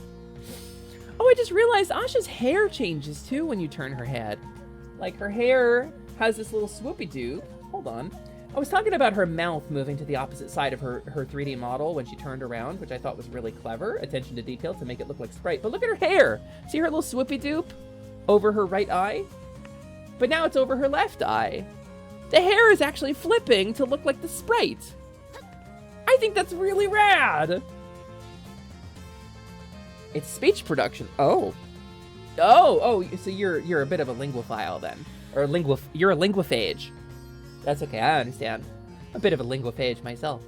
But what am I fighting for? That was a joke about that, Lance. In my lore video, I know you get it, but a lot of people don't get it. When I play that video, they hear me go, but what about everything I've been fighting for? And nobody gets the joke. It's a joke.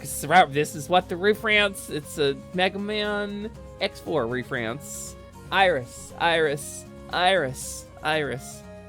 Iris, Iris, Iris, there is no world just for Reploid. It's a fantasy.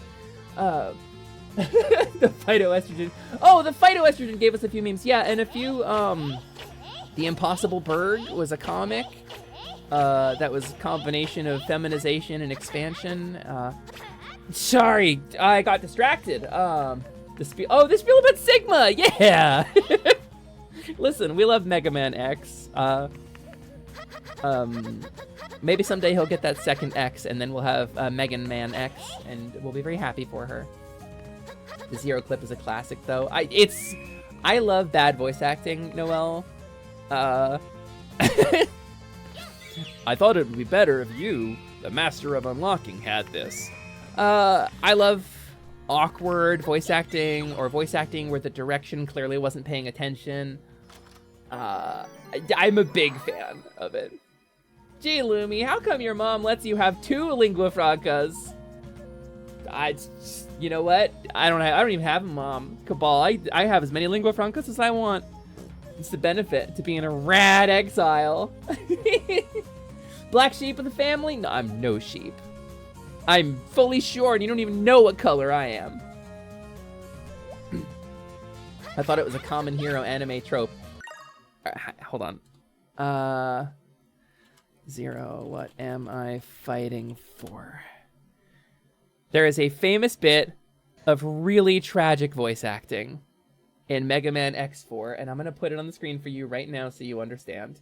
In case you don't know, this is what the reference in my lore video that I play on stream. I think this might not be the right one. I think this one might be too short. But so Mega Man X4 was on the PlayStation. It was on the Sony PlayStation, so they had the CD-ROM with all the space to put things like video on there. The previous 3 Mega Man X games were all on the SNES, on the Super Famicom, on the Nintendo SNES, and so they didn't have video. So the full motion video was like a big deal here. Ah! No, this isn't happening! There's no reason for me to go on. What? What am I fighting for? Okay, now hold on. This is not the full clip. That's enough to get the joke, but Zero Iris death. Spoilers for Mega Man X4, I guess. Alright, does this have the whole thing? This has the whole thing, okay. Let's. Are we... Okay, we're mostly there. So this scene, Iris is a character who has like a vaguely love interest thing going on with Zero. And she's got the shit beat out of her, and she's blowed up, and it's very bad. You just beat a boss, and you're very emotionally invested at this point. So that's your framing. You just had a really hard boss fight. That's Iris. She's great. Iris! 1. Iris! 2. Zero, Hang in there, Iris. 3. please, stay away from Replifos. Let's live together. In a world where only Reploids exist. Iris, there's 4. no world just for Reploid. It's only a fantasy. There's no world Yes, just for Reploid. I know, but I wanted to believe it. I wanted to live in a world where only Reploids exist. With you. Iris! 5. Bleh. Iris! 6. Iris! 7. Iris! 8. Iris! Iris! 10. Iris! 11. Ah! No, this isn't happening! There's no reason for me to go on. What? What am I fighting for? So, that's what the reference. She has a robot, we can fix her. No, see, her memory core is damaged, so you can't bring... Even if you rebuilt Iris, it would be a different Iris. You wouldn't have the same one. So, that's the Reploids... Okay, the lore of Mega Man X, right? I think the first time I saw your lore video, the flash of Zero came up, and I immediately went, oh, you're shitting me. It used to be a sound alert on here. That and such devastation. This was not my intention. And I would stop what I was doing to lip sync or speak along with every one of them. So Mega Man X So Dr. Light created Mega Man, Rockman, little robot boy, bloop, bloop, bloop, lemon shooter, robot duder. He beats up the bad guys and beats Dr. Wowie and saves the day. He fights for everlasting peace. Quite ironic, but he does it. He fights for everlasting peace. That's Mega Man. Dr. Light gets old. Dr. Light says, well, Mega Man, you've become too powerful, but I think you've reached the limits of what a robot like you can do, a simple mechanoid, so I'm gonna, I guess, maybe shut down original Mega Man. It's never really addressed in the lore what happens to the original Mega Man. But I think it is, like, way later, like, through illusion in one of the Zero games. But anyway, point is, I'm gonna make a new robot, and I'm gonna call him X, and he's gonna have the ability to really think and really feel, but I think the world isn't ready for X. Much like Elon Musk tweeted, the world may not be ready for X yet. That's what Dr. Light said. And so he put X in a capsule that's made him sleep for some number of years, 30, 300, something. Ran like these tests on him to make sure that his like artificial brain that was capable of free will and actual individual thought would be safe, right? And X got this super long testing procedure, and then this dude by the name of Dr. Kane is digging up the archaeology looking for old tech to fuck around with, and he finds Dr. Light's lab many years in the future and digs up the X capsule and opens it up and says, wow, this robot's really cool. I'm gonna copy this schematic and make 1 billion of them. And he invented the Reploids by copying Dr. Light's design. But X got a bunch of testing and was super special and cool and is pretty much guaranteed to never go Maverick because he's got the thing. All the cheaply mass-produced robots that were made off of his design, on the other hand, were very vulnerable to things, which I guess eventually turned out to be a construct that Dr. Wily produced in counter to Dr. Light producing X, because Dr. Wily made a dude named Zero and gave him the Wily virus that makes everybody go Maverick, makes them go crazy and try to kill humans. And so that's the plot of Mega Man X, but each one is individual, and they all have these individual brains that congregate their own thoughts and experiences, and it's like this weird, unduplicatable, true will, free will thing. It's like a robot soul, basically, and when it's gone, it's gone. You can't like back yourself up in the Mega Man X universe. So unreasonably good Light impression. I've watched that video a lot, thank you. For extra context, Zero had to fight Iris himself. She was the boss he fought immediately. Yeah, it's spoilers for Mega Man X4, but yes. That is correct, isn't it? She was in like the fucking, she was like different. She was like big robot mode, right? That's why you store memories in non-volatile stores. Silly Dr. Light. Until 20XDX, yes. TLDR, old man creates a robot child and his associate, Albert Einstein, goes crazy and basically destroys the entire city like 10 times until finally Mega Man.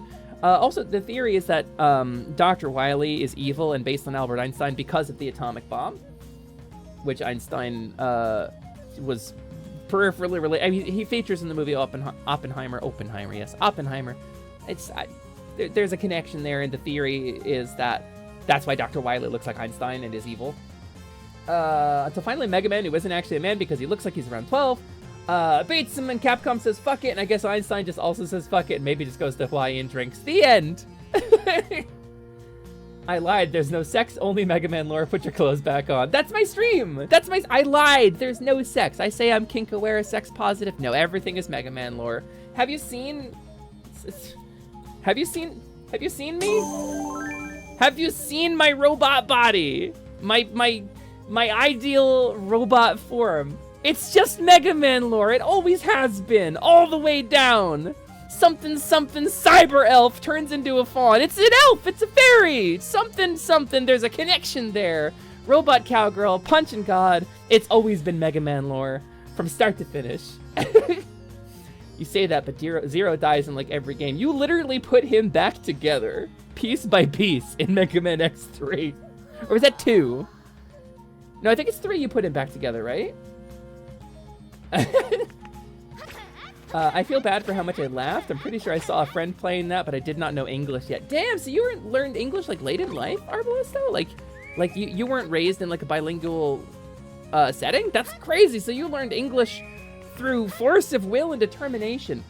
Arbalesto, that's very impressive. This language sucks. This language is terrible. Can I ask, what is your native language? I'm curious. All right, what do we got? Mega Man Zero series greater than Mega Man X? I actually am with Red Mage on this. Lance, both are great. I think personal preference, the Mega Man Zero games are more my speed. Also, you can play as a girl. There's a girl Zero. So, you know... She has to die because man pain. She has to die because man pain. Get in the fridge, Iris. Zero needs motivation. Get in the fucking fridge. You have beaten Milkwoman. Get equipped with Cow Splasher. Noelle, it's not that kind of stream. Stop indulging my fetishes on accident, Noelle. You really gotta chill out with that. My specific kink list is a mile long, and it's this is not a mature stream. So, you know, we're just gonna go ahead and leave that, and I will say, if you are on this stream, you deserve a safe place to explore with people who are going to love and protect you, and you deserve to be whoever you want to be, and that's where we're going to leave it. As long as you're not hurting anybody or denying anybody else their rights, you know, without consent to deny them those rights, I suppose. Consent is everything. Consent matters, even if you're not into sexuality, and this is a debate that came up because, like, I guess Florida schools are now not allowed to teach the concept of consent. I saw memes about it. I don't know the full story, but this is a thing that came up. Children should understand consent. I don't feel I need to explain to you why that is. I feel that children should understand consent. And not even just for the many multitudinous ways in which an adult can victimize a child, but because of, like, things like tickles. Maybe they don't want tickles. Maybe they don't want to play a violent game that hurts them. They gotta be able to say no. No is a very important word to learn. To be fair, my parents' generation never cared much about consent. Yes, give your cigarette-smelling aunt a big kiss on the lips. You have to, or I'll yell at you. That's my parents' generation. They had a problem with consent too. Yeah. We'll save that for the adult channels in the Discord, just like Red said. Is hand-holding on that? Nero, I am a VTuber. You can't just say stuff like that. His death in X5 was supposed to be the end of the X series and paved the way for his revival in the Zero series, but then Capcom themselves had other plans and brought him back for the 3. That sounds very much like Akira Toriyama trying to kill Goku and not being allowed to. Please let me stop making Dragon Ball, says Akira Toriyama. Nope. You're trapped for life. Oh, I had my shield out. Stuck for life, Goku forever. I think it's very much the same. 90% of my English comes from Mario RPG. It's okay, I'm Brazilian, so I am fluent on Brazilian Portuguese. No way! Hell yeah, that's awesome. I used to have another Brazilian Portuguese speaker in here. I think they left alone before I ever did my first rebrand, but damn, that's awesome, Arbalesto. It's wild to think that we're in this world where you're Brazilian and I'm American, and we're here hanging out together, speaking the same language, playing video games together. You think about that, that's what a world, what a time to be alive, right? Just like Carly Jonaifa here says, Dr. Carly Jonaifa here. What a time to be alive. It's incredible. Keep your hands to yourself is most base of consent education. Yes. I mean, I agree. My parents were pretty good about consent, actually. Cabal, I'm glad. I'm glad to hear that. Mine struggled with a lot of things. Multiple hand-holding posts from me. Yes, Red Mage. Go teach a dinosaur to stand on a ball. Wait. That's gotta be a thing that I don't understand. That's gotta be a thing I'm missing. That sounds so specific. He tried so hard to let Gohan take the reins so someone else could write, but everyone said no. Yeah, I feel bad for him. Oh, I can't shield block those, huh? Oh, heart. That's one of the 5 powers that summons Captain Planet. Also, I don't know if I love that every ghost drops a heart when I defeat it. That has some implications that I'm not sure I'm comfortable with. I hate my state. Unfortunately, I live in Florida's kind of the big one right now, Zyber.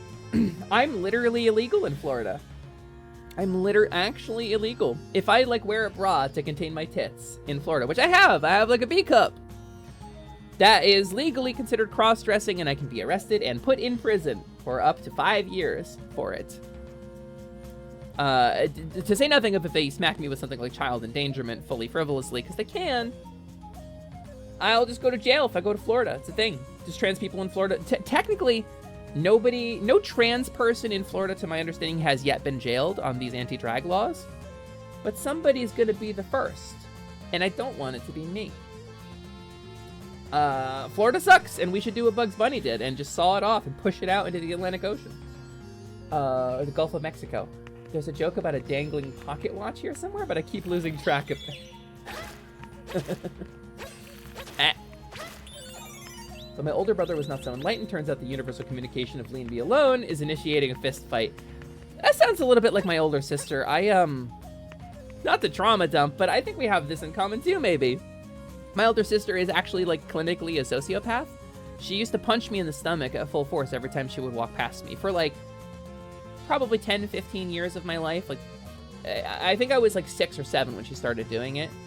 And I was close to 18 when I finally convinced her to stop, because I pushed her one time when she did it, and she got real scared because she realized I was taller than her. But so my sister used to haul off and punch me in the stomach full force every time she walked past me. So now, still to this day, as old as I am, which is 21 with some extra years of experience at being 21, many years, I still tense up my stomach when somebody walks past me. I understand the vibe of, hey, stop that, being an invitation for more violence. I get it. That's not the worst thing, Cabal, but we don't talk about it here on stream. I'm not gonna trauma dump. Basically, I get having shitty family members. I will say that. It's one of those things, too, where, like, I would say something and all of my friends would get real quiet and stare at me with a sad look on their face, and I'd be like, what? And now I learned that these things are a fucking nightmare. But Florida is fine. It's the assholes running at that other problem. Yeah, DeSantis. Don't bother with all the effort to saw it off. In a few years, it'll be underwater. Yeah, I have beloved friends there. I may have another beloved friend. I don't want to dox anybody or talk about our personal life plans, so I won't say who it is, but I have another beloved friend who may end up moving there. And I would like it if it did not sink into the sea before they were able to leave. I think it would make me very sad if they sunk into the ocean forever and I lost them. So, you know, bling. I don't know if I got that last time. Hands is the most spoken language on the planet. Yeah, I mean, humans are violent, horrible creatures. I think our natural instincts are about survival, and survival in times of scarcity, like when humans spent a lot of their evolution, involves being violent. So I think we have a lot of impulses and instincts that some people learn to manage and some people don't. I don't think humans are inherently evil or anything, but I do think there is a certain amount of effort that needs to go into growing, to grow beyond our baser impulses. That's a personal thought. I don't want to make big, broad claims about ethics or anything, but I do think it's important to grow beyond what your emotions and your body tell you to do in life. Okay, Fire Ghost. Cool. Fire Ghost, done. Okay. I'm not dumping my spaghetti on the floor. That's a good metaphor. I'm not gonna dump spaghetti on the floor either. Tells funny story. Everyone looks at you horrified. Oh, that was trauma! Whoops! Yeah, Nintendo support. Fully a vibe. Yeah, I'm with you, Cabal. More like Descent this. I think we should take, like, I'm not gonna, okay. I will say the concept of civil disobedience exists, and it is an important part of American culture. It's why things like black people and women can vote. Civil disobedience is why these things happen. And the stories they teach us in history class are like, oh, passive resistance is the way to go. Because they want to support the system, but they don't want to teach kids that violence can get them what they want. But, like, there's more nuance to that, and civil disobedience is important.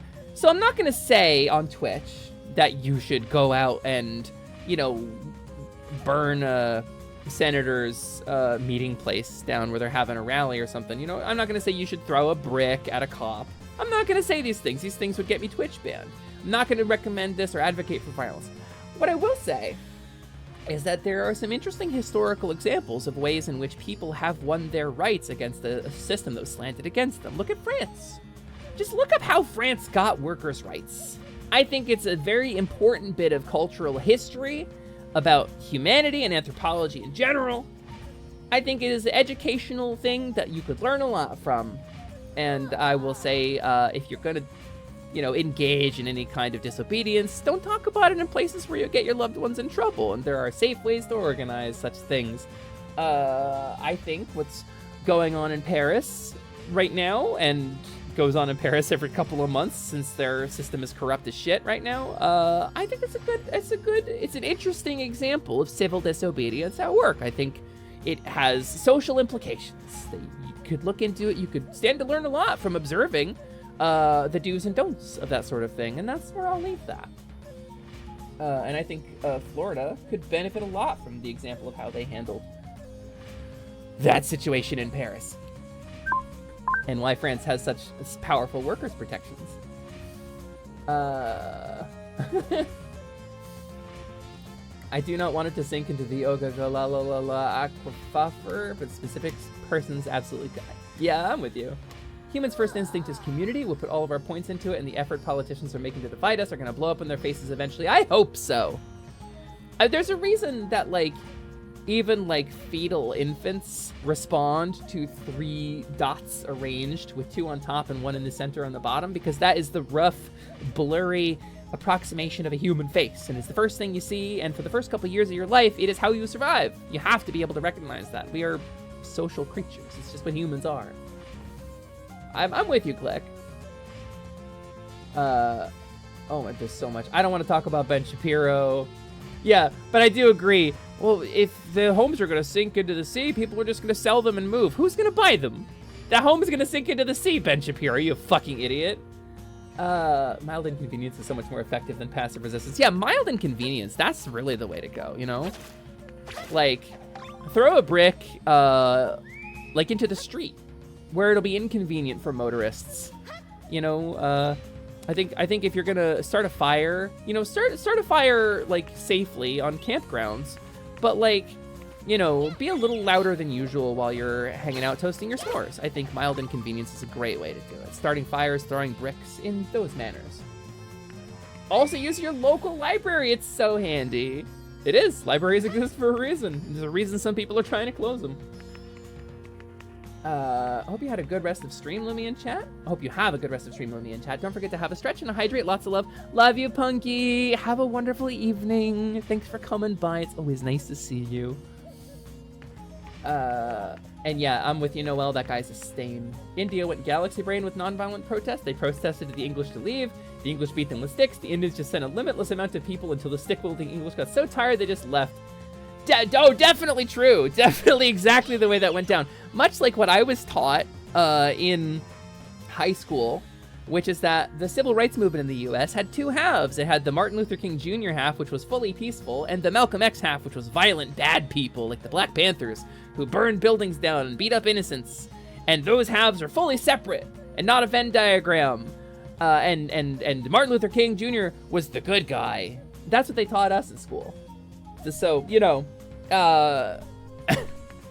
something history is inherently biased. I don't know what to say. I don't know what to say about it.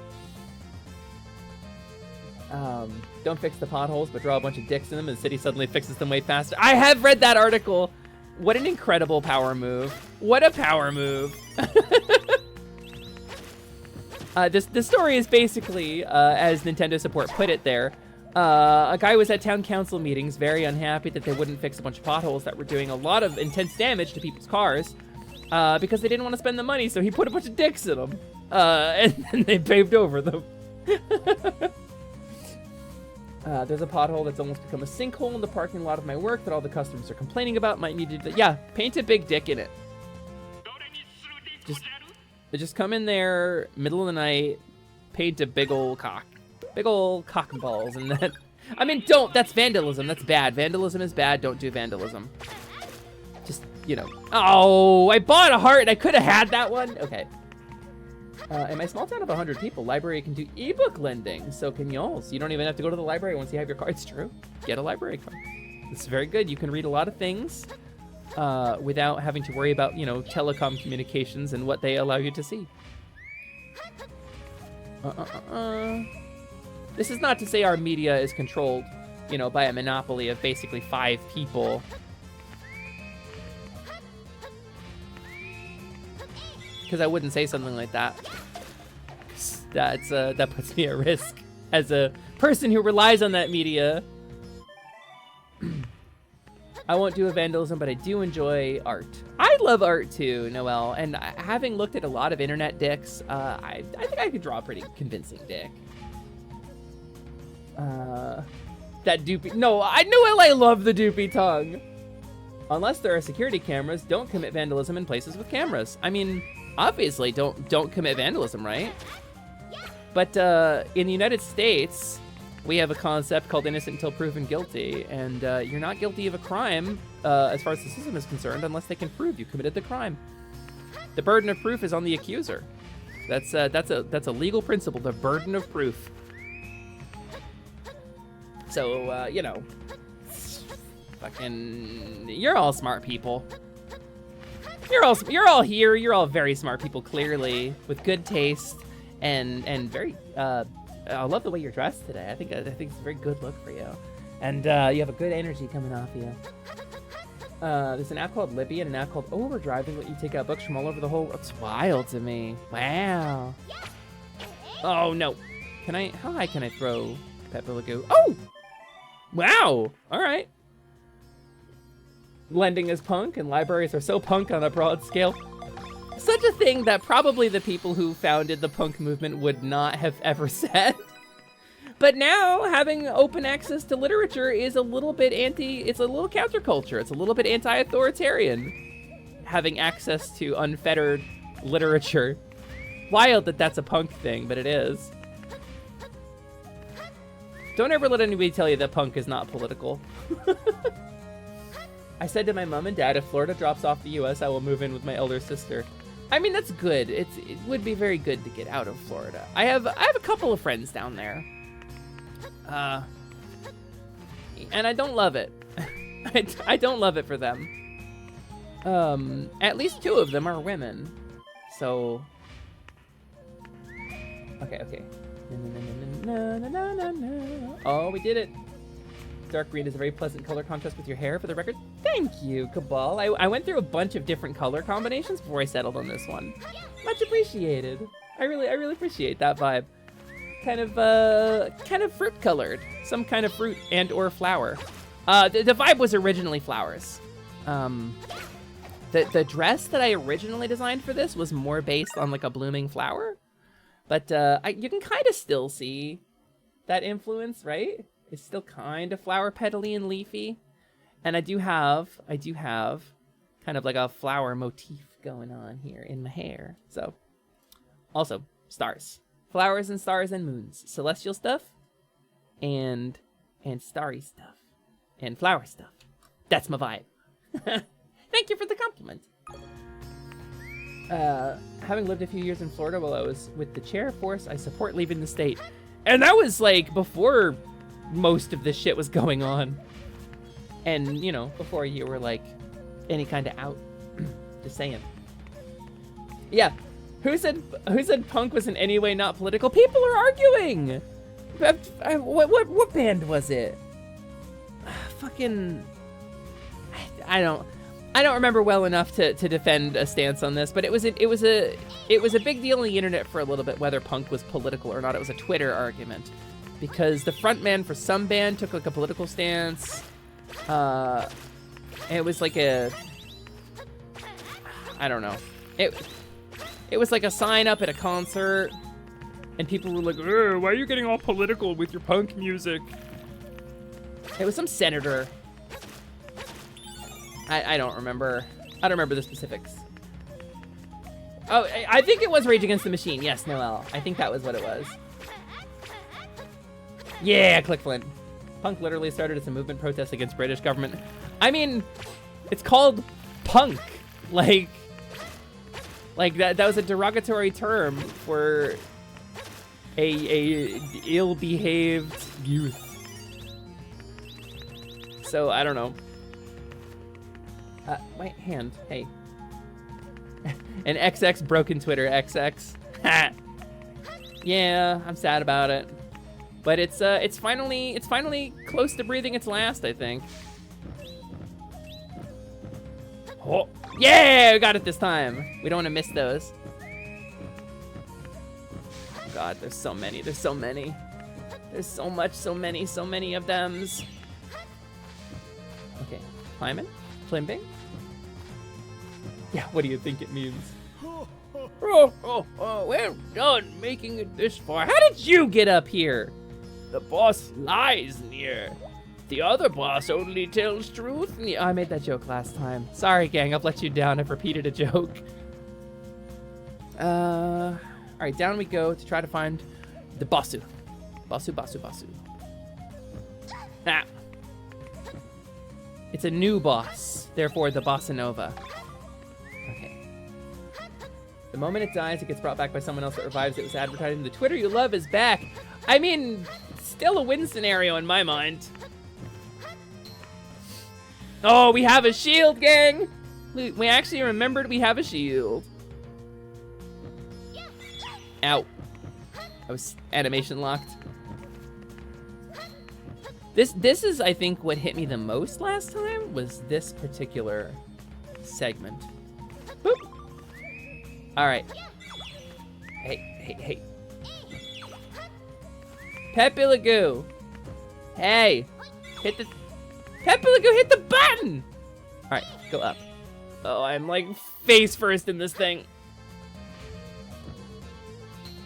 Oh, does it not fire if I'm right next to it? All right, I think we're fighting the boss now.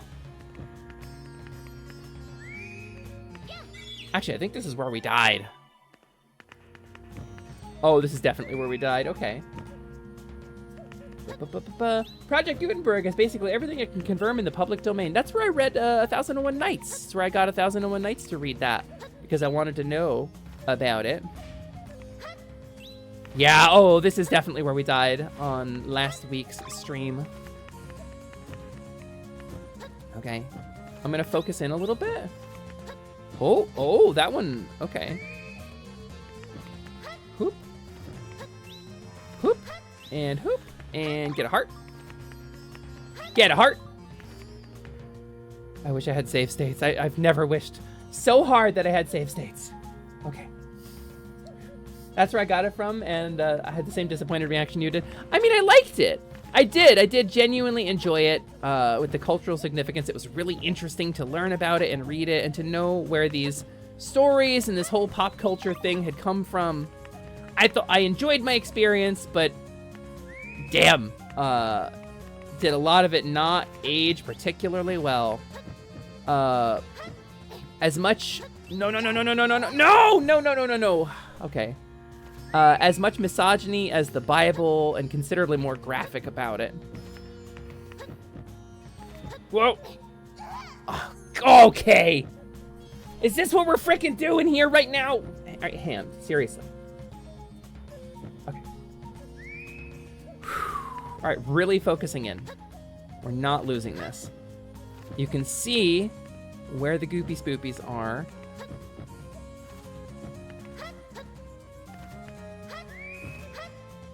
Okay, I can kind of jump to buy myself more time on these. Okay, I need to definitely run. This is definitely a dash. Okay. So we get this heart. Technically, I think I only lose one heart if I dunk in the lava. If I were really confident I could do that multiple times, I could just... Okay. Hey, will you proceed? What a pity. All right. Okay, my hand is fucking glitchy. Also, good amount of racism. A very significant amount of racism, yeah. All right, hand, please stop glitching. Please stop glitching, Leap Motion. Alright, I'm gonna move around a little bit and lean in to see if it glitches out on me. Are we good? Are we done? The sunlight starts coming in the side window next to me, and it puts a bunch of infrared interference on stuff. I see, I see. Think you'll defeat me? No. Alright, yes. So courageous. Alright, fucking Leap Motion, your new driver is so ass. Hold on. $200 for this freaking hardware. Alright. Okay. Can we please have it work for a little bit while I'm holding my controller without sticking my hand vertically directly through my tit? That'd be so cool. It would be so cool if we could do that. Also, just unhelped by the sheer volume of semantic drift given when it was written. I mean, yeah, semantic drift is a thing too. Such confidence. Very well then, prove yourself. Oh, I don't get to say no to this one. Anytime we hear Windows sounds, I think my controller. I'm sorry, Arva! I'm sorry. All right. So we have a bunch of healing items, I think. Oh, I was right. It was an old dude. I am the Flame Wizard. Meddling fool. You dare to oppose me? You are but a child. And I and the Wind God Vati, whose symbol I wear on my forehead, will defeat you.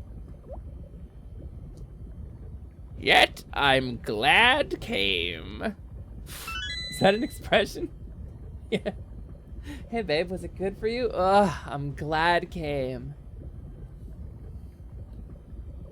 I was getting antsy waiting around. This is your final day to play the hero. No one crosses us. He's missing you there. That's sweet. He's missing me. Oh, you know, he just yeeted out like I clicked and dragged him. Wait, are you the Flame Wizard or did he like summon something? Right, what is going on here? Oh, okay. That's lit up. It's gonna shoot fire at me, I assume? No? Okay. Okay. So far, so good. I can kinda... Okay, he's faced the wrong way. Then... Oh, no, I was hoping, like, afterwards he would... Alright, so he's pretty big on this whole... Shield? Okay, no. Alright, how do I... Also, how would I get up to these? What an interesting... Maybe I would bounce off of his head or something? I think I can get on top of him when he swings down. Okay, so I go right through him if I try that. That's not... Alright, what if I... Magical hit! Alright. So... Uh-oh, this is new. This is new. Ah! Can I... Was there any telegraph for that at all? My Pepper Lagoon can't do anything for me. Let's use the elixir here. Alright, my fucking hand. I'm sorry. I'm just gonna... For the time being, for the duration of this boss fight, we're gonna just unplug it. Oh, neat. Neat. Thanks, Leap Motion. Thank you so much.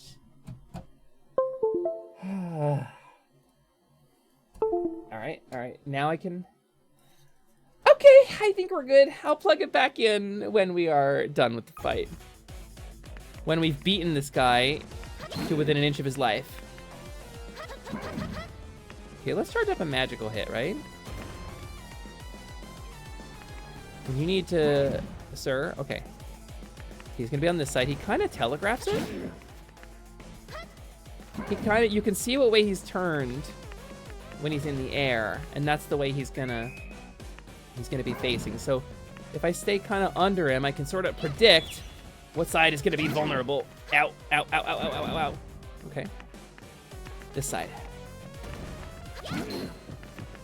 Alright. Pepe Le Pew, protect me! Okay, okay. Wait, those persist. Okay, okay, okay, that's actually really bad. When do those go out? Okay. Alright, so far so good. Let's just get not... How would I get up to those? Those hearts there. Okay. This one. I think we're doing pretty good. Gang, I don't want to jinx myself, but I think we're doing pretty good. Okay. So that one is... That's a shorter jump. Oh, Pepe Le Pew, come here. Oh, there are shadows. Pepe Le Pew kind of animation locked me. I'm just gonna use the elixir. It's fine. We'll heal after this fight. Yeah, I'm not gonna look at you, but I'm gonna smash you. I can't bear to look at the violence I'm committing. Why are flames associated with violence? We carried you through the ice age. We kept you alive. Okay. Magical hit. Magical hit. Fuck up his magical shit. Oh, wait. What? Oh, God. God, there's a second phase. Okay. I don't love this.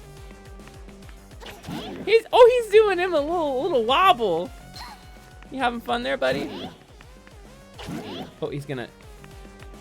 Oh, he's doing the Lalafell panic. All right. Sir, wait. Sir? Okay. Is he gonna slow down ever? Is this real life? Is this forever? Okay. Sad he didn't get like dizzy and have like a weak spot in there. I feel like that would have been really fun. Okay. Can I charge up a magical hit? Can I do the... New title acquired. Surprise second phase. Listen, every day of my life is a surprise second phase. Every day of my life, Bagel. All right. And then, are we done? Are we done? Did I get him? Yeah! Okay, we did it. I can rehook up my thingy because I don't gotta. Oh wait, I wanna get these coins. I wanna get the coinus. No! Okay, it's fine. Every day I wake up. Wait, is that the...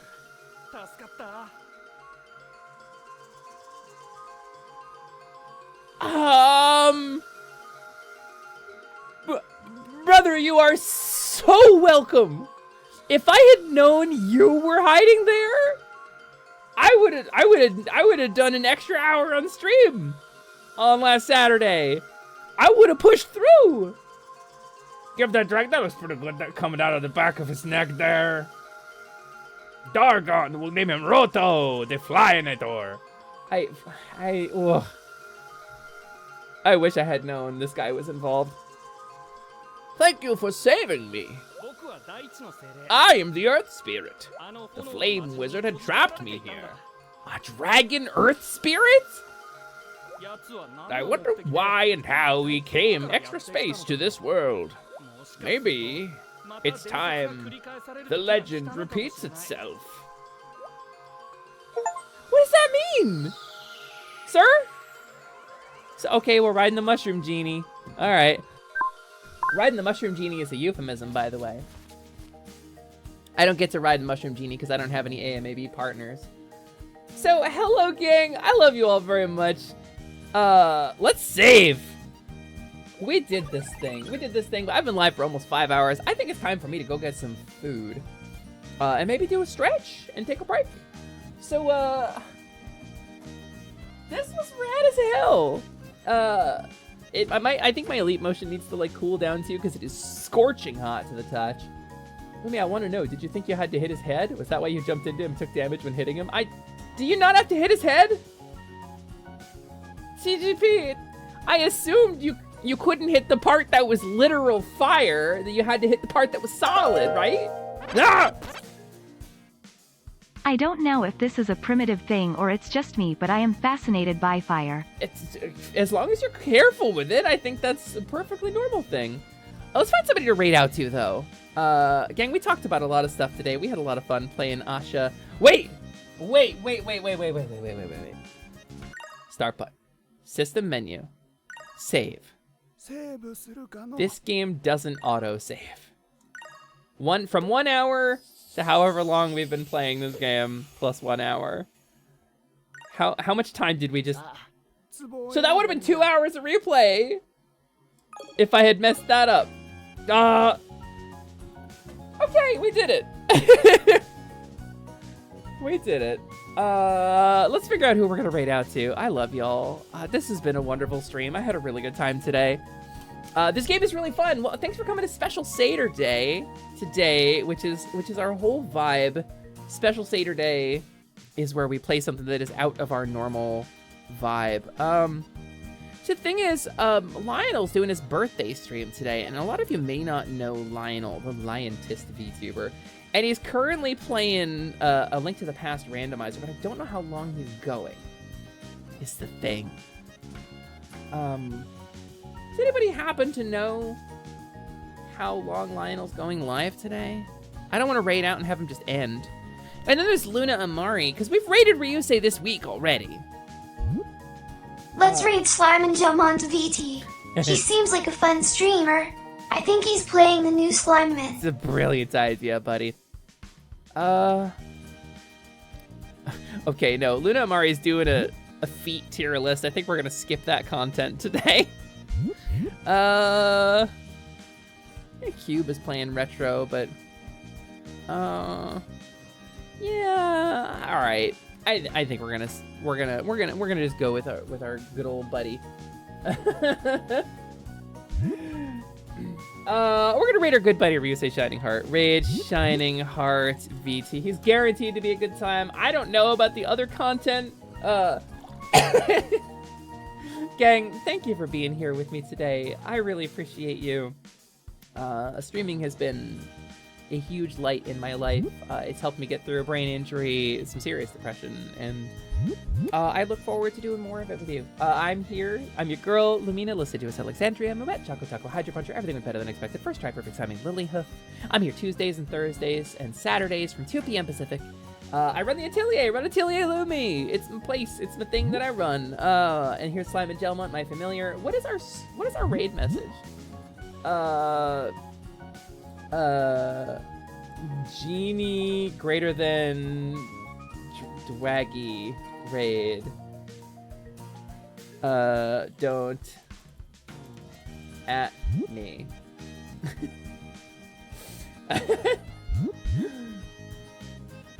No, that's too mean.